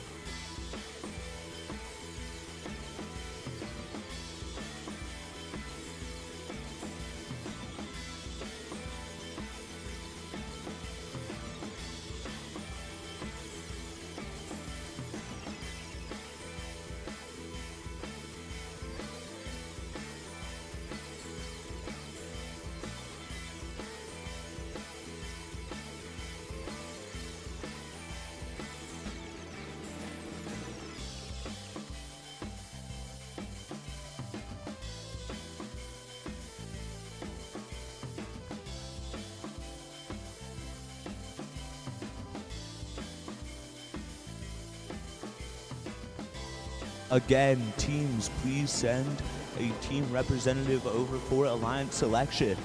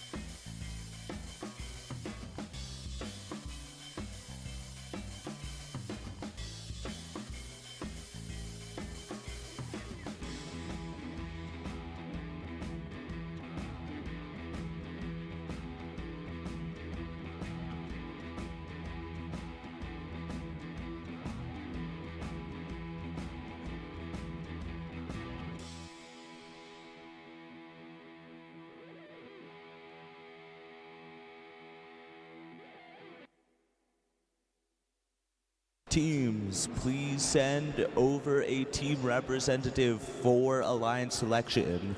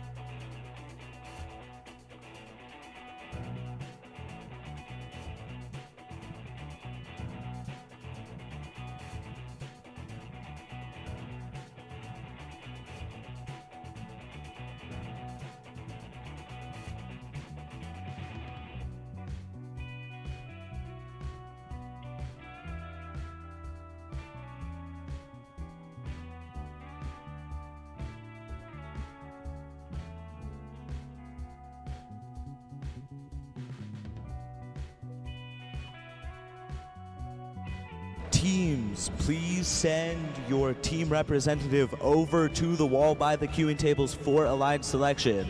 Please send your team representative over to the walls by the queuing tables for alliance selection.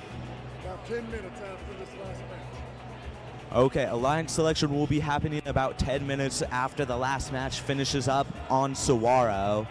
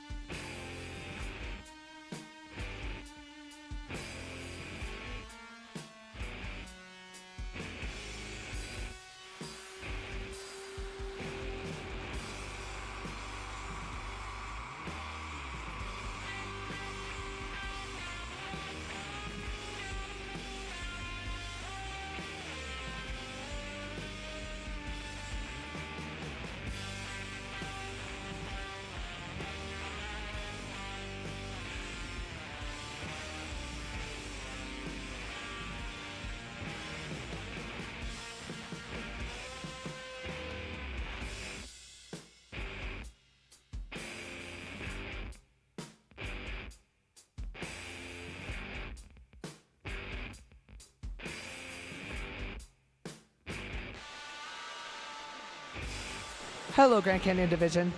If you have not already checked in at queuing for the Alliance selection, please do that now. Head over here. We have our very wonderful Eric over here, and he will do your Alliance selection, I think. So check it at queuing if you haven't already, and then go stand on the wall for the Alliance selection. And we will get there shortly.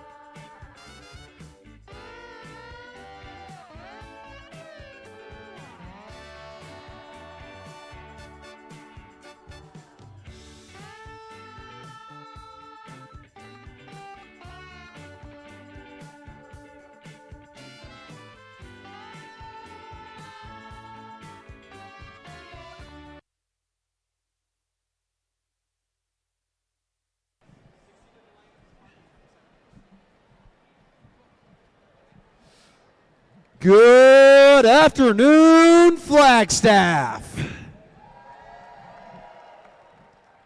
We have had an incredible day of qualification so far. However, we do have the matter of who we are sending to champs and premier events. Everything is on the line.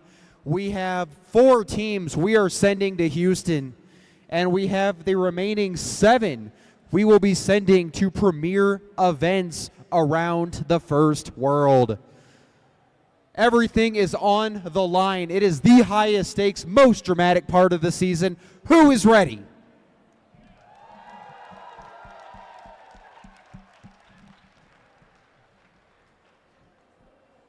Now, we have 25 teams competing per field today. So we will have to form 6 alliances per division. So that means we will have a playoffs being held on Saguaro and playoffs being held on Grand Canyon simultaneously. So first, on each field, we will announce the top 6 ranked teams as alliance leads. Each of these teams will have a student representative, the alliance captain, join us on the field. The first selection will begin with the highest ranked team based on performance in the qualification matches. After the number 1 ranked team makes their selection, the next highest ranked and unpicked team will then make their selection. We continue this process until we have 6 complete alliances, each alliance made up of 2 teams. After an alliance captain extends an invitation to join their alliance, one representative from the invited team will join us and either accept or decline the invitation. If a team declines an invitation to become an alliance partner, that team may not be invited to join any other alliance. The declining team does not, however, lose their right to select if they become an alliance captain. For example, if the number 1 ranked team picks the number 6 ranked team and they decline, the number 6 ranked team keeps their right to be an alliance captain, and the number 1 ranked team will need to extend the invitation to another team. The number 6 ranked team cannot be invited to join another alliance. If the 6th ranked team accepts the invitation, the next highest ranked team will move into the 6th position. Throughout the day, teams have been scouting each other to evaluate strengths, weaknesses, and possible collaborative strategies in the playoff rounds. This is where we see scouting come into play, as teams decide who to partner with. Each alliance is looking to make the strongest possible alliance to play out the rest of the event with. Once we have 6 complete alliances, we will begin the playoff matches on both fields and complete in a double elimination bracket. In a double elimination tournament, all alliances will start off in the upper bracket, where they will play 1 match against another alliance. The losing team will drop to the lower bracket and face a new alliance in the next round. After they have lost a second time, they will be eliminated from the tournament. Now, there is an extra caveat to this, as this is a 2-division event. The winners of both the Grand Canyon tournament and the Saguaro tournament will play in a grand finale best of 3 match to determine our Arizona State champions. Now, without further ado, I am going to send it over to meet the top 6 teams of the Grand Canyon field. Hello, Grand Canyon Division. Let's meet our top 6 ranked teams, starting with the number 6 seeded team from Kingman, Arizona, Team 14436 Roaring Robotics.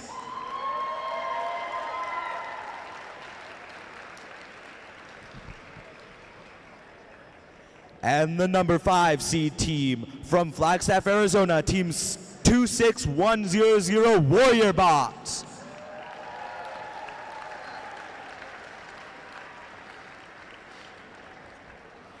And our number 4 seed team from Anthem, Arizona, it's Team 30401, the Nerds Gummy Clusters.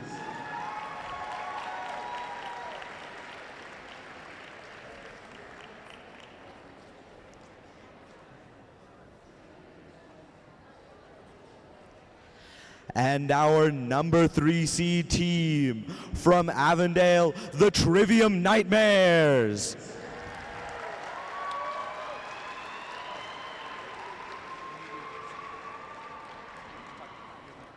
And our number 2 seed team from Chandler, it's Valley X Robotics, team 2844.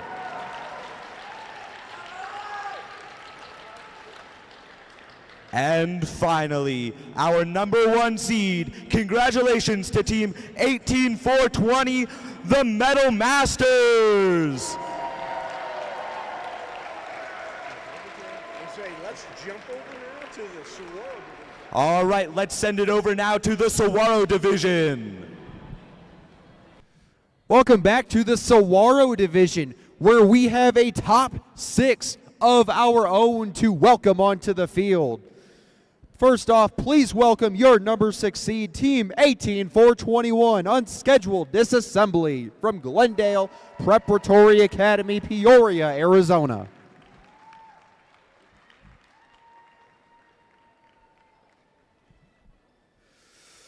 And now, for your number 5 seed, team 26758, the Hysa Hydras from Gary K. Herberger Young Scholars Academy in Phoenix, Arizona.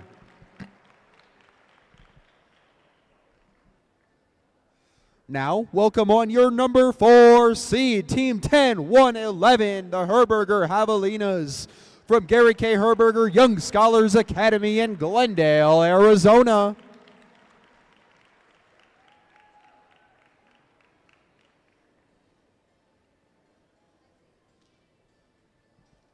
Now, please give a warm welcome for your number 3 seed, team 13968, the Herberger Howlers from Gary K. Herberger Young Scholars Academy in Glendale, Arizona.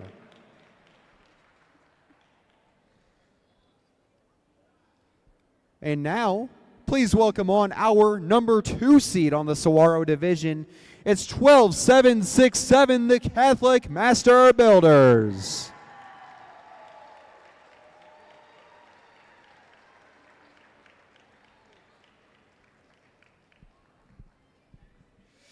And now, welcome your number 1 seeded team, who have gone undefeated throughout qualifications today. They've lost 1 match all season long. It's team 25620, the Hexadecimal Nibble. All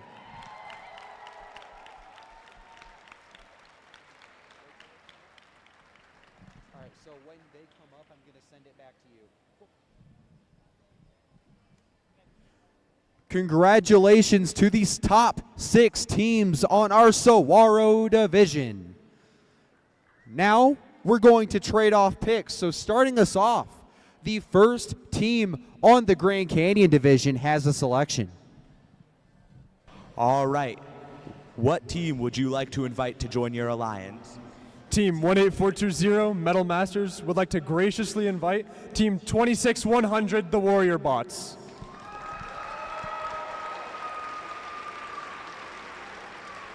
Team 26100, what is your decision? Team 26100 graciously accepts. All right, and now with our number 1 seeded alliance having picked one of the team captains, we're going to need to scoot up team captains. So 6 becomes 5. So our number 6 alliance captain becomes the number 5 seeded alliance captain, and our number 7 ranked team, which is team 15461 Nuts and Bolts, becomes the number 6 seeded alliance captain. And now with our first alliance formed, let's send it back over to the Saguaro division. All right, I am told that Hexadecimal Nibble is ready to pick who will play with them in the Saguaro playoffs. Team 25620 graciously invites Team 12767 Catholic Master Builders. That's the Catholic Master Builders from Gilbert, Arizona. What do you say? Team 12767, the Catholic Master Builders, graciously accepts. There you have your first seeded alliance. So now let's welcome up our new captain. But first, we have to have everyone slide one over to the left. And your new 6th seeded alliance captain is 22256 Herobotics CIS. And now, let's pass it back over to Grand Canyon so they can have their second selection. Okay, Valley X Robotics, who would you like to invite to your alliance?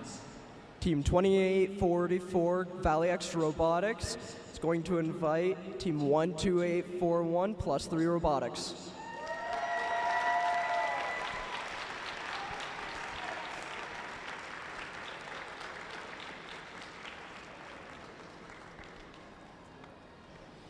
Team 12841, what is your decision? Team 12841 plus 3 Robotics graciously accepts. All right, and with that, our second seeded alliance is formed. Let's throw it back over to the Saguaro division. Back on the Saguaro division, our second seeded alliance captain has a selection. Who is it? Team 13968 graciously invites Team 10111 Herberger Javelinas. 10111 Herberger Javelinas from Glendale, Arizona. What say you? Team 10111 graciously accepts. Your second seeded alliance. Now we are going to all shift over once again. And now let's welcome on our new 6th seeded alliance captain, Team 3471, the Desert Dinos from Waddell, Arizona.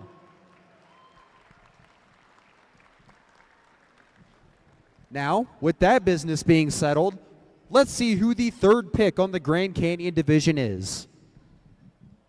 Okay, for our third seeded alliance, the Trivium Nightmares, who would you like to invite to your alliance? Team 18625 Trivium Nightmares graciously invites Team 26670, the Noodlebots.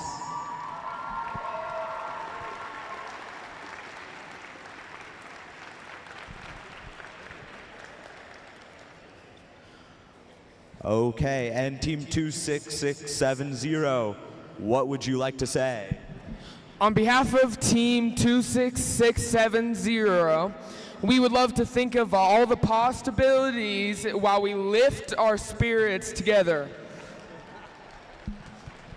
And with that, our third seeded alliance is formed. Let's see what they have over on the Saguaro division. All right, welcome back to Saguaro, where we have a third pick ready for you. Hydras, who do you pick? Team 26758, the Heisa Hydras, graciously invites Team 18421, the Unscheduled Disassembly. That is 18421 Unscheduled Disassembly from Peoria, Arizona. What say you? 18421, 18421, Unscheduled Disassembly, graciously accepts. There you have it, your third seeded alliance. Now, once again, we are going to have both captains shift together. And now we have a new 6th alliance to invite up. It's Team 3666 Hawks Robotics from Tucson, Arizona. Now, let's go see what the 4th captain on Grand Canyon has to say. All right, Nerds Gummy Clusters, who would you like to invite?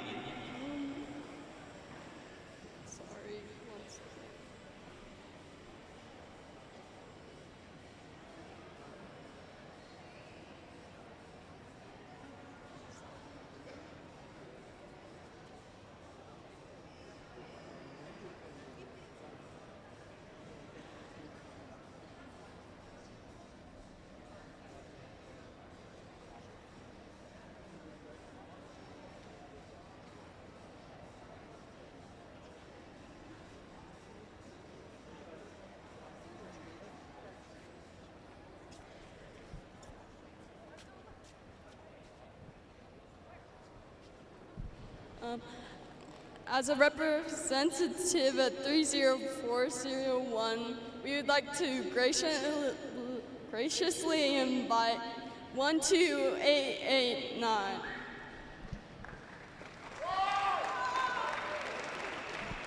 That is Team Wyvern.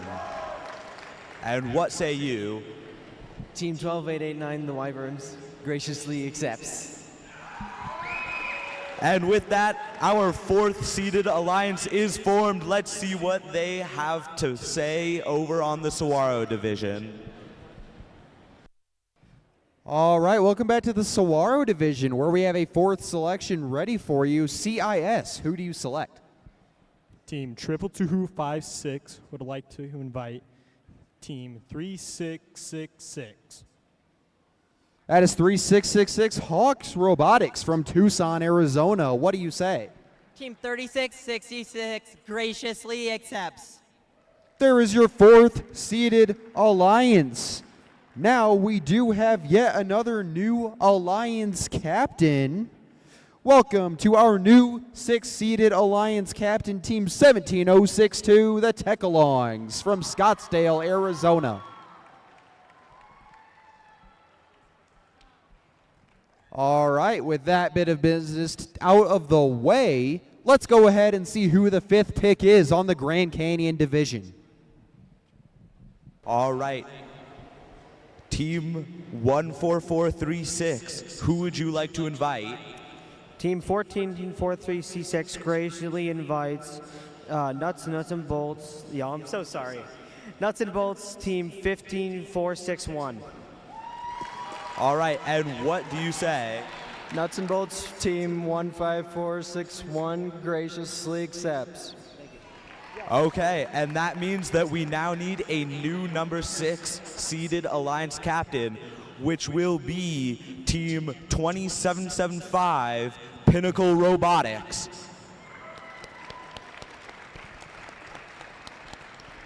All right, let's send it back over to the Saguaro division. All right, our 5th alliance captain on the Saguaro division has a selection ready for us. Who would you like to invite? Team 30471 would like to graciously invite Team 100984. That's Team 100984 Beat Patrol from Litchfield Park, Arizona.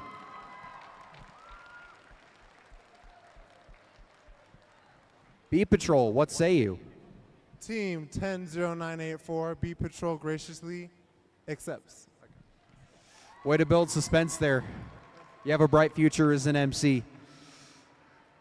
Now let's pass it back on over to the Grand Canyon division, where they have their final pick ready.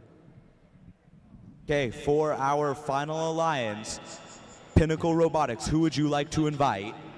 Team 20775 would like to graciously invite Team 14584 Pioneers 327. All right. Pioneers 327, what do you say? Team 14584 Pioneer 327 graciously accepts. And just like that, we have finished a line selection for the Grand Canyon division. Let's send it back over to the Saguaro division. Now we have one final selection before these alliances go off to get ready for the playoffs, but we have one order of business before that, and that will be for the alliance captains of all alliances present to go meet with your head referees on Saguaro and Grand Canyon respectively, if our head referees will wave really quick so teams know where to congregate. You guys will have to immediately go speak to them at the conclusion of a line selection so we can go over some rules and procedures before you guys get ready to compete. Now, with that being said, the Tech-Alongs have to make a selection. Who will it be? Team 17062 Tech-Alongs graciously invites Teams 26037 Cyber Tigers. That's 26037, the Cyber Tigers from Millennium High School in Goodyear, Arizona. Cyber Tigers, what say you? Team 26037 graciously accepts. And there you have it, your 12 alliances who will be competing for the Arizona State title. Now, we will be commencing our playoff tournament at 3 p.m. So if teams participating in the first match could be on the field by 2:55, that would be ideal. Great luck to everyone. Cannot wait to see what this year's playoff tournament has in store.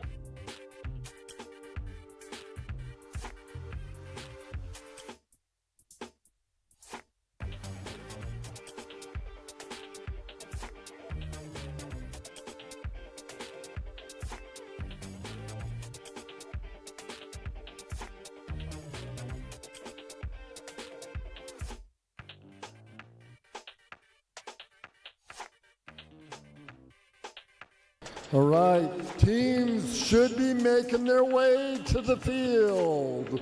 We're about ready to begin the competition.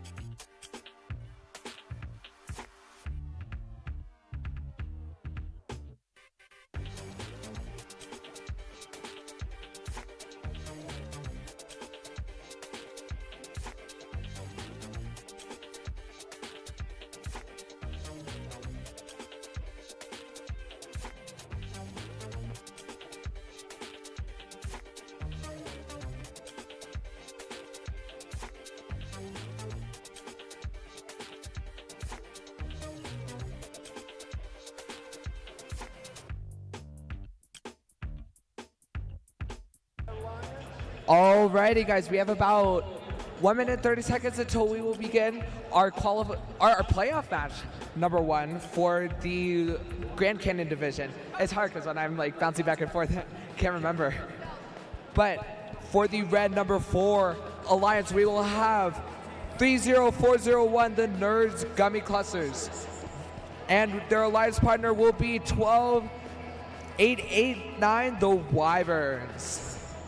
Now we are still waiting the Blue Alliance, but that will be Roaring Robotics 14436 and Nuts and Bolts 15461. And that will be the Blue number 5 Alliance. Alrighty, crowd, for these, not Saguaro, the Grand Canyon division, who do you think is going to win? Give a cheer if you think the red number 4 Alliance is going to win. What about the blue number 5 Alliance? All right, we have an announcement from our FTA. Hey, if you are on Alliance 5, meaning you are the Roaring Robotics and Nuts and Bolts, if you can hear me, you need to be on Field 1 in the Grand Canyon division right about now.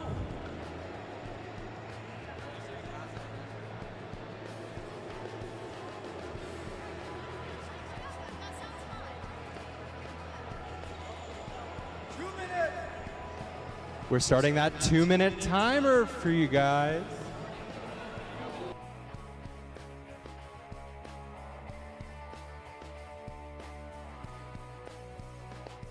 All right, the blue number 5 Alliance is arriving right now. We have our very own Roaring Robotics and Nuts and Bolts for the Blue Alliance number 5. And guys, this is serious. This is the playoffs of the state competition.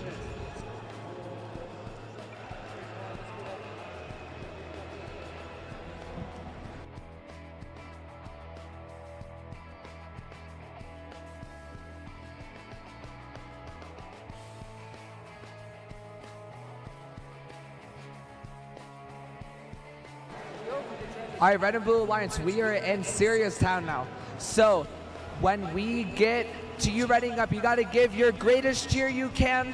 Get that energy up before the playoff match number 1 of the Grand Canyon division. Can I get like a visual confirmation? High energy teams? You got that? All right.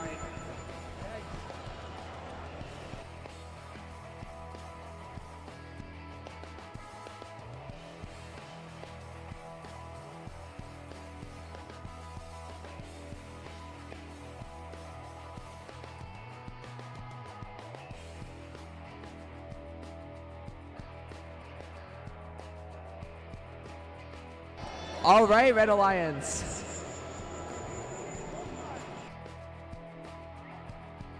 Now randomizing that motif, which will be purple, green, purple for this playoff match number 1. And we will begin in 3, 2, 1, decode. Immediately we see the Nerds Gummy Cluster scoring at 3 purple artifacts, while the Blue Alliance counters with 4 artifacts of their own. Sadly, the Wyverns were not able to score any points inside of that autonomous phase. But the Nerds Gummy Clusters are coming back in once again. But sadly, they were only able to score 1 artifact there. Things are actually all tied up right now. And the Blue Alliance pulls ahead with 7 artifacts. Congratulations to the Blue Alliance getting a slight lead leading into the teleoff phase of this playoff match number 1. Now we will begin the teleoff phase where the robots will be controlled by the players. We know this by now. The Nerds Gummy Clusters with their strong offense. I was talking to the Red Alliance number 4 at the start of this game, and they say they will specialize in that cycle time and that offense, while their teammates will specialize in that defense, and we are already seeing that from the Nerds Gummy Clusters on that offense there. But heading over to the Blue Alliance, they are not making things easy here. With 48 points, they take the lead. 1-5-4-6-1. Nuts and Bolts is shooting for that far position once again, getting all those artifacts in.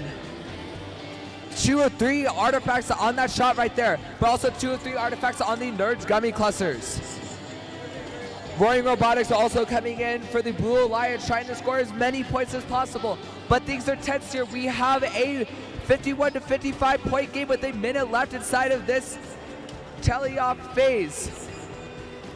The Red Alliance decides to empty out that gate, and I think Blue will do the same here momentarily. The Red Alliance lining up, and they shoot those 3 artifacts, the Nerds Gummy Clusters, getting those artifacts in and taking the lead for the Red Alliance.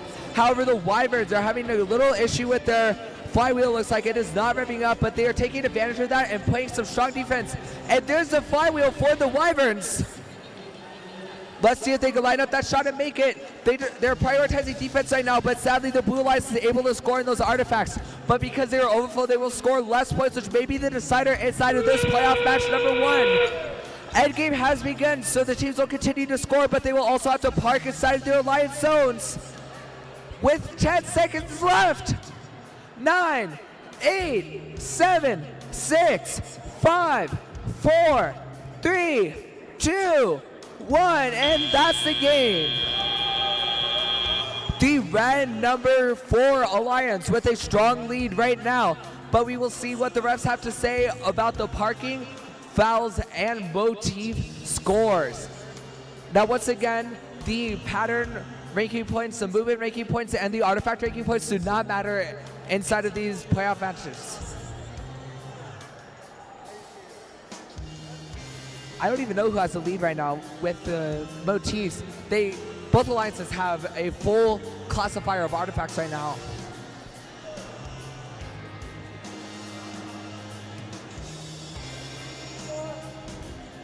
It looks like we are already ready for the score.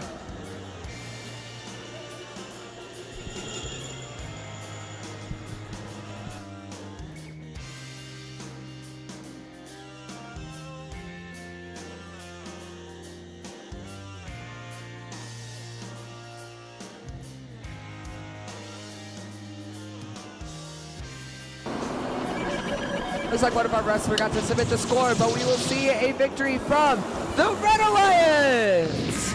The Red Alliance, made up of Nerds Gummy Clusters and the Wyverns, will move on to playoff match number 3.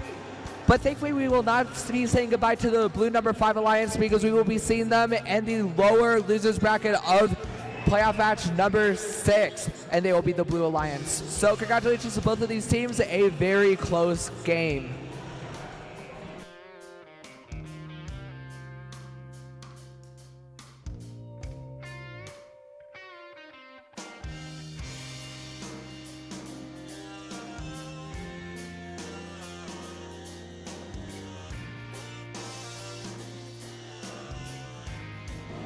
All right, I'm over here for the Grand Canyon playoff match number 2, where we have the Red number 3 Alliance, the Trivium Nightmares and the Noodlebots, versus the Blue number 6 Alliance, which will be Pinnacle Robotics and Pioneer 327.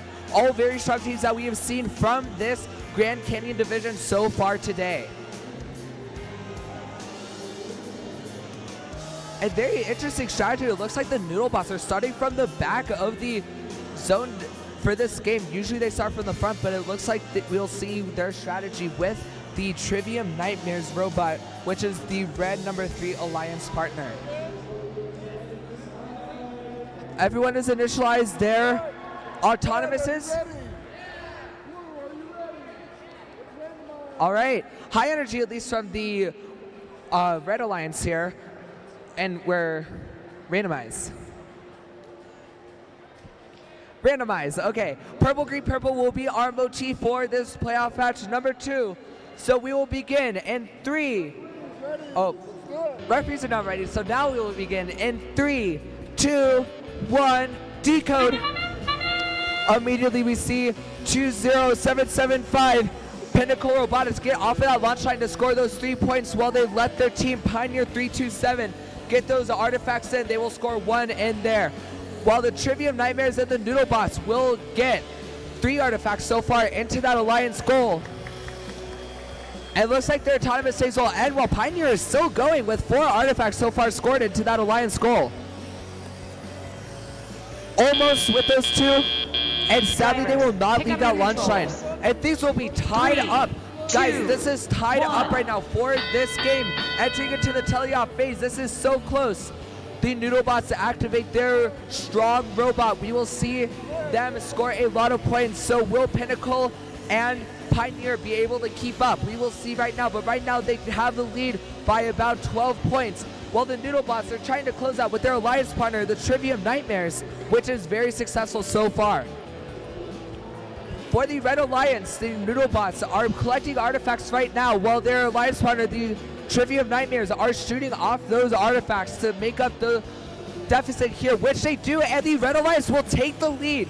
The Red Alliance takes the lead here inside of this playoff match number 2 with 1:20 to go, while Pioneer 324 or 327 will get their artifacts from the far launch zone, but they will not shoot anything off.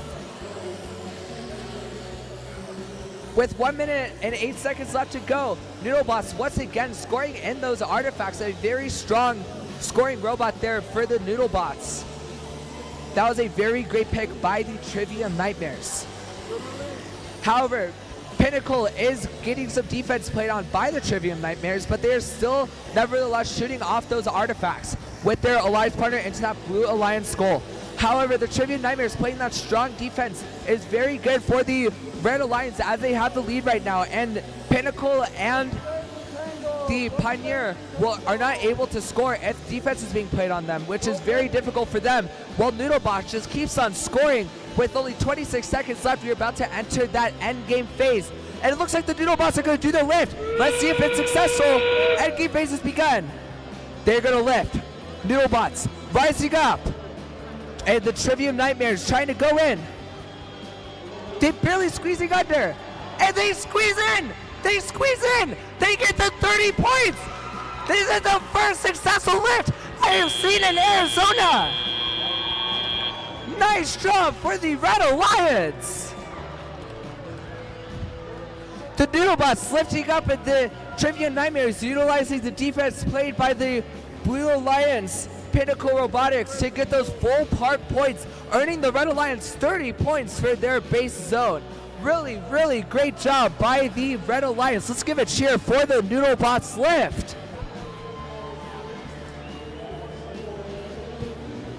Currently the score is 82-33, but will they be able to come back, the Blue Alliance, with the motif bonuses and the foul bonuses?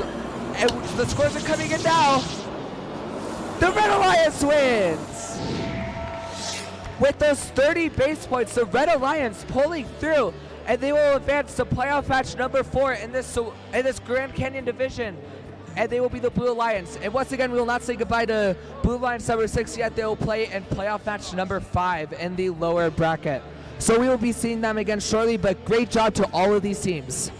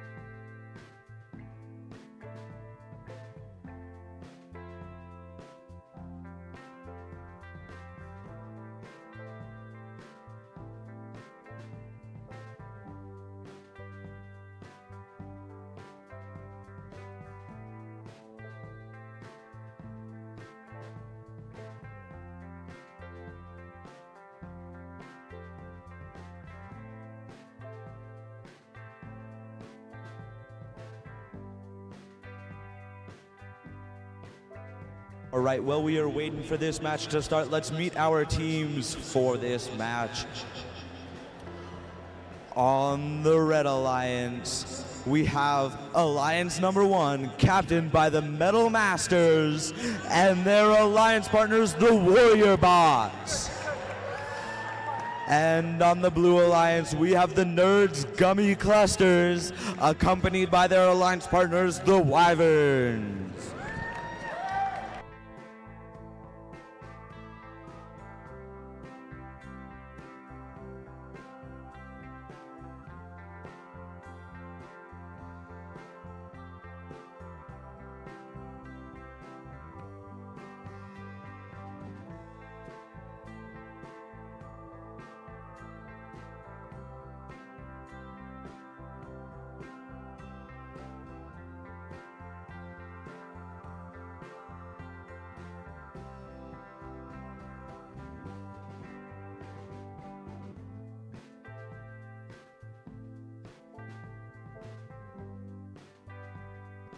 Okay, we are going to randomize the motif for this match. It's going to be purple, purple, green.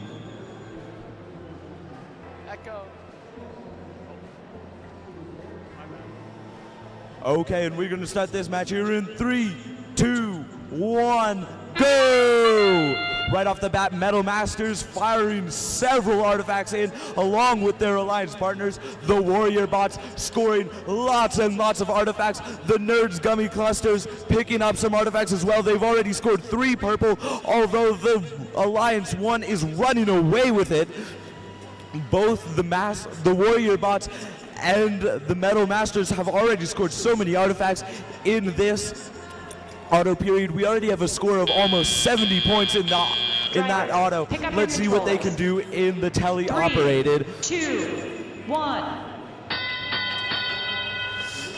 All right, and immediately the Metal Masters release that gate to put those artifacts back into play. Nerds Gummy Clusters trying to make up that point deficit that was created in auto. They almost have a full classifier ramp. The Wyverns looks like they're trying to play some defense. Metal Masters releasing that gate once again. Wyverns still trying to play some defense. Not good enough for the Metal Masters. They are unbothered. Nerds Gummy Clusters going again, trying to score a few. They unfortunately miss. Warrior Bots once again loaded up with artifacts, trying to line up a shot, but with the Wyverns defense, they can't quite make it. And the Metal Masters are now not moving. Nerds Gummy Clusters firing a little bit short. The Warrior Bots trying to shoot some from across the field. Wyverns playing some really good defense. Nerds Gummy Clusters are starting to make up that point deficit. Warrior Bots are able to fire one from across the field.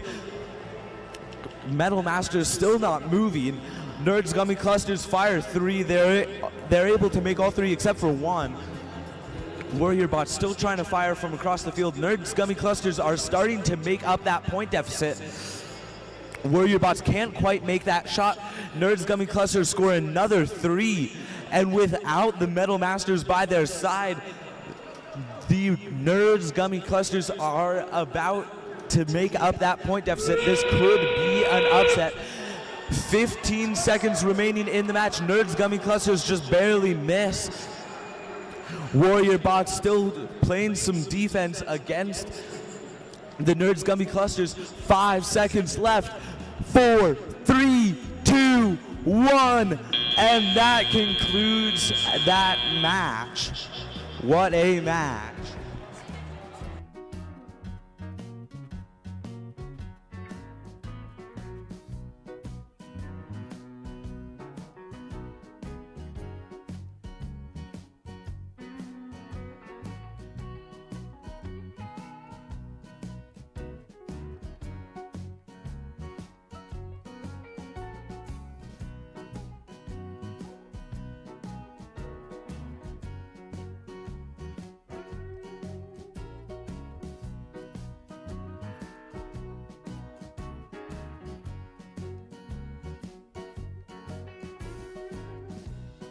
Okay, we have a score coming out for that match.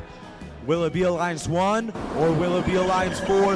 It is going to be in the favor of the Red Alliance, which is Alliance 1 with a score of 125 to 105. What a match.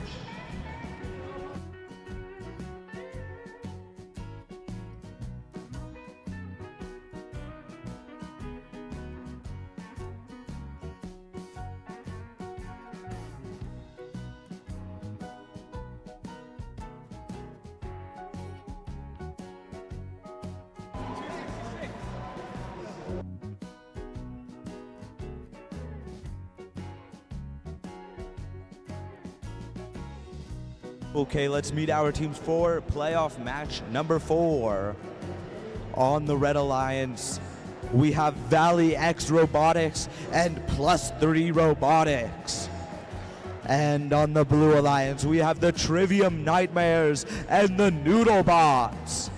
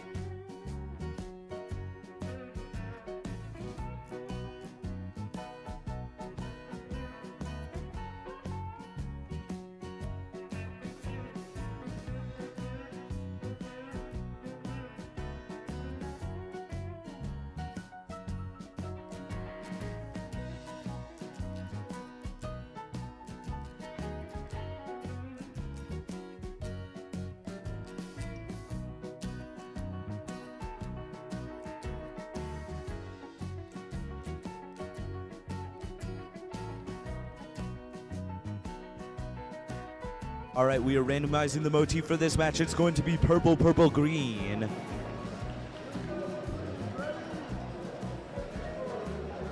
Okay, let's start this match in 3, 2, 1, go!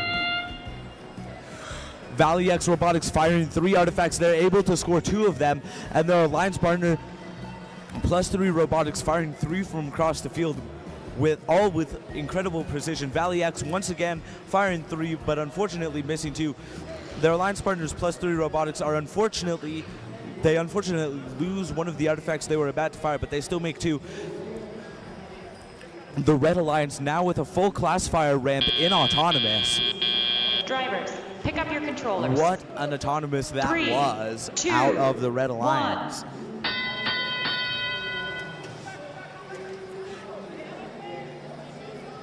On the Blue Alliance, we have the Noodlebots scoring a few artifacts right off the bat. Valley X releasing their classifier ramp. Team 26670 firing a couple of artifacts. They miss one, but it bounces right back into their shooter. Valley X firing a couple as well. Team 26670 able to make an artifact into their ramp. And Trivium Nightmares trying to play some defense on both Valley X and +3 Robotics, while their teammate, the Noodlebots, score for them. With a minute and 10 seconds remaining in the match, the Red Alliance is up by quite a significant margin, but the Blue Alliance could still make that up, with the Noodlebots scoring 3 artifacts right there. +3 Robotics answers back with another 3 artifacts, though. Valley X Robotics trying to score from across the field, but due to the defense from Noodlebots, they're unable to. Noodlebots scoring 3 artifacts, 45 seconds remaining in the match. Valley X fires again. They miss 2, but are able to get 1 in. Plus through Robotics picking up some artifacts, and Noodlebots going back over to their goal. They're able to score 3. They now have a full classifier ramp. 30 seconds remaining in the match. Both teams have a full classifier ramp. Valley X now taking in some more artifacts, going back to their launch zone to fire. End game starting now. Valley X scoring all 3. Both teams having a full classifier ramps. 18. Oh, and we have a lift going up from team 26670. Will the Trivium Nightmares be able to get on? 3, 2, 1, 0. It is just incredible seeing the lift the Noodlebots have on their robot being put to work. It's truly amazing to see.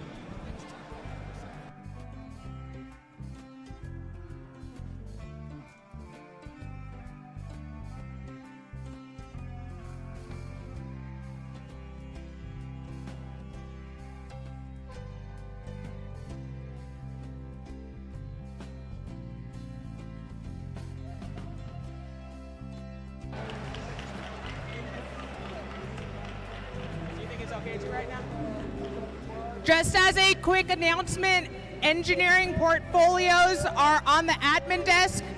Walk by, grab your notebooks. Okay, we have a score coming in now for that match, and it is going to be the Red Alliance.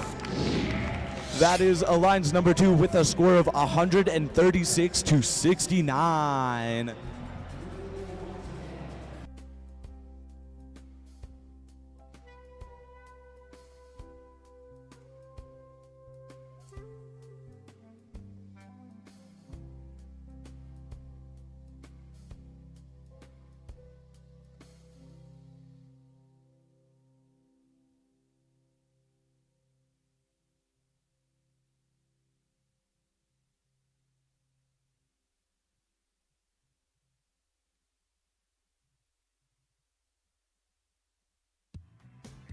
Okay, let's meet our teams for qualification match number 5.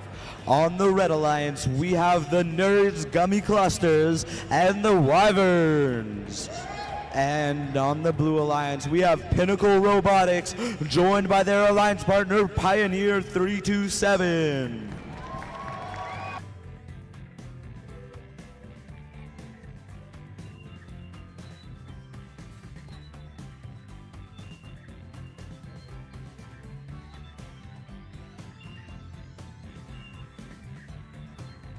All right, we are randomizing the motif for this match. It's going to be purple, green, purple.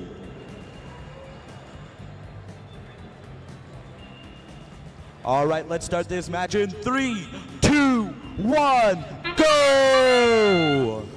Right off the bat, Nerds Gummy Clusters firing 3 purple artifacts, scoring 2 of them. Pioneer 327 firing the artifacts in the order of the motif, purple, green, purple. Thanks to the Spindexer they have inside of their robot, they're firing more. They missed the green, unfortunately, meaning it will be difficult to get back into the rhythm of their motif. It looks like the other robots have stopped with their autonomous programs, but Pioneer 327 is still going, and the 2 that they get are going to be in the order of the motif. 3, 2, 1. All right, and so most of the robots are all loaded up with artifacts. Nerds Gummy Clusters firing 3 at once with that catapult they have on their robot. Their alliance partners, the Wyverns, playing some defense against Pinnacle Robotics. Pioneer 327 putting in the work for their alliance, emptying their classifier ramp and picking up some more artifacts for them to score. 1:30 remaining in the match. Pioneer 327 firing from across the field, but thanks to the defense from Nerds Gummy Clusters, they're unable to score. Nerds Gummy Clusters scoring 3 artifacts just then. 1:15 seconds remaining in the match. Pinnacle Robotics still unable to score. They have resorted to playing defense against Nerds Gummy Clusters and counter defense against the Wyverns. Nerds Gummy Clusters getting loaded up with artifacts. They run back over to their Alliance goal and score 3 of them, and their Alliance, their classifier ramp opens up. They're loaded back up. Pioneer 327 scoring 2 artifacts despite the defense they are facing from the Wyverns. And Pinnacle Robotics now playing some amazing defense against the Nerds Gummy Clusters. However, that does not phase them as they score 3 purple artifacts. Pioneer 327 scoring some as well. This is going to be a really close match. Nerds Gummy Clusters showing some amazing cycle times, running back to their loading zone and back to the launch zone to score some purple artifacts. Pioneer 327 doing the same. This is a really close match. Right now it's 100 to 90 points, a 10-point deficit with 10 seconds remaining in the match. Pioneer 327 picking up some last-second artifacts to score, as does the Nerds Gummy Clusters. 5, 4, 3, 2, 1, and that is the match. What a nail-biter that was. That's going to be a really close match.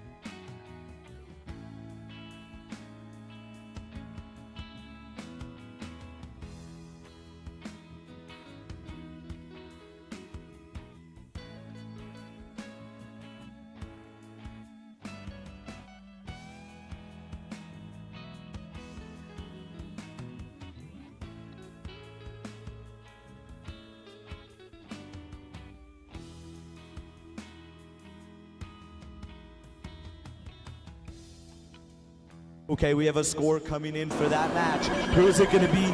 That was an amazingly close match, and it is going to be the Blue Alliance with a final score of 125 to 126, a 1-point deficit. Wow, what a close match. That was amazing. Let's give a big round of applause to Alliance 4. Unfortunately, they will not be advancing, but they had an amazing time today. They played some amazing matches. Let's give them a huge round of applause. And as for Alliance 6, they will be advancing to playoff match 8.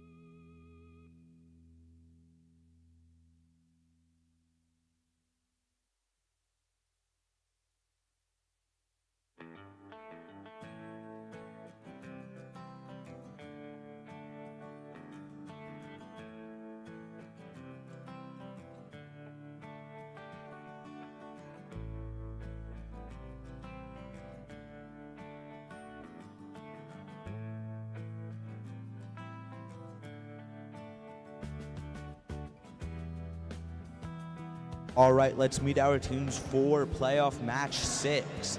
On the Red Alliance, we have the Trivium Nightmares and their alliance partners, the Noodlebots. And on the Blue Alliance, we have Roaring Robotics and Nuts and Bolts.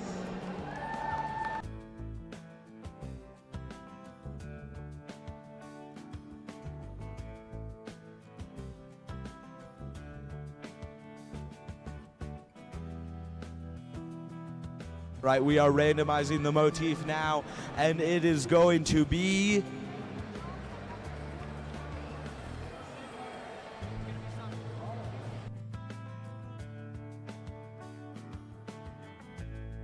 Tifa's going to be purple, green, purple. All right, we are set to start this match in 3, 2, 1, go! And immediately we have Nuts and Bolts scoring a few artifacts for their autonomous, and their alliance captains, Roaring Robotics, getting a couple as well. It looks like we don't have any motion from either of the red robots, although they are blocking the Nuts and Bolts from their autonomous program. Nuts and Bolts firing off some artifacts into the crowd. Pick up your controllers. We are now transitioning 3, into the teleoperated 2, period, 1.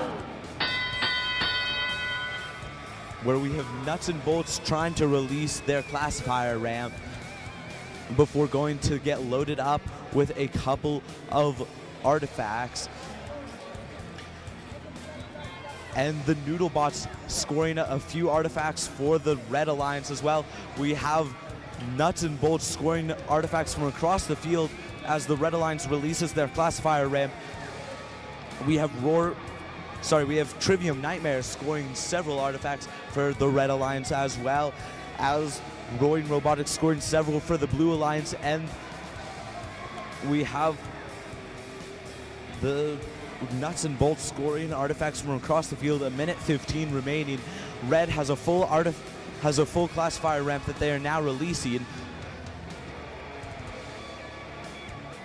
The Roaring Robotics are now going to try and intake some artifacts so that they can go score. It's a very close match, only a 10-point deficit, and it looks like the Red Alliance is making that up. Nuts and Bolts firing artifacts from across the field and scoring them too. Trivium Nightmares lining up, and their alliance partners, the Noodlebots, scoring a couple as well. This is a very close match with 30 seconds to go. The Nuts and Bolts are scoring several artifacts from across the field. 25 seconds to go, and it is neck and neck, a 1-point deficit right now. Oh, that is going to be some serious penalty points for the Blue Alliance. 10 seconds remaining, and we have a lift on the Red Alliance. We have a lift. Will their alliance partner be able to get under them? 3, 2, 1, 0. And they cannot quite get under their alliance partner for 2 full parks. That is unfortunate, but an amazing match nonetheless.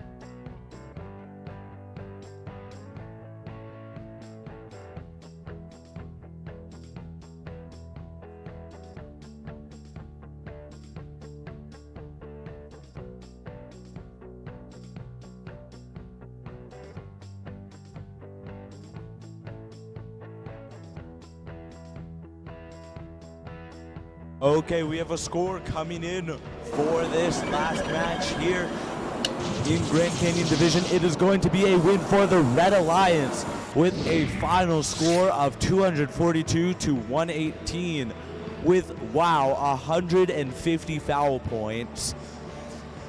And our Alliance 3 will advance to playoff match 8, and unfortunately our Alliance 5 has been eliminated, but they had some amazing matches. Let's give them a big round of applause.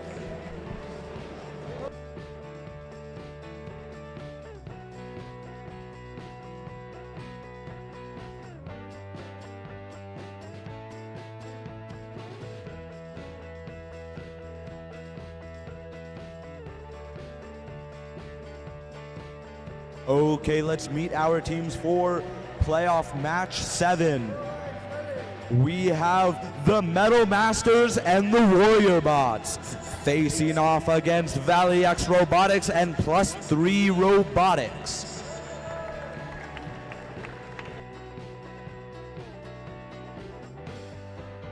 The motif for this match will be green, purple, purple.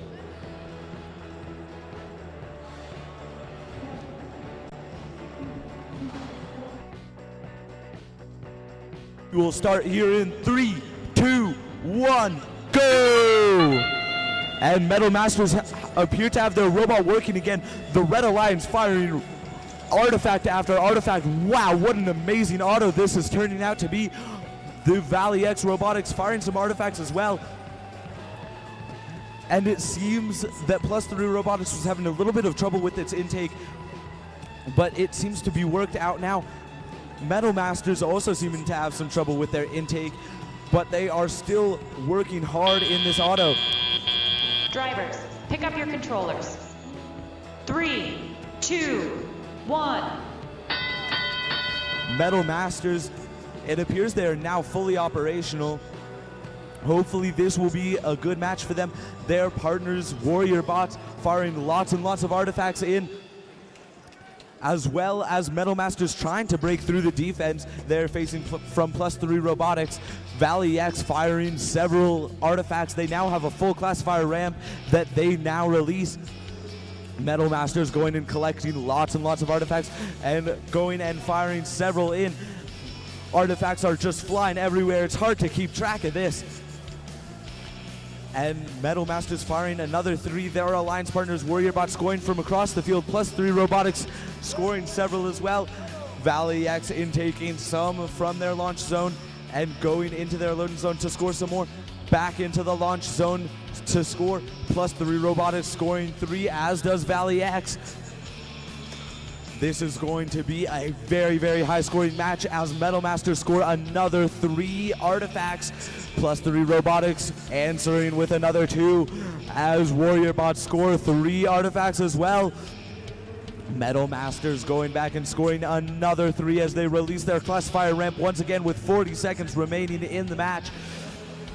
Warrior Bots picking up some more and playing some defense, some counter defense against Valley X. Metal Masters picking up some more artifacts, trying to score. They fire 3, able to get them in. 25 seconds remaining. This is a very high-scoring match. Metal Masters scoring another 3. +3 Robotics answering with another 3 score of their own. Both teams have a full classifier ramp. 10 seconds remaining in the match. 7, 6, 5, 4, 3, 2, 1, 0. What a match, what a match.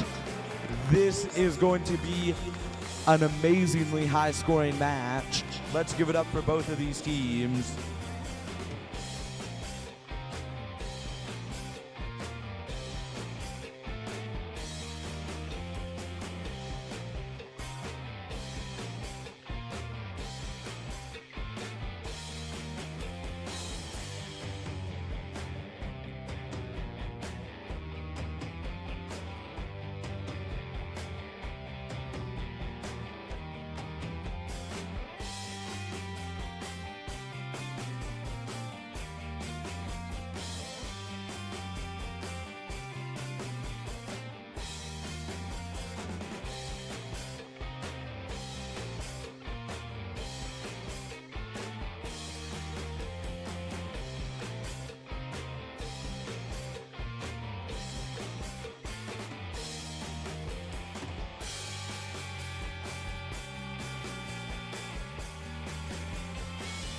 Okay, we have a score coming in for playoff match number 7. Who do you think it's going to be? And it is a win for the Red Alliance with a final score of 205 to 149. Our Blue Alliance 2 will advance to playoff match 9, and our winner Alliance 1 will advance to playoff match 10.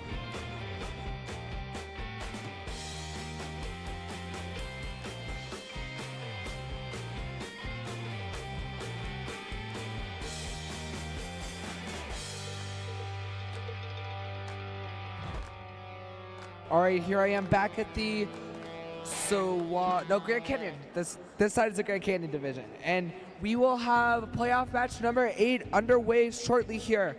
I actually don't have stuff on my tablet here, so I'll just announce the teams by memory. We have 18625 Trivium Nightmares and the Noodlebots team 26670 on Red Alliance number 3, and on the Blue Alliance number 6 we have 20775 Pinnacle Robotics and Pioneer 327 on the Blue Alliance. So actually I think this is a rematch from earlier. So as we randomize the motif, these teams are blaring and ready to go.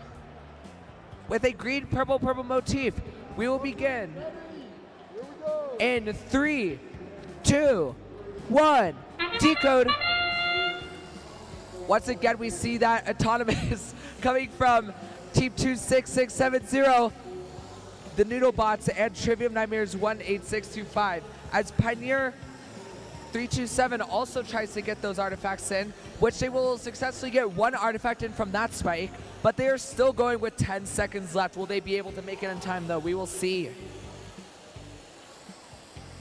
Oh no, it looks like they're not able to make it. They were able to shoot off 1, but sadly it misses. Drivers, pick All up your 4 controllers. leads once again, but the Blue 3, Alliance has a 2, slight lead going into 1. this teleop phase, something that did not happen last time inside of this battle. So hopefully the Red Alliance will be able to make a little bit of a comeback here, but the Blue Alliance does not make it easy, especially with Pioneer 327 and their teammate Pinnacle Robotics getting in those artifacts into the Blue Alliance goal. Having a 12-point lead is the Blue Alliance right now. Heading over to the launch zone is Noodlebots with 3 artifacts and shooting those off effortlessly. They even shot off like basically 3 at the same time, which was very, very impressive. Opening that Alliance goal is also Noodlebots, but Pioneer 327 is taking their chances from the back launch zone. Very successful position for that, but the Red Alliance has taken the lead, so Pioneer and Pinnacle do not have any time to get those experimentations done. They have to go, go, go, as the Red Alliance now has a 4-point lead inside of this match. A good artifact scored there from Pioneer 327 with 1 minute left, but the Red Alliance is pulling through with a lead here. 3 artifacts now for the Noodlebots, while the Trivium Nightmares are trying to get some artifacts themselves, but it looks like they have none inside of their ramp right now. But a full classifier for the Red Alliance. Emptied by the Noodlebots is that classifier for the Red Alliance. And the Trivium Nightmares seem to have a little bit of an issue there with their intake, so they decide to play some defense instead of trying to go pick up more artifacts, which is very smart on them. The Noodlebots, however, carrying the bulk of this scoring here. With 20 seconds left, we will begin the end game phase. Teams will continue to score, but they will also have to go and park their robots. Will they make it? And it looks like they do not go for the lift. The Noodlebots will not go for the lift this time so that they can get those extra artifacts in at the last second. And they will not actually get that partial park in, it looks like. It looks like they are just short of getting that partial park. But still a really good performance from the Red number 3 Alliance. But the Blue number 6 Alliance is keeping things very close because they're like, hey, you beat us before. We're not getting double eliminated by the Red number 3 Alliance. We're keeping things strong here, making sure that we get a victory here so that we can move into playoff match number 9. As we're waiting the final scores of the referees, we are seeing these robots sitting there just nice apart and getting ready for the final scores. honestly, that was a pretty clean match. I would be surprised if there are any fouls. The teams were making sure that they were scoring their artifacts and staying out of each other's way. Not much defense played in that game, but we will see how the final scores go. Equator head-rep, they're coming in now, and the winner is the Red Alliance. With a 92-68 game, the Red Alliance takes playoff match number 8 and will move on to playoff match number 9. And they will be the Blue Alliance. Now, sadly, that does mean we have to say goodbye to Blue Alliance number 6, but they made it very far, placing 4th inside of this bracket, if I am not mistaken. So congratulations to the Blue number 6 Alliance.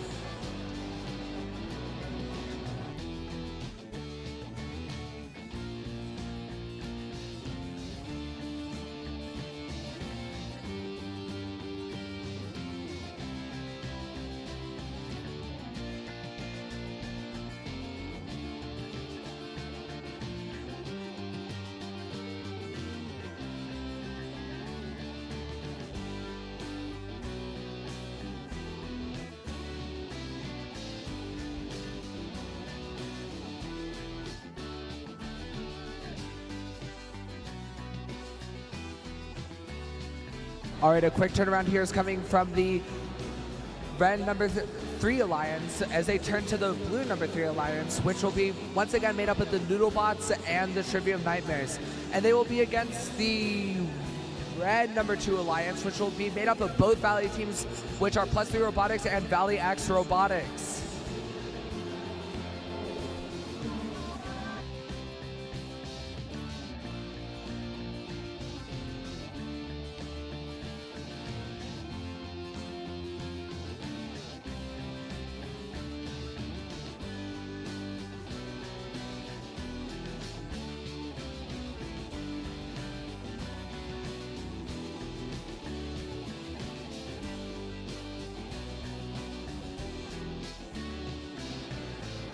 All right, we're going to go ahead and see how the Saguaro division ended up here. We got one match to do. We are going to go ahead and have an 8-minute break. We got to let those batteries cool, get them ready for our next matches. And what we'd like to do is go ahead, after we see this last match over here, we're going to go ahead and show some of the Compass videos.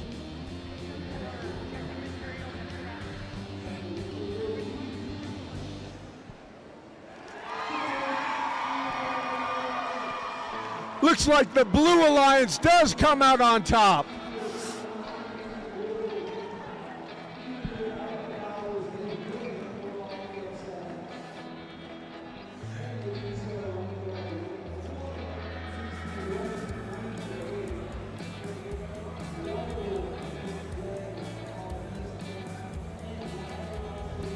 Come on, Eva.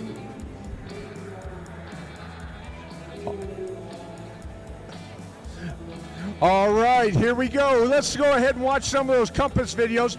As we're playing that, teams, remember to pick up your judging material at Pit Admin. Please pick up any judging material at Pit Admin.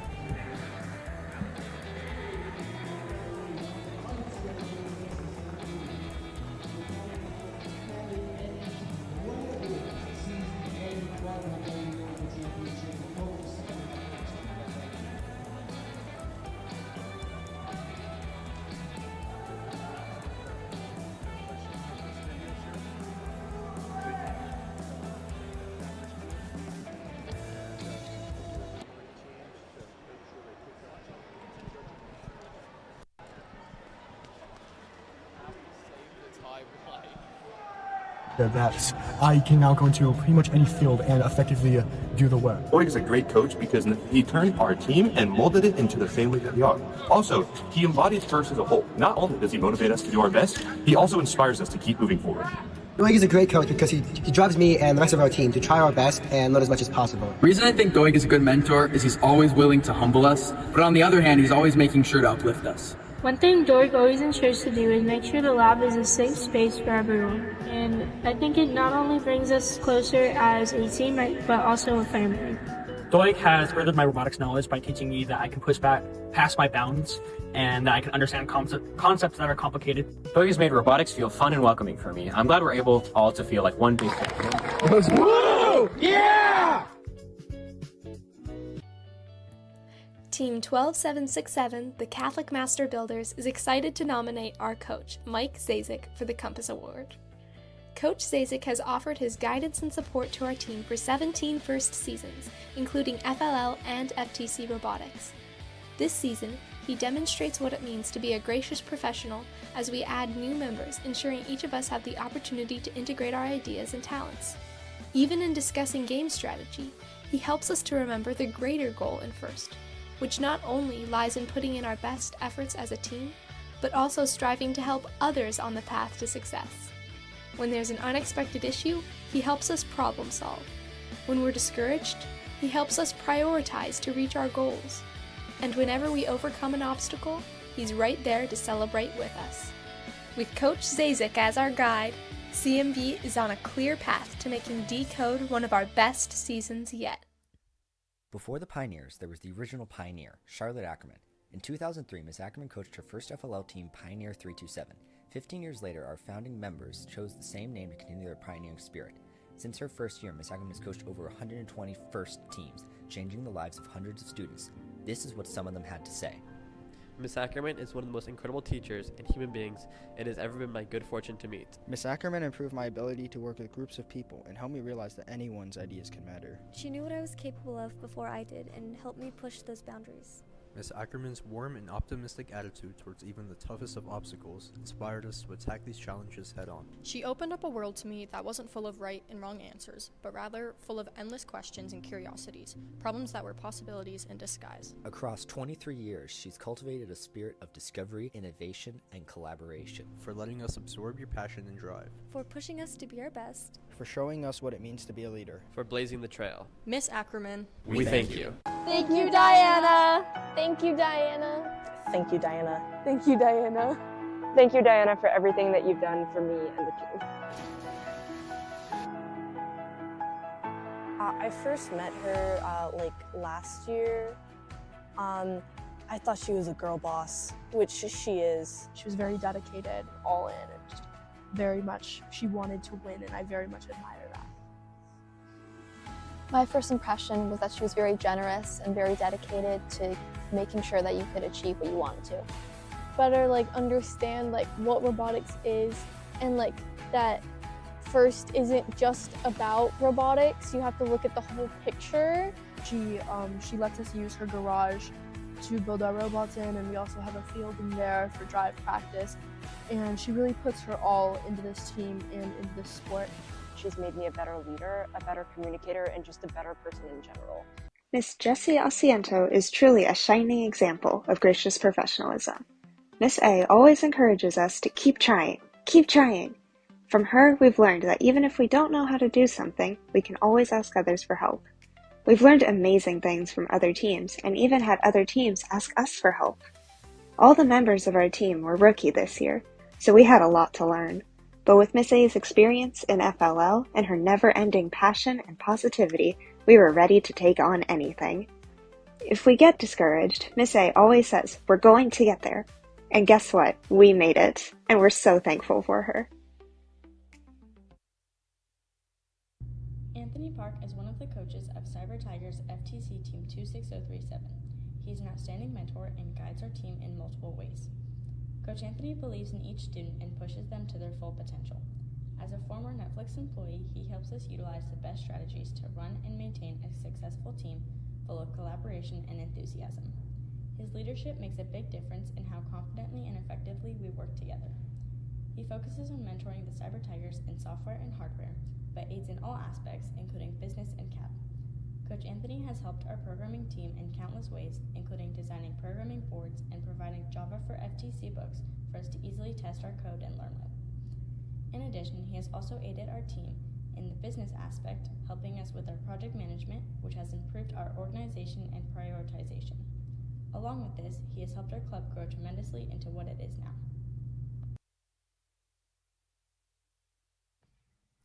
People think robotics is about machines, but machines don't stay after everyone leaves.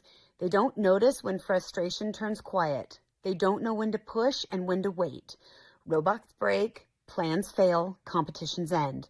But what doesn't end is the work of becoming, because somewhere between the loose wire and the missed shot, someone is teaching us how to think instead of panic, how to try again without embarrassment, how to believe that progress doesn't have to be loud to be real. Mr. Connor doesn't build the robot. He builds the space where we learn how to build ourselves. He reminds us that failure isn't the opposite of success. It's part of the process that makes success honest. Robots run on code, teams run on trust, and long after the robot stops moving, what he's taught us will never fade.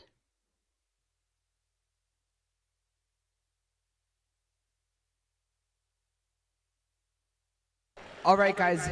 Now, I love those videos. I mean, all these coaches, we thank all our coaches because they volunteer their time and they make us learn all this stuff. And I just love our coaches, so yeah. All right, now back to playoffs. So we have the blue number 3 alliance, which is the Noodlebots and the Trivium Nightmares. We just saw them in playoff match number 8. And they will be versus the red alliance number 2.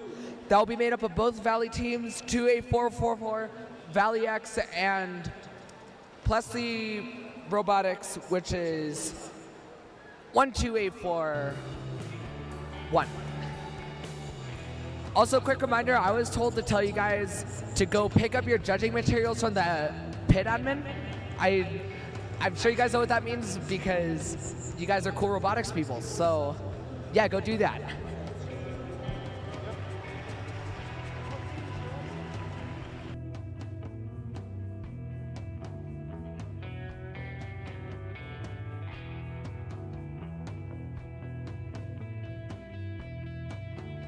Already, both alliances already in this second to last match of the Grand Canyon bracket. And the motif will be purple, purple, green inside of this match. So we will begin in 3, 2, 1, decode. All right, immediately we see Valley's teams with their strong autonomous coming through. And the Blue Alliance this time have a lot better autonomous, which is very good to see. They will not have as much of a deficit as the last game. But Valley is still going with plus 3 robotics doing 2 more purple artifacts.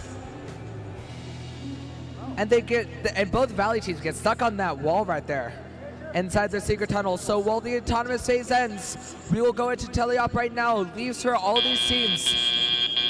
Drivers, pick up your 39 points for the red, 24 points for the Red Alliance right now. Only leading by 10 points entering into the teleop phase. We will see how these teams fare inside of teleop. Immediately we see Valley X scoring again 3 artifacts as the Noodlebots try to get artifacts for themselves. Trivium Nightlights look like they're able to pick up artifacts inside this game, so we'll see if they are able to score. Plus 3 robotics picking up artifacts for themselves and scoring into that alliance goal. 3 shot and 3 made. And almost a full alliance gate, which will be emptied by Valley X robotics. We see a large lead by Red Alliance number 2 right now with a minute 30 left inside of this game. 2 more artifacts from the Red Alliance. And the Trivium Nightmares, yes. They are able to get some artifacts inside of this game, which is very good to see, especially considering their misfortune in that last game. But the Noodlebots are trying to pick up the slack here a little bit for this blue number 3 alliance. Shooting for the far position is the Noodlebots, which is very interesting, especially considering that they are more consistent from the front. But speaking consistency from the front, we see plus 3 robotics scoring against some more purple artifacts with 50 seconds left inside of this teleop phase. 5 artifacts inside the red classifier right now as the Blue Alliance attempts to open up their classifier, which will be successful. Plus 3 robotics taking advantage of that and picking up 3 of those 9 artifacts that were from the Blue Alliance gate. And then Noodlebot scoring from that far position to avoid the hassle of going into the crowded front position. Plus 3 robotics shooting more artifacts with their alliance partner Valley X Robotics with the endgame phase beginning. The endgame phase is beginning, so now the robots will have to continue scoring while they will try and go. Will they lift? It looks like they'll lift. The Noodlebots will lift. Will the Trivium Nightlights get there in time though? 5 seconds. 4, 3, 2, 1, and they will not make it in time. Ooh. I almost got a heart attack for there for a second. The Noodlebot spot was wavering a lot. I thought it was going to tip over, but thankfully their base is stable enough to where the Noodlebot spot did not tip over. A dominant victory here from the Red Alliance number 2. 165 points scored inside of that match, and that is without motif bonuses or parking bonuses or foul bonuses. The winner of this match will go on to face the number 1 alliance inside of this division.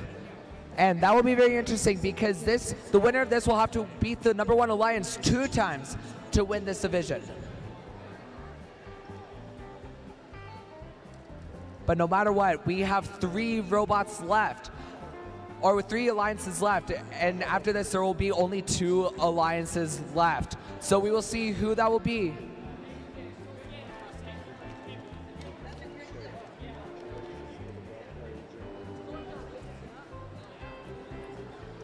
All right, we're still getting these referees' scores in right now. They're in their little huddle right now, making sure that there are no misplays there from either the scoring refs or the gameplay refs.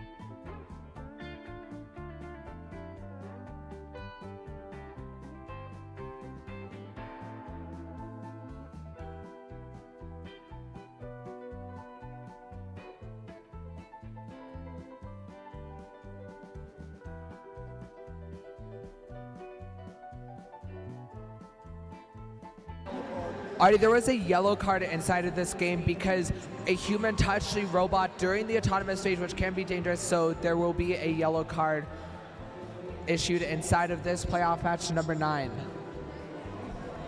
So I guess that's what most of the huddle was about from the referees. So we're ready to post the scores here in a moment. We're trying to get things going along here so that we can get into playoff match number 10, which will be the finals of this Grand Canyon division. Alrighty, we are posting the scores now, which we will see. The winner will be the Red Alliance! Congratulations to the Red Alliance. Because of their score, they will be able to face the number 1 alliance, and they will have to beat them twice. But I would like to say congratulations to the number 3 alliance, placing 3rd inside of this division. Very, very impressive. If you really think about it, 3rd in the entire state. So congratulations to the Blue Alliance. You had a very, very good run inside of this Arizona State Championship. But I will now hand it over to my co-caster for the finals of this Grand Canyon division.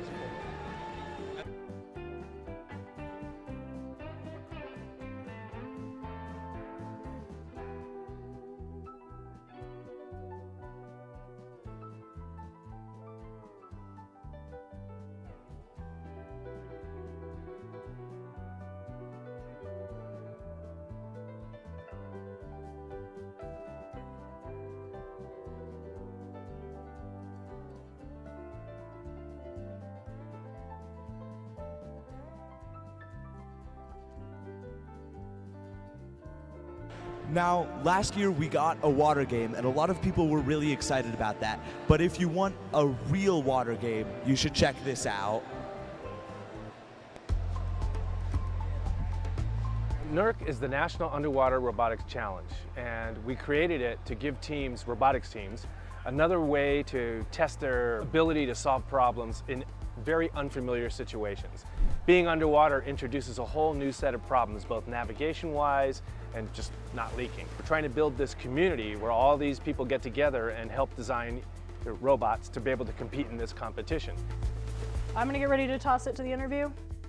Well, we are back here with Arnell interviewing a student from the Electric Eels who just went in the water.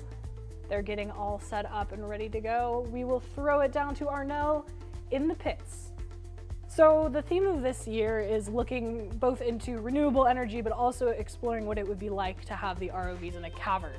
The kind of the conceit or the story behind this mission is that you have a team of researchers who were going down to service a joint geothermal nuclear plant in Alaska, which is right near the Ring of Fire, a heavy geothermal activity zone. And so they got trapped in a cave, so the ROV needs to rescue them. We even have an ROV kit that we designed that teams can buy so they don't have to learn how to go source all those individual things. They can focus more on the engineering and designing of solving the problems of how to accomplish the tasks in the mission. So we're trying to make it so it's a lower introductory price you have to pay both knowledge-wise and money-wise to get into the competition. And the hope is that you get interested and then you invest more in your technical knowledge and hardware that you want to get, and maybe even form your own team rather than working with an ad hoc team. How difficult is this for people? It's crazy difficult because it's way harder than like driving a car. You have to worry about both the front, back, left, right, but also the up and down in the water. And so it is quite the challenge because moving in water, anyone who's tried to learn how to swim knows that it can be really hard. We're trying to build the STEM ecosystem in Arizona. We have age categories that go from grade school all the way up to adults. So we're trying to make STEM part of the family structure. It's not something just a group of people do, but anybody can do.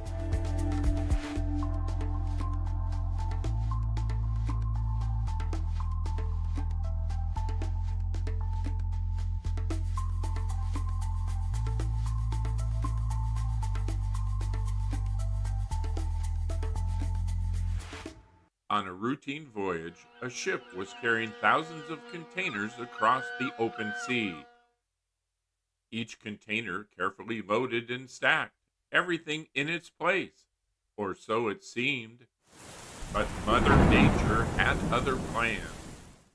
In an instant, disaster struck, and many containers were lost to the sea. But from disaster came something totally unexpected. A tale of travel, science, and a surprising journey of thousands of tiny explorers. Welcome to Chucky Disaster!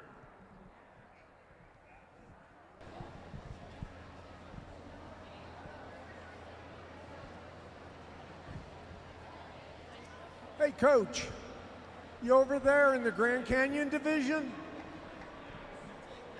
You know, I heard through the grapevine. Well, yeah, we got to look at somebody who's, these coaches are so amazingly special.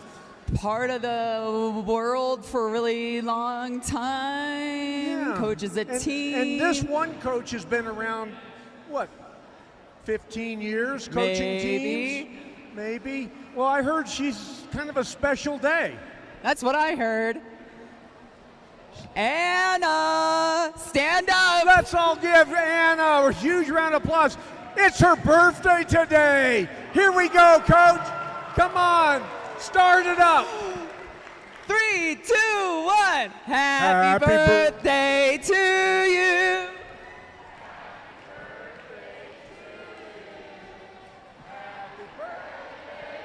Dear Anna, happy birthday to you. Anna, We love you, thank Anna. you for everything you do.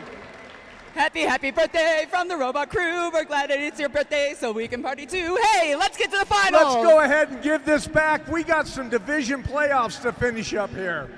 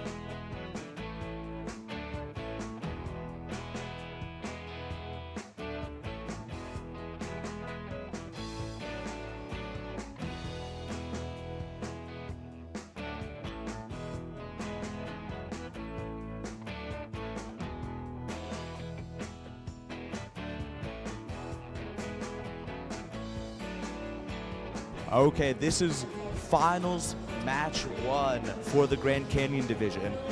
Now, our Alliance 1 has been undefeated so far, which means that because it's double elimination, if they win this match, they are the champions of the Grand Canyon division.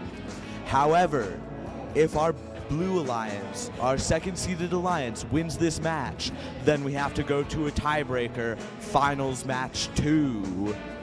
So, let's meet our teams for finals match 1.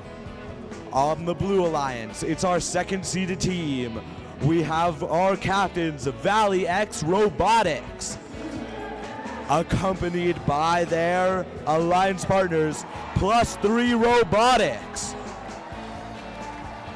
And on the Red Alliance, our first-seeded alliance going undefeated so far, we have the Metal Masters, accompanied by their alliance partners, the Warrior Bots. Let's have both teams meet in the middle to shake hands.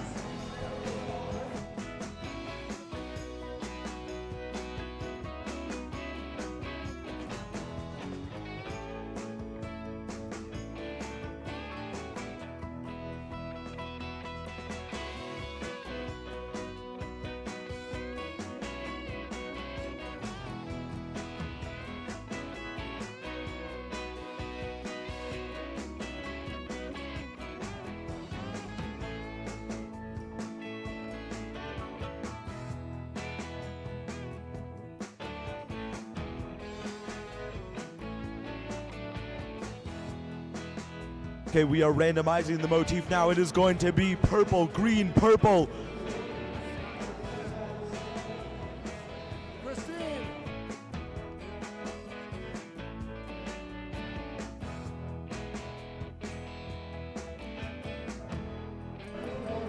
Okay, we are going to start finals match 1 in 3, 2, 1, go! We have robots moving off of the line. Red Alliance firing 6 artifacts, scoring several of which.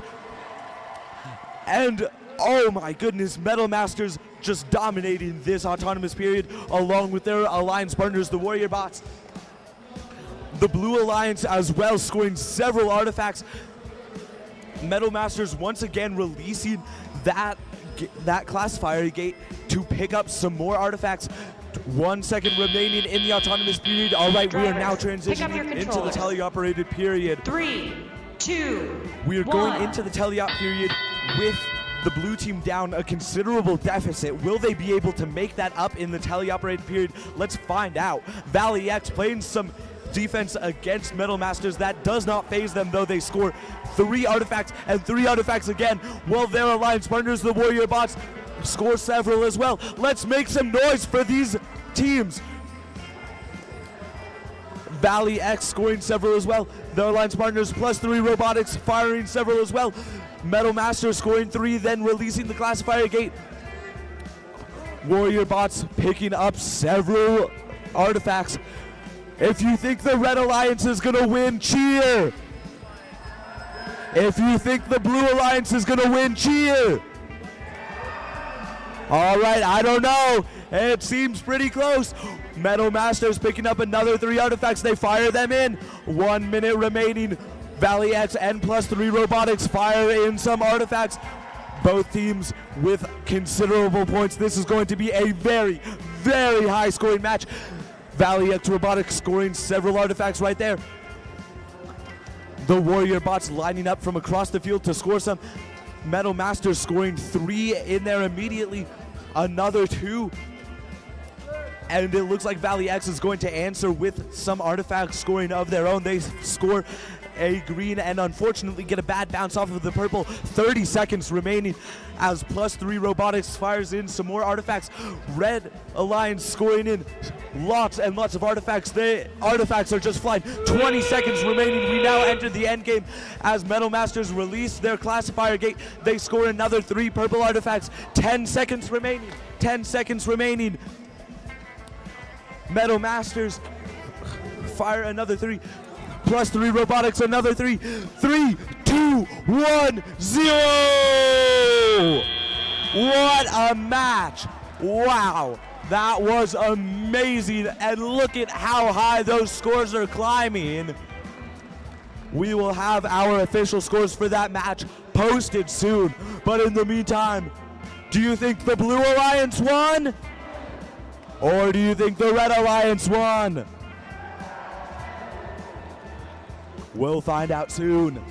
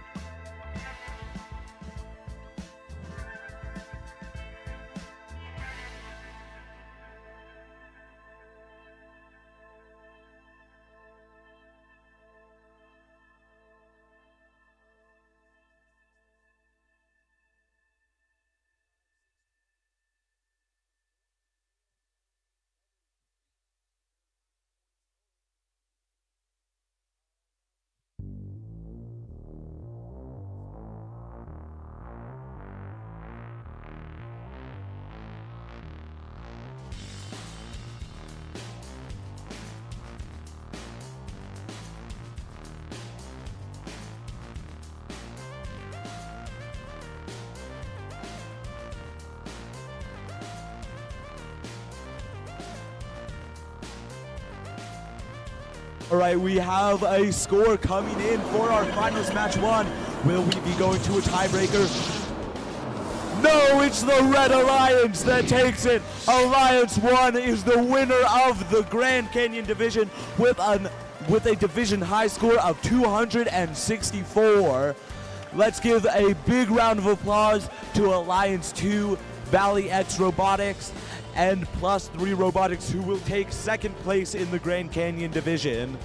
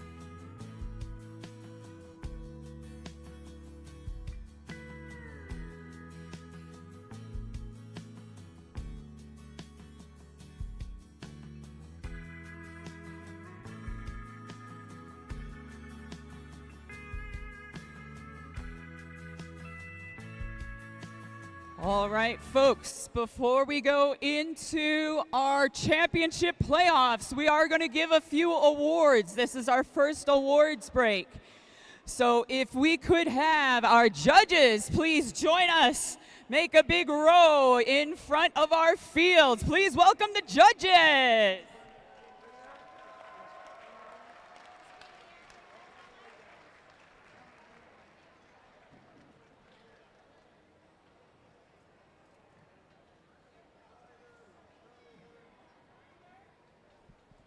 All right, teams, let's go through how to receive an award.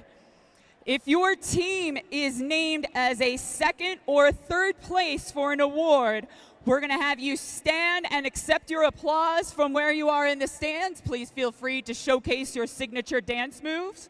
And we will have the first place winners of each award come down to the field to accept the award. Now, please remember to, say it with me now, walk with purpose.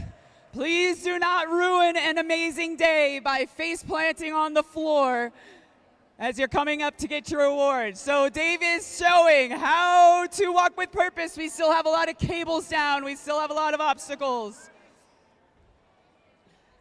Please don't wipe out as we call you down. We're going to start with the Judges' Choice Award.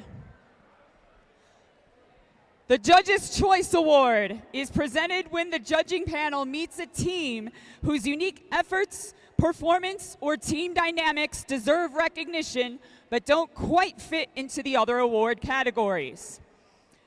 Here's what the judges have to say about the winner of this award.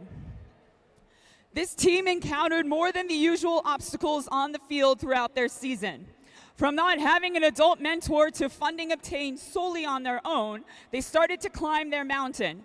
But blocking their way was an IT department that, while doing their job, kept them from accessing coding and design software. Nevertheless, they learned to communicate their needs to the community, allow the whole team to try each area, and mentor a plethora of new people while building 3 iterations of their robot. The judges celebrate how this team reached their mountaintop. Congratulations, team 20775, Pinnacle Robotics from Phoenix, Arizona. Come on down.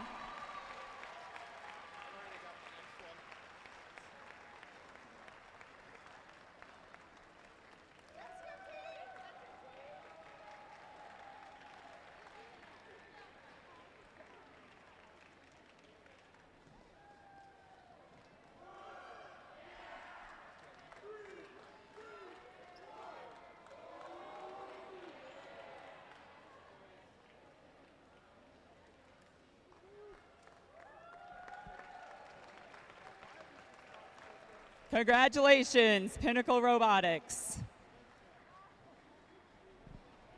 Next, we have the Design Award.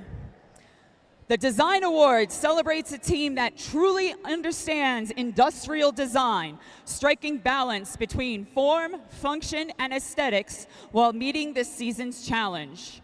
The team's design process results in a robot that is efficient, effective, and inspiring in the way that it tackles the game.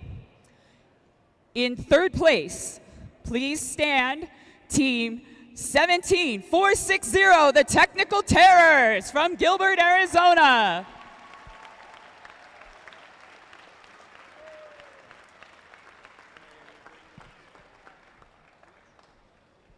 In second place, please stand, team 18421, Unscheduled Disassembly from Peoria, Arizona.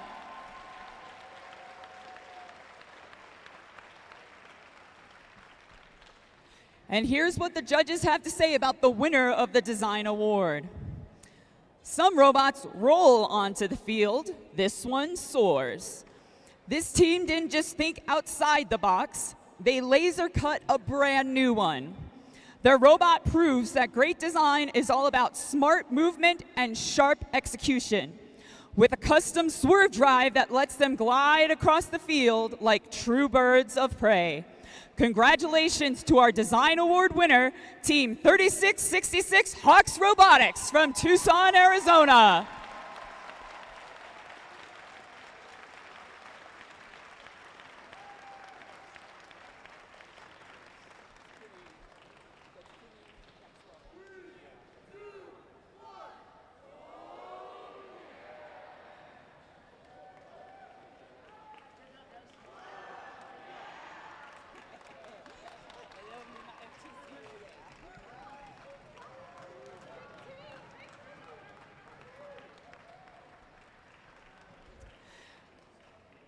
Our next award is the Reach Award.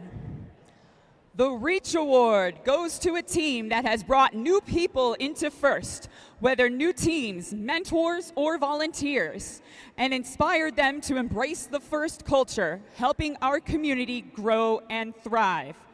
In third place, Team 12841 plus 3 Robotics from Chandler, Arizona.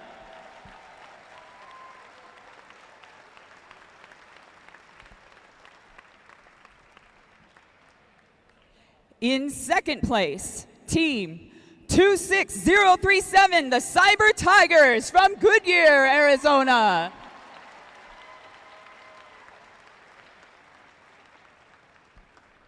And here's what the judges have to say about the winner of the Reach Award. This team wowed the judges with passion for STEM. From coding to circuits, it starts with them. No challenge too tough, no crowd too bold. They shared their spark with young and old. They've grown in confidence, leadership strong, finding their voices and bringing others along. Through outreach and action, their message rings clear. You belong in STEM. Your ideas matter here. They build up their community hour by hour, showing every boy and girl they can rise, lead, and empower. Congratulations, Team 24154, Empowered Robotics!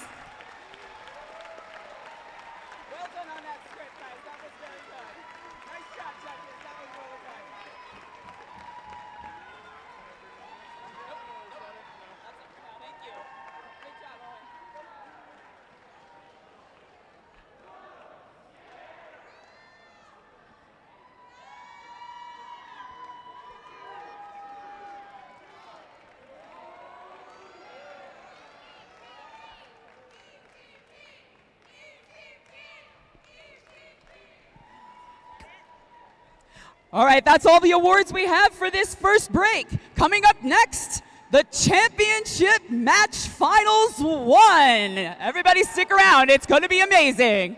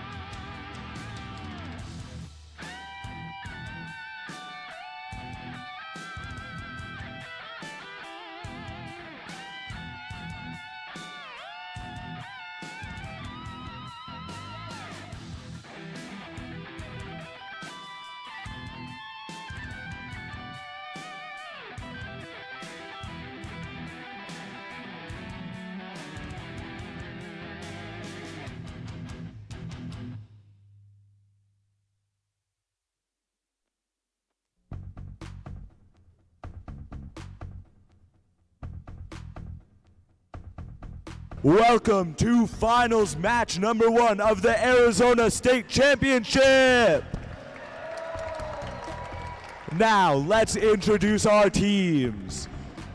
On the Blue Alliance, the winners of the Grand Canyon Division, captained by a team who went undefeated in the qualification matches, we have the Metal Masters and the Warrior Bots. Let's throw it over to our other MC from the Saguaro Division to see what they have to offer. What's up?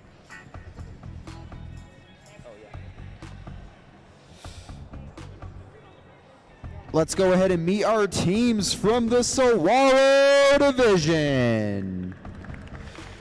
Starting us off on the Saguaro Division in red is their captains, 25-620 Hexadecimal Nibble. Looking to complete their Arizona season with only 1 loss. And they will be joined from Gilbert, Arizona. It's the 12767 Catholic Master Builders. Let's hear if you think the Grand Canyon Division is gonna win. Let's hear it if you think the Saguaro Division is gonna win.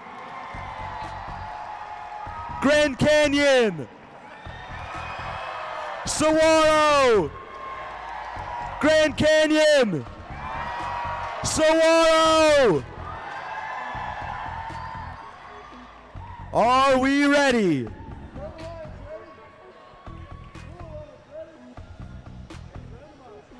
All right, we are randomizing the motif. It's going to be purple, purple, green.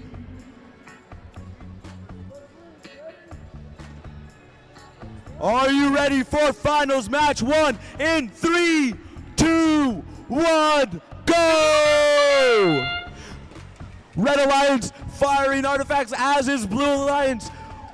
Artifacts just flying everywhere. Red Alliance already with the full classifier ramp. Hexadecimal Nibble opening up their classifier ramp. The same goes for the Metal Masters. Over on the Blue Alliance, they open up their classifier gate, taking some in. This is neck and neck right now, 43-45. Hexadecimal Nibble scoring several artifacts. It looks like their auto was just a little bit off. They weren't able to release their classifier ramp. 1. Immediately, we have the Metal Masters going to release that classifier ramp as Hexadecimal opens up their classifier ramp as well. The Red Alliance Catholic Master Builders go and pick up some purple artifacts from their loading zone as the Warrior Bots fire some artifacts from across the field, as do the Metal Masters, undisturbed by Hexadecimal's defense. They're still able to score. 1 minute and 30 seconds remaining in the match, with the Blue Alliance leading ever so slightly. Hexadecimal scoring from across the field. Metal Masters missing a couple of shots. Warrior Bots able to score from across the field. Catholic Master Builders releasing their classifier ramp. 1 minute and 15 seconds remaining in the match. Warrior Bots scoring from the tip of their launch zone. Hexadecimal scoring 3 green artifacts from across the field. Metal Masters scoring 3 purple from inside the close launch zone. They go and open up their classifier ramp. Hexadecimal scoring a couple more from across the field. It is neck and neck here with about a 10-point deficit. Catholic Master Builders opening up their classifier ramp. Hexadecimal firing from across the field. Metal Masters score from inside their close launch zone. Catholic Master Builders going to pick up some from their secret tunnel. One is stolen right out of their intake, though, by the Catholic Master Builders. Warrior Bots firing some artifacts into their alliance goal. Hexadecimal firing from across the field, scoring. 25 seconds remaining in the match. It is neck and neck. Red with a full classifier ramp. Catholic Master Builders open it up. Metal Masters open up their classifier ramp as well. We are now into the end game. What will happen here in the end game? Hexadecimal playing some defense against the Metal Masters. It is so close right here, with the blue taking a slight lead. Hexadecimal from across the field. 5 seconds remaining. 4, 3, 2, 1. That is the match. What an amazing match. What an amazing match. We will have the official scores out soon. Let's hear it if you think the Saguaro division won that match.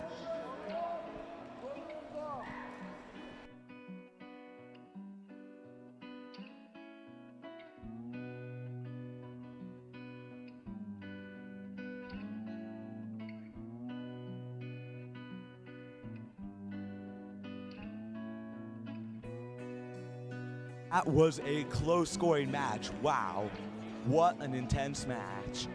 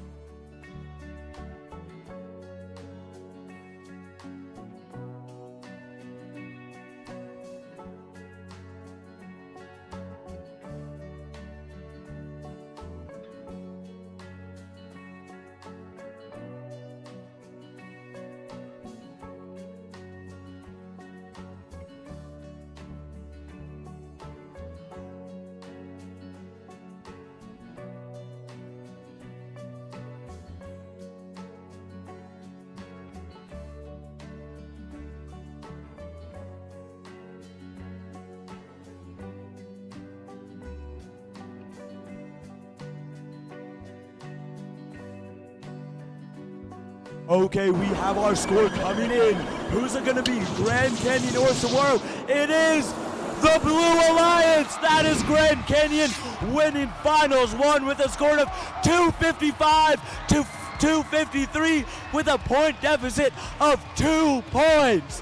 What a match, what a match. That was incredible.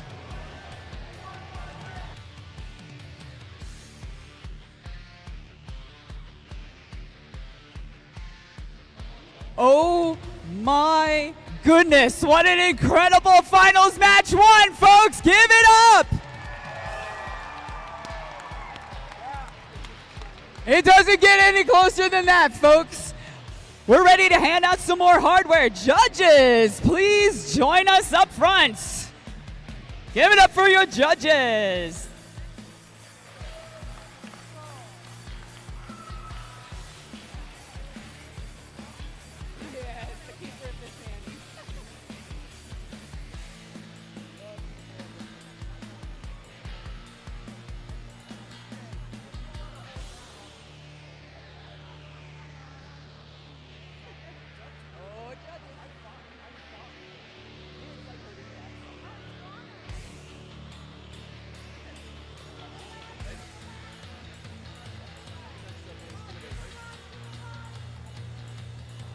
All right, the Control Award celebrates a team that uses sensors and software to enhance their robots' performance. With innovative solutions like autonomous operations, smarter mechanical systems, or sensor use, they tackle game challenges with creativity and skill, showing how technology can push their robot to the next level. In third place, please stand, Team 26664 Yeti Machina from Flagstaff, Arizona.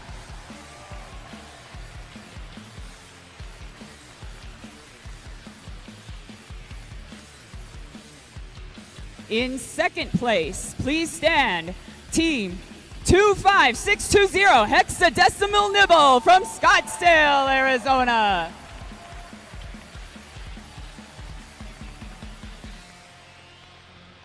Here's what the judges have to say about the winner of the Control Award. This team showed up with creativity and a turret to match. With metal and 3D printed wheels, the 24+ auto control of their bot stood out with 1 click for 3 positions, 4 R error fixes, and 3D printed vector wheels. They didn't just create, they mastered. Congratulations, team 18420, the Metal Masters from Peoria.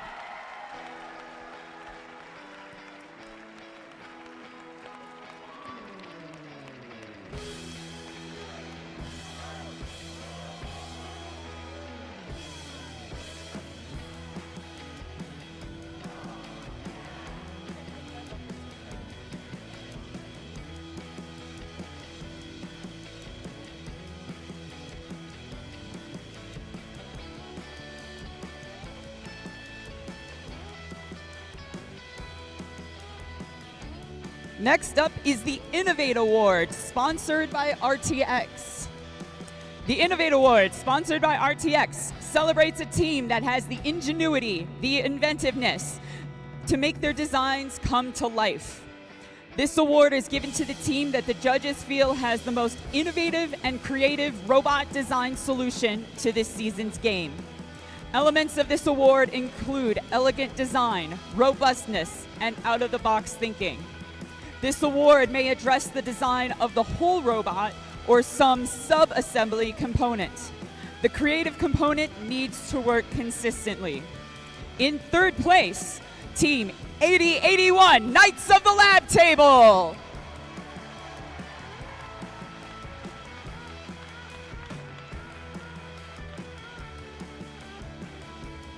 In second place, Team 15461, Nuts and Bolts from Vail, Arizona.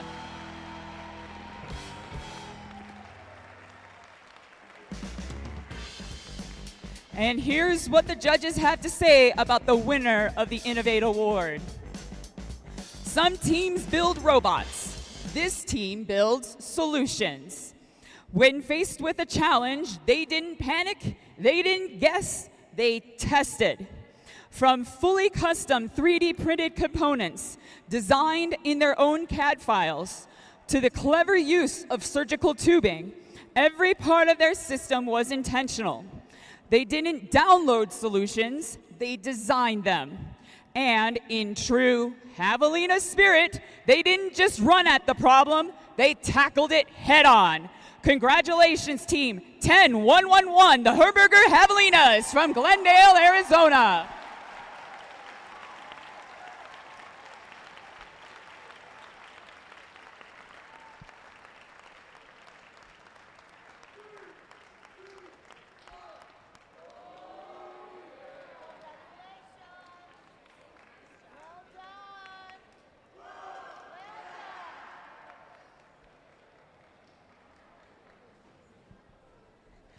Our next award is the Sustain Award.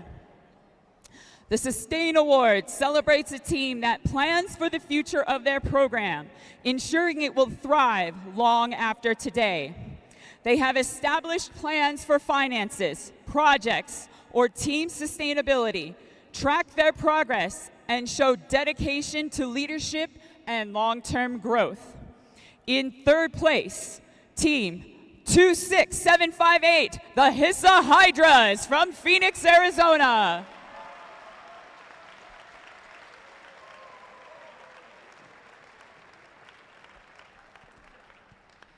In second place, Team 14254, Trivium Nightlights from Goodyear.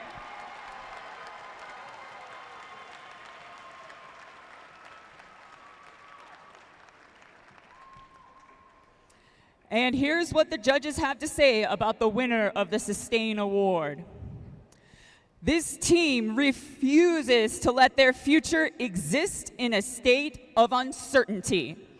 They energize their program through strong community partnerships and a budget that actually adds up. They simulate before they fabricate, collapsing errors before they materialize. When leadership drifted, they recalibrated the system and restored balance to the force of engineering. Now their membership is multiplying and their program is expanding at quantum speed. Their sustainability isn't theoretical, it's measured.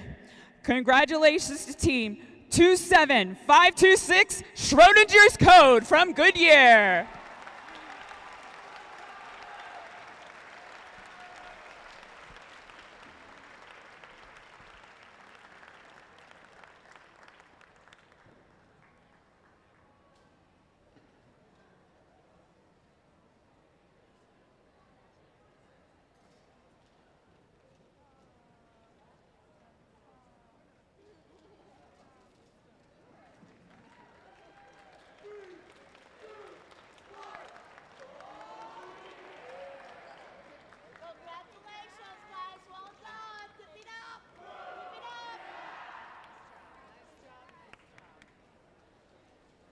Congratulations to all our award winners from this group. Please go ahead and turn your attention back to the field. In just a few minutes, we will have the championship finals match 2. Don't go anywhere.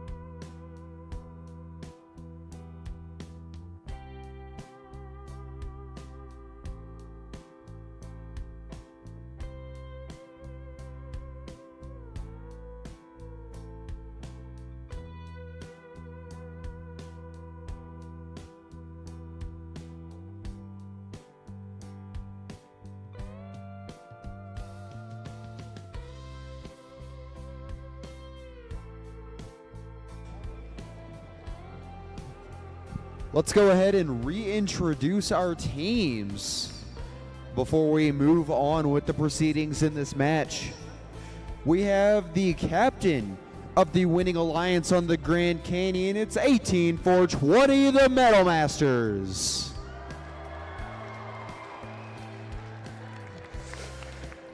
And they will be joined by their alliance partner from right here in Flagstaff. It's 26-100, the Warrior Bots.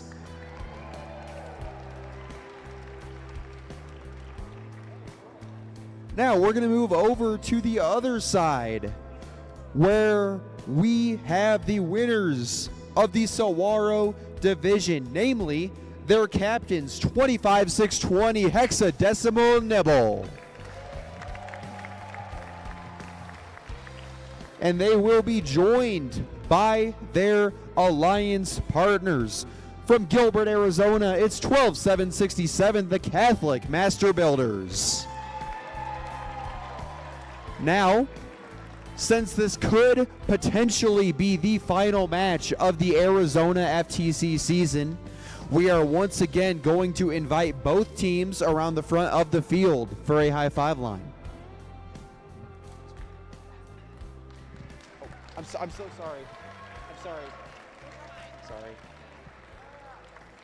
Congratulations to both teams for making it to this point. And as a reminder, the Grand Canyon won a thriller 155-153 moments ago, so they have a leg up in this best of 3 series. If they win the next one, then this series is over and we will crown a state champion. If the Saguaro division wins this one, then we will keep going for one more rubber match to determine our Arizona state champions.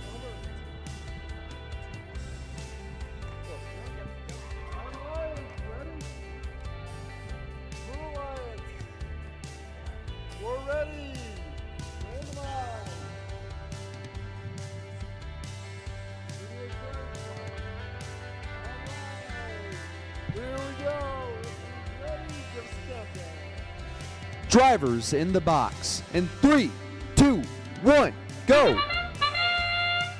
And this could be the final match of the Arizona First Tech Challenge season, as 26-100 making long shots in their near production coming from last year's state champions, the Metal Masters. Hexadecimal Nibble responding in kind on the Red Alliance, as the Catholic Master Builders, who have been finalists 3 times this season, have the opportunity to win their first, and what a first it would be. Drivers, pick up your controllers. 3, 2, 1. And now the drivers are in control with everything on the line. Expect a lot of risk-taking, especially around the human player stations. We have seen both sides employ that strategy so far of stealing pieces from the other alliance's human player.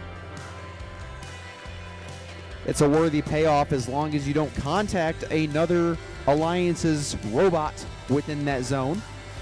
26-100 in their traditionally pink machine. They are going to move on over and block the Catholic Master Builders. However, the Catholic Master Builders still managed to score 1 in that volley, and playing near side is going to be Hexadecimal Nibble, the winning alliance captain of the Saguaro division. It is a lot of back and forth here, but right now the Blue Alliance Grand Canyon has the early advantage, 160 to 129. However, we saw that because Grand Canyon does have the higher producing auto. However, they got caught up to IntelliOp last time, so we will see if that repeats within the next 52 seconds. With the Red Alliance working to come back, the Metal Masters nailed out another 3. It's important to note that the Red Alliance won that motif battle handily. We will see if the Blue Alliance has a few motifs of their own when we get into the endgame period. 12-7-6-7 is just thrown off kilter. However, they knock one down. We have talked all day about how the ability to play through contact is going to be vital for whichever team wants to take home the trophy. And right now, Nibble just showed off their ability to do so. As the Metal Masters make another long shot, Nibble battling with them for the space. We have 10 seconds left. Anyone's match. 6, 5, 4, 3, 2, 1.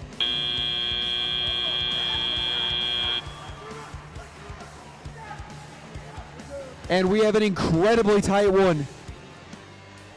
The Grand Canyon division does seem pretty pleased with their endgame performance. But we do have a score to tally, so we will check in on that momentarily.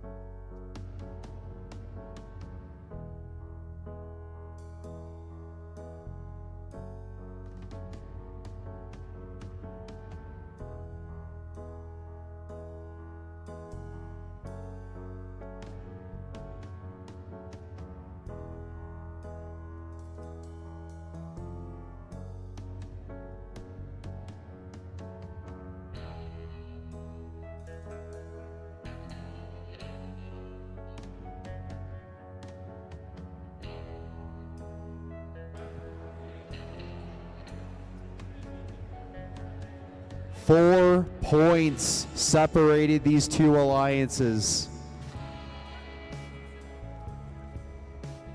We're going to see who it is. And your champion is the Grand Canyon Division.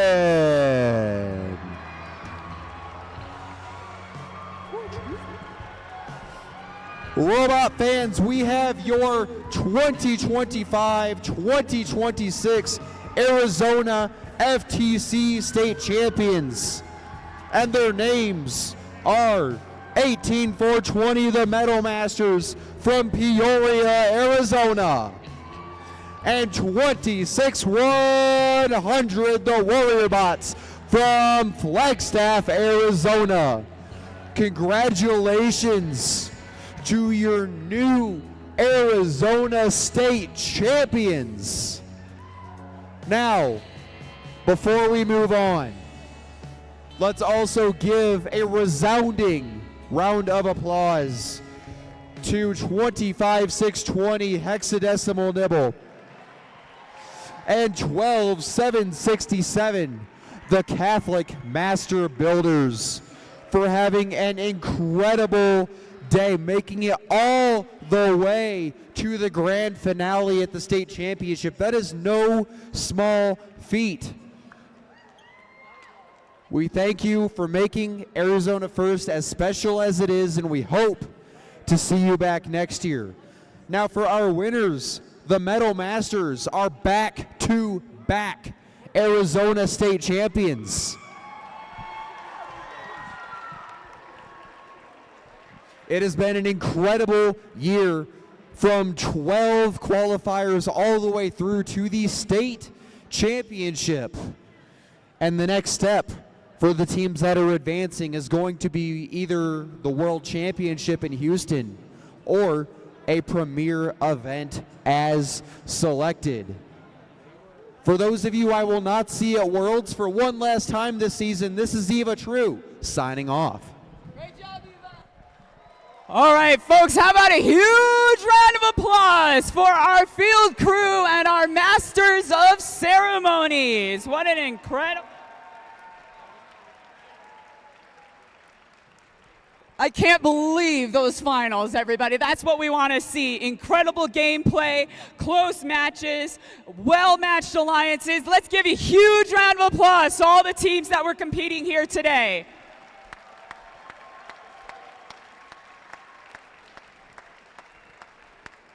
All right, and now we're going to ask our teams to go ahead and take their places in the stands for our final awards. We're going to start with the Connect Award. The Connect Award is presented to the team that has built strong connections with their local STEM community. With a clear plan and intentional steps, they grow their skills and show how teamwork and community involvement drive success in first. In third place, please stand, Team 13968, the Herberger Howlers from Glendale.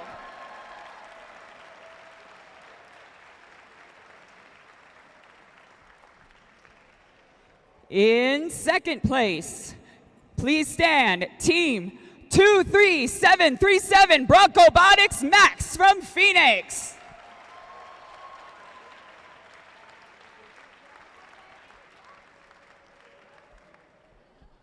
And here's what the judges have to say about the winner of the Connect Award. This award goes to a team whose impact travels far beyond the pit, leaving clear tracks wherever curiosity and opportunity meet. From stepping out in matching jumpsuits to taking the stage at governing board meetings and making headlines, this team has clearly blazed a trail of connection and visibility. For being print ready, leading the way like true trailblazers, and not waiting for paths, but creating them, please congratulate Team 14584 Pioneer 327 from Tucson.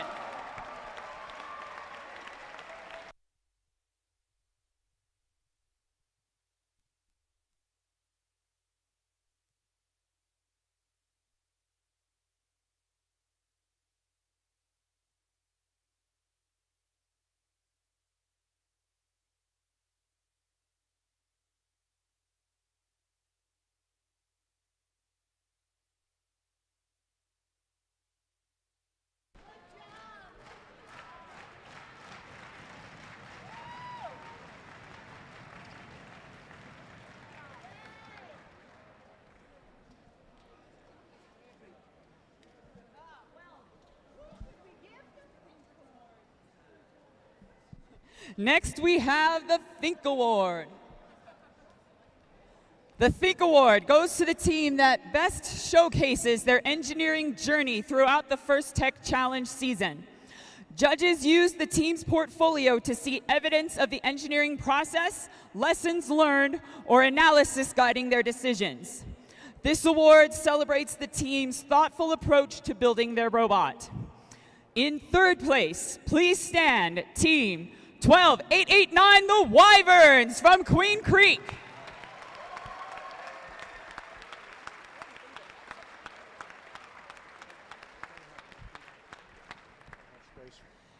In second place, Team 17062, the Tech-Alongs from Scottsdale.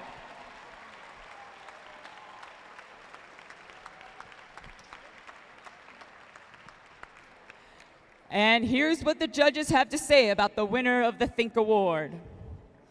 This award honors a team whose work shows a level of care and refinement that feels less like a build and more like a carefully crafted legend. As the pages turn, you can see how every design choice was forged with purpose, scale by scale, for breathing fire into their engineering process and showing that true excellence is earned one meticulously detailed page at a time. This award proudly goes to Team 10523, the Dragons from Queen Creek.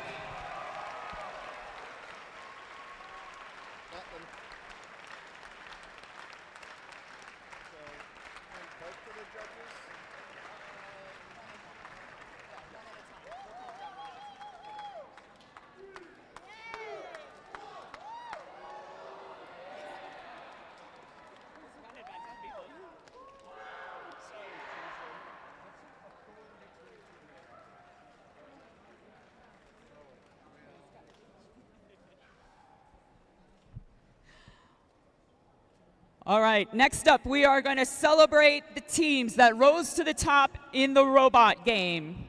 We're going to start with our division finalist awards. Starting with the finalists from the Grand Canyon division. The captain of that alliance is Team 2844, Valley X Robotics from Chandler, Arizona. Come on down. We have a trophy for you, division finalists.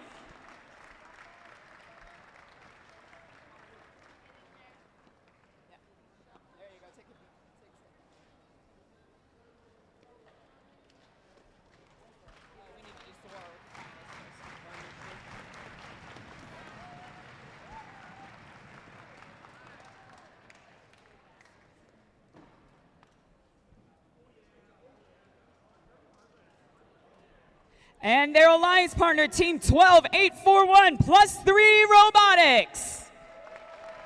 Also from Chandler.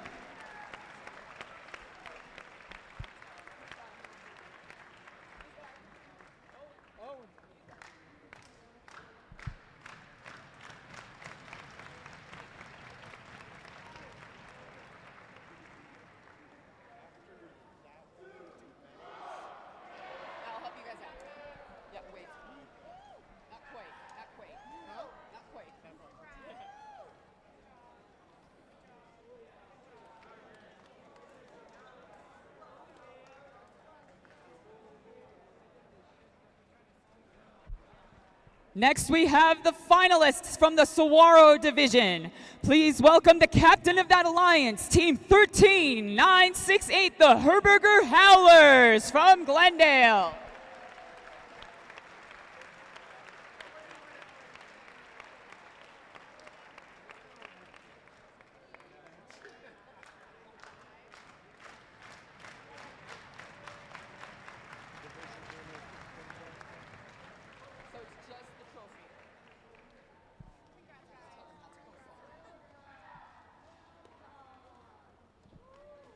And their alliance partner, Team 10111, the Herberger Javelinas.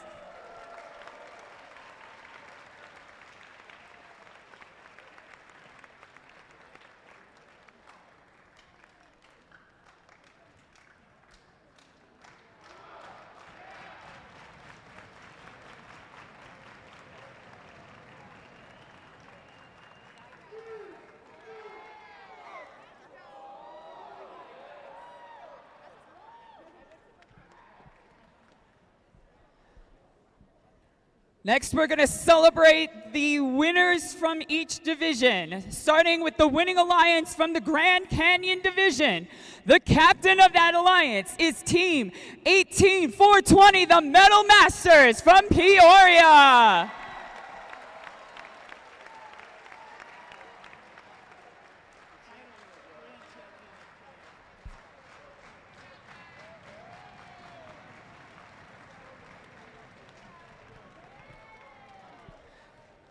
And their alliance partner, Team 26100, the Warrior Bots from Flagstaff.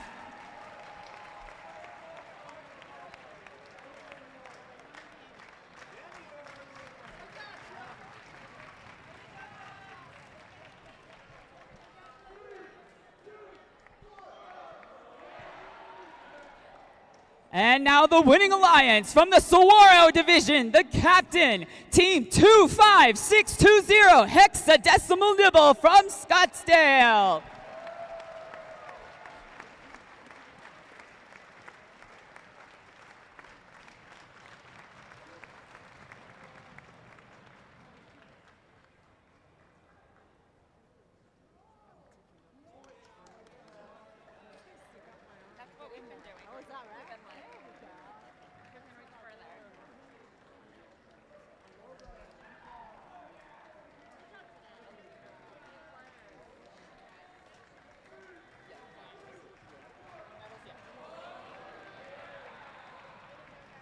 And their alliance partner, Team 12767, the Catholic Master Builders from Gilbert.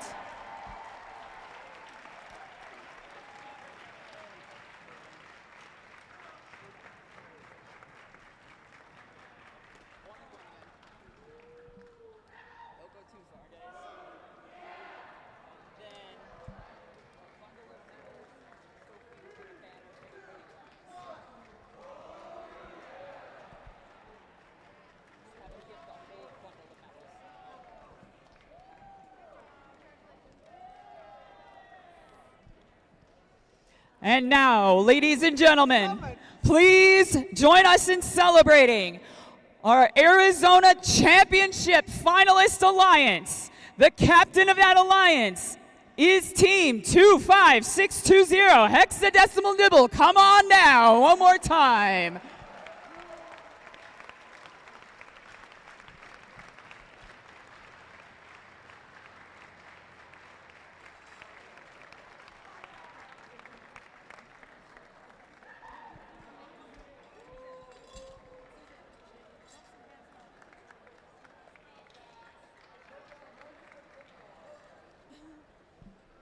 And their alliance partner, Team 12767, the Catholic Master Builders.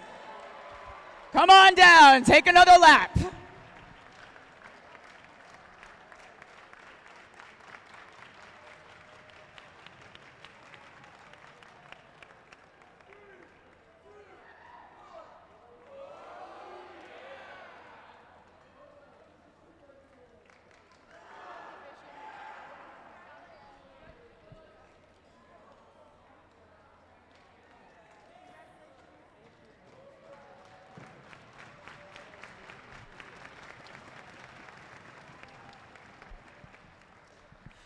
And now, ladies and gentlemen, your Arizona champions.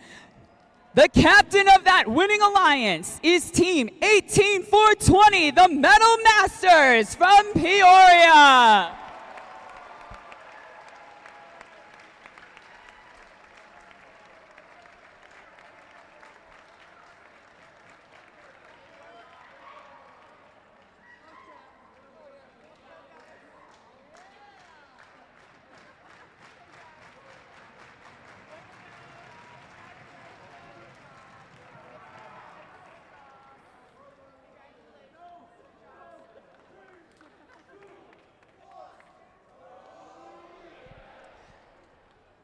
And their alliance partner, Team 26100, the Warrior Bots from Flagstaff.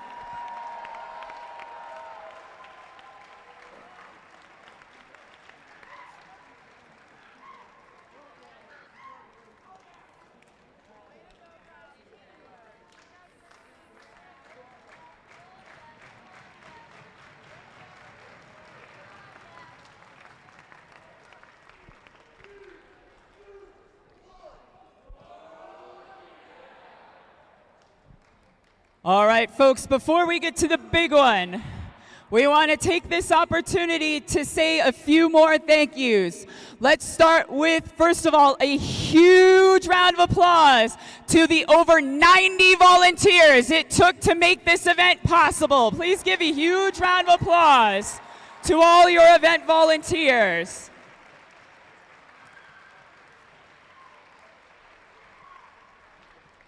And for any of you that would like to have more robot fun, we have the Arizona North Regional being played at the NAU Skydome in 3 weeks. Please see the lovely Susan if you would like to sign up to volunteer. We'd love to have you.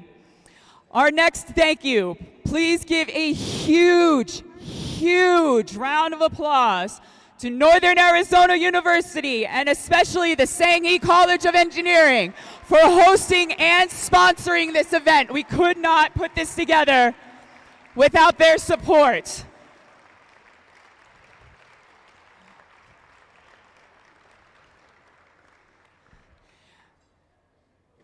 Students, I would like you to please stand and give your coaches and mentors a standing ovation that will raise this roof for all of their time and energy that they put into this season.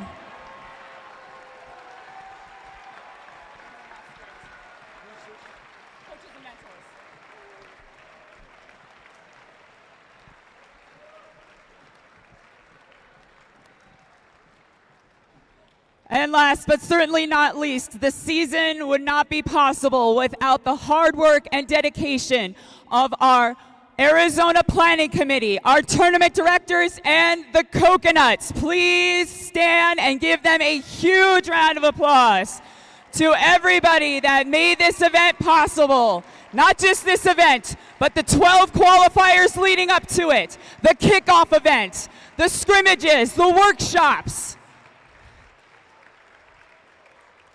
and the tireless hours that these dedicated volunteers put into making First Tech Challenge in Arizona possible.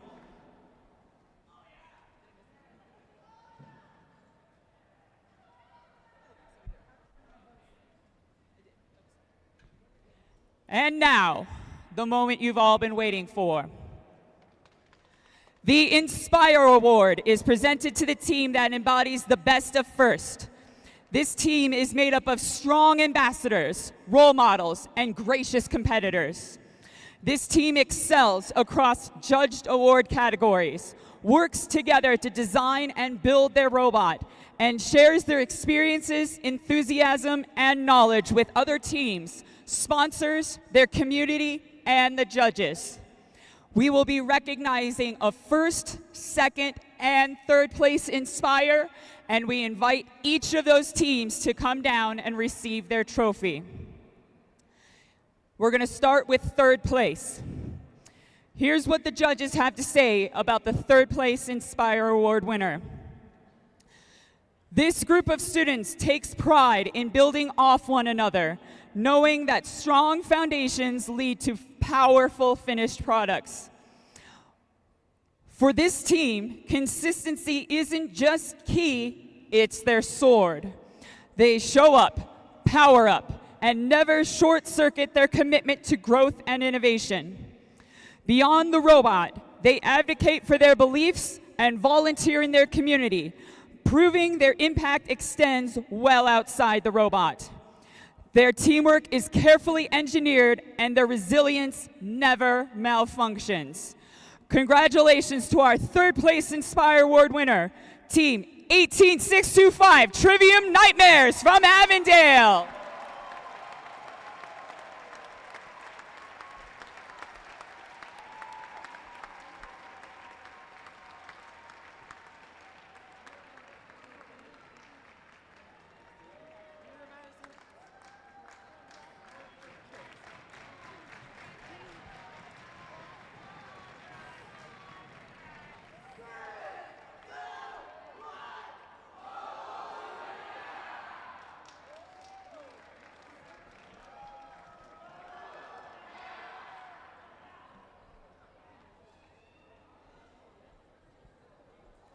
Here's what the judges have to say about our second place Inspire Award team. This team doesn't just take risks, they defeat them. With calculated clicks and precision picks, they turn bold ideas into wins that stick. From our northern neighbors to friends hours away, their impact spans time zones, night or day. With slick 3D prints and an auto that hits from the very first beep, they push all the right buttons and never miss a beat. Congratulations, team. 10984 Beat Patrol from Litchfield Park.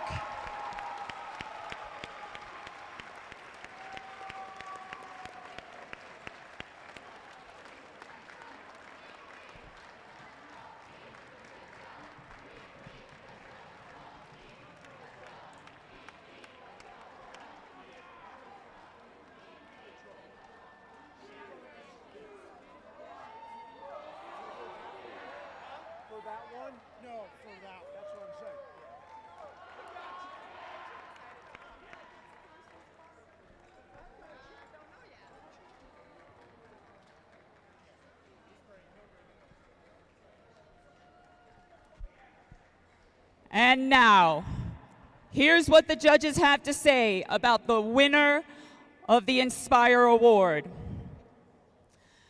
The Inspire Award honors a team that truly embodies the team first spirit and serves as a role model in their school and community. This team demonstrates meaningful outreach through volunteering and sponsoring STEM camps. They proudly represent FIRST as ambassadors by advocating for the program at their city council. Their robot stands out with custom CAD designed components and mecanum wheels, showcasing thoughtful engineering and versatility.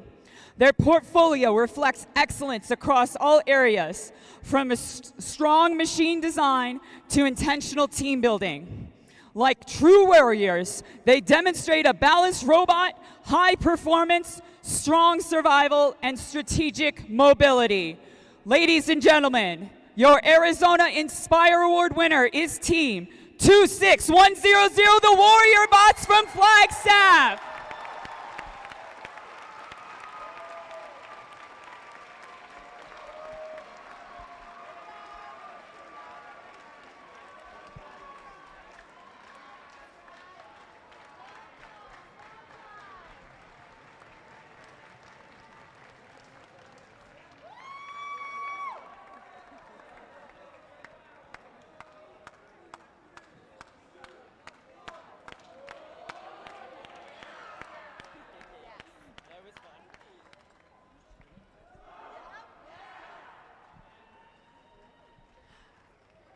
And now, as your favorite Susan likes to say, but wait, there's more.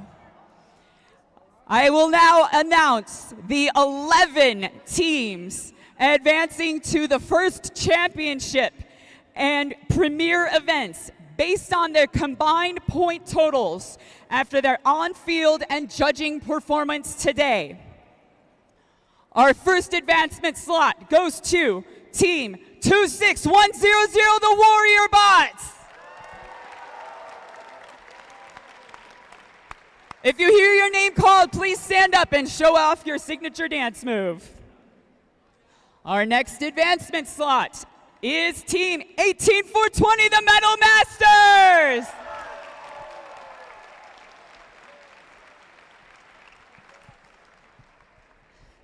Our next slot is to Team 25620, Hexadecimal Nibble.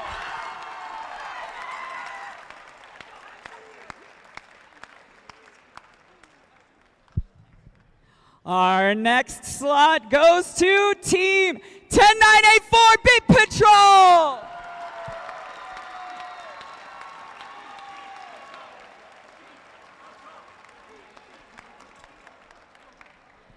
Our next slot goes to Team 10111, Herberger Javelinas.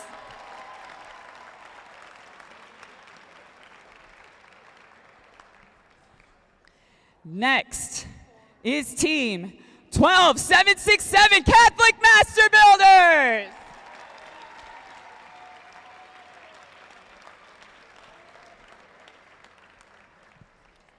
Next is Team 18625, the Trivium Nightmares.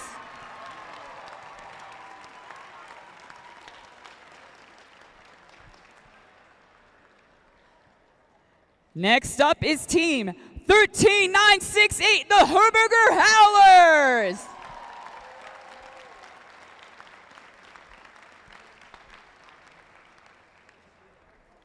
Our next spot goes to Team 2844, Valley X Robotics.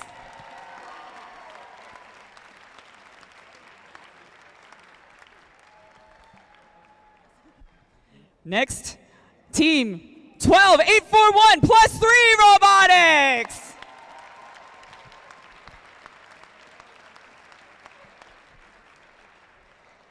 And our final advancement slot goes to Team 3666 Hawks Robotics.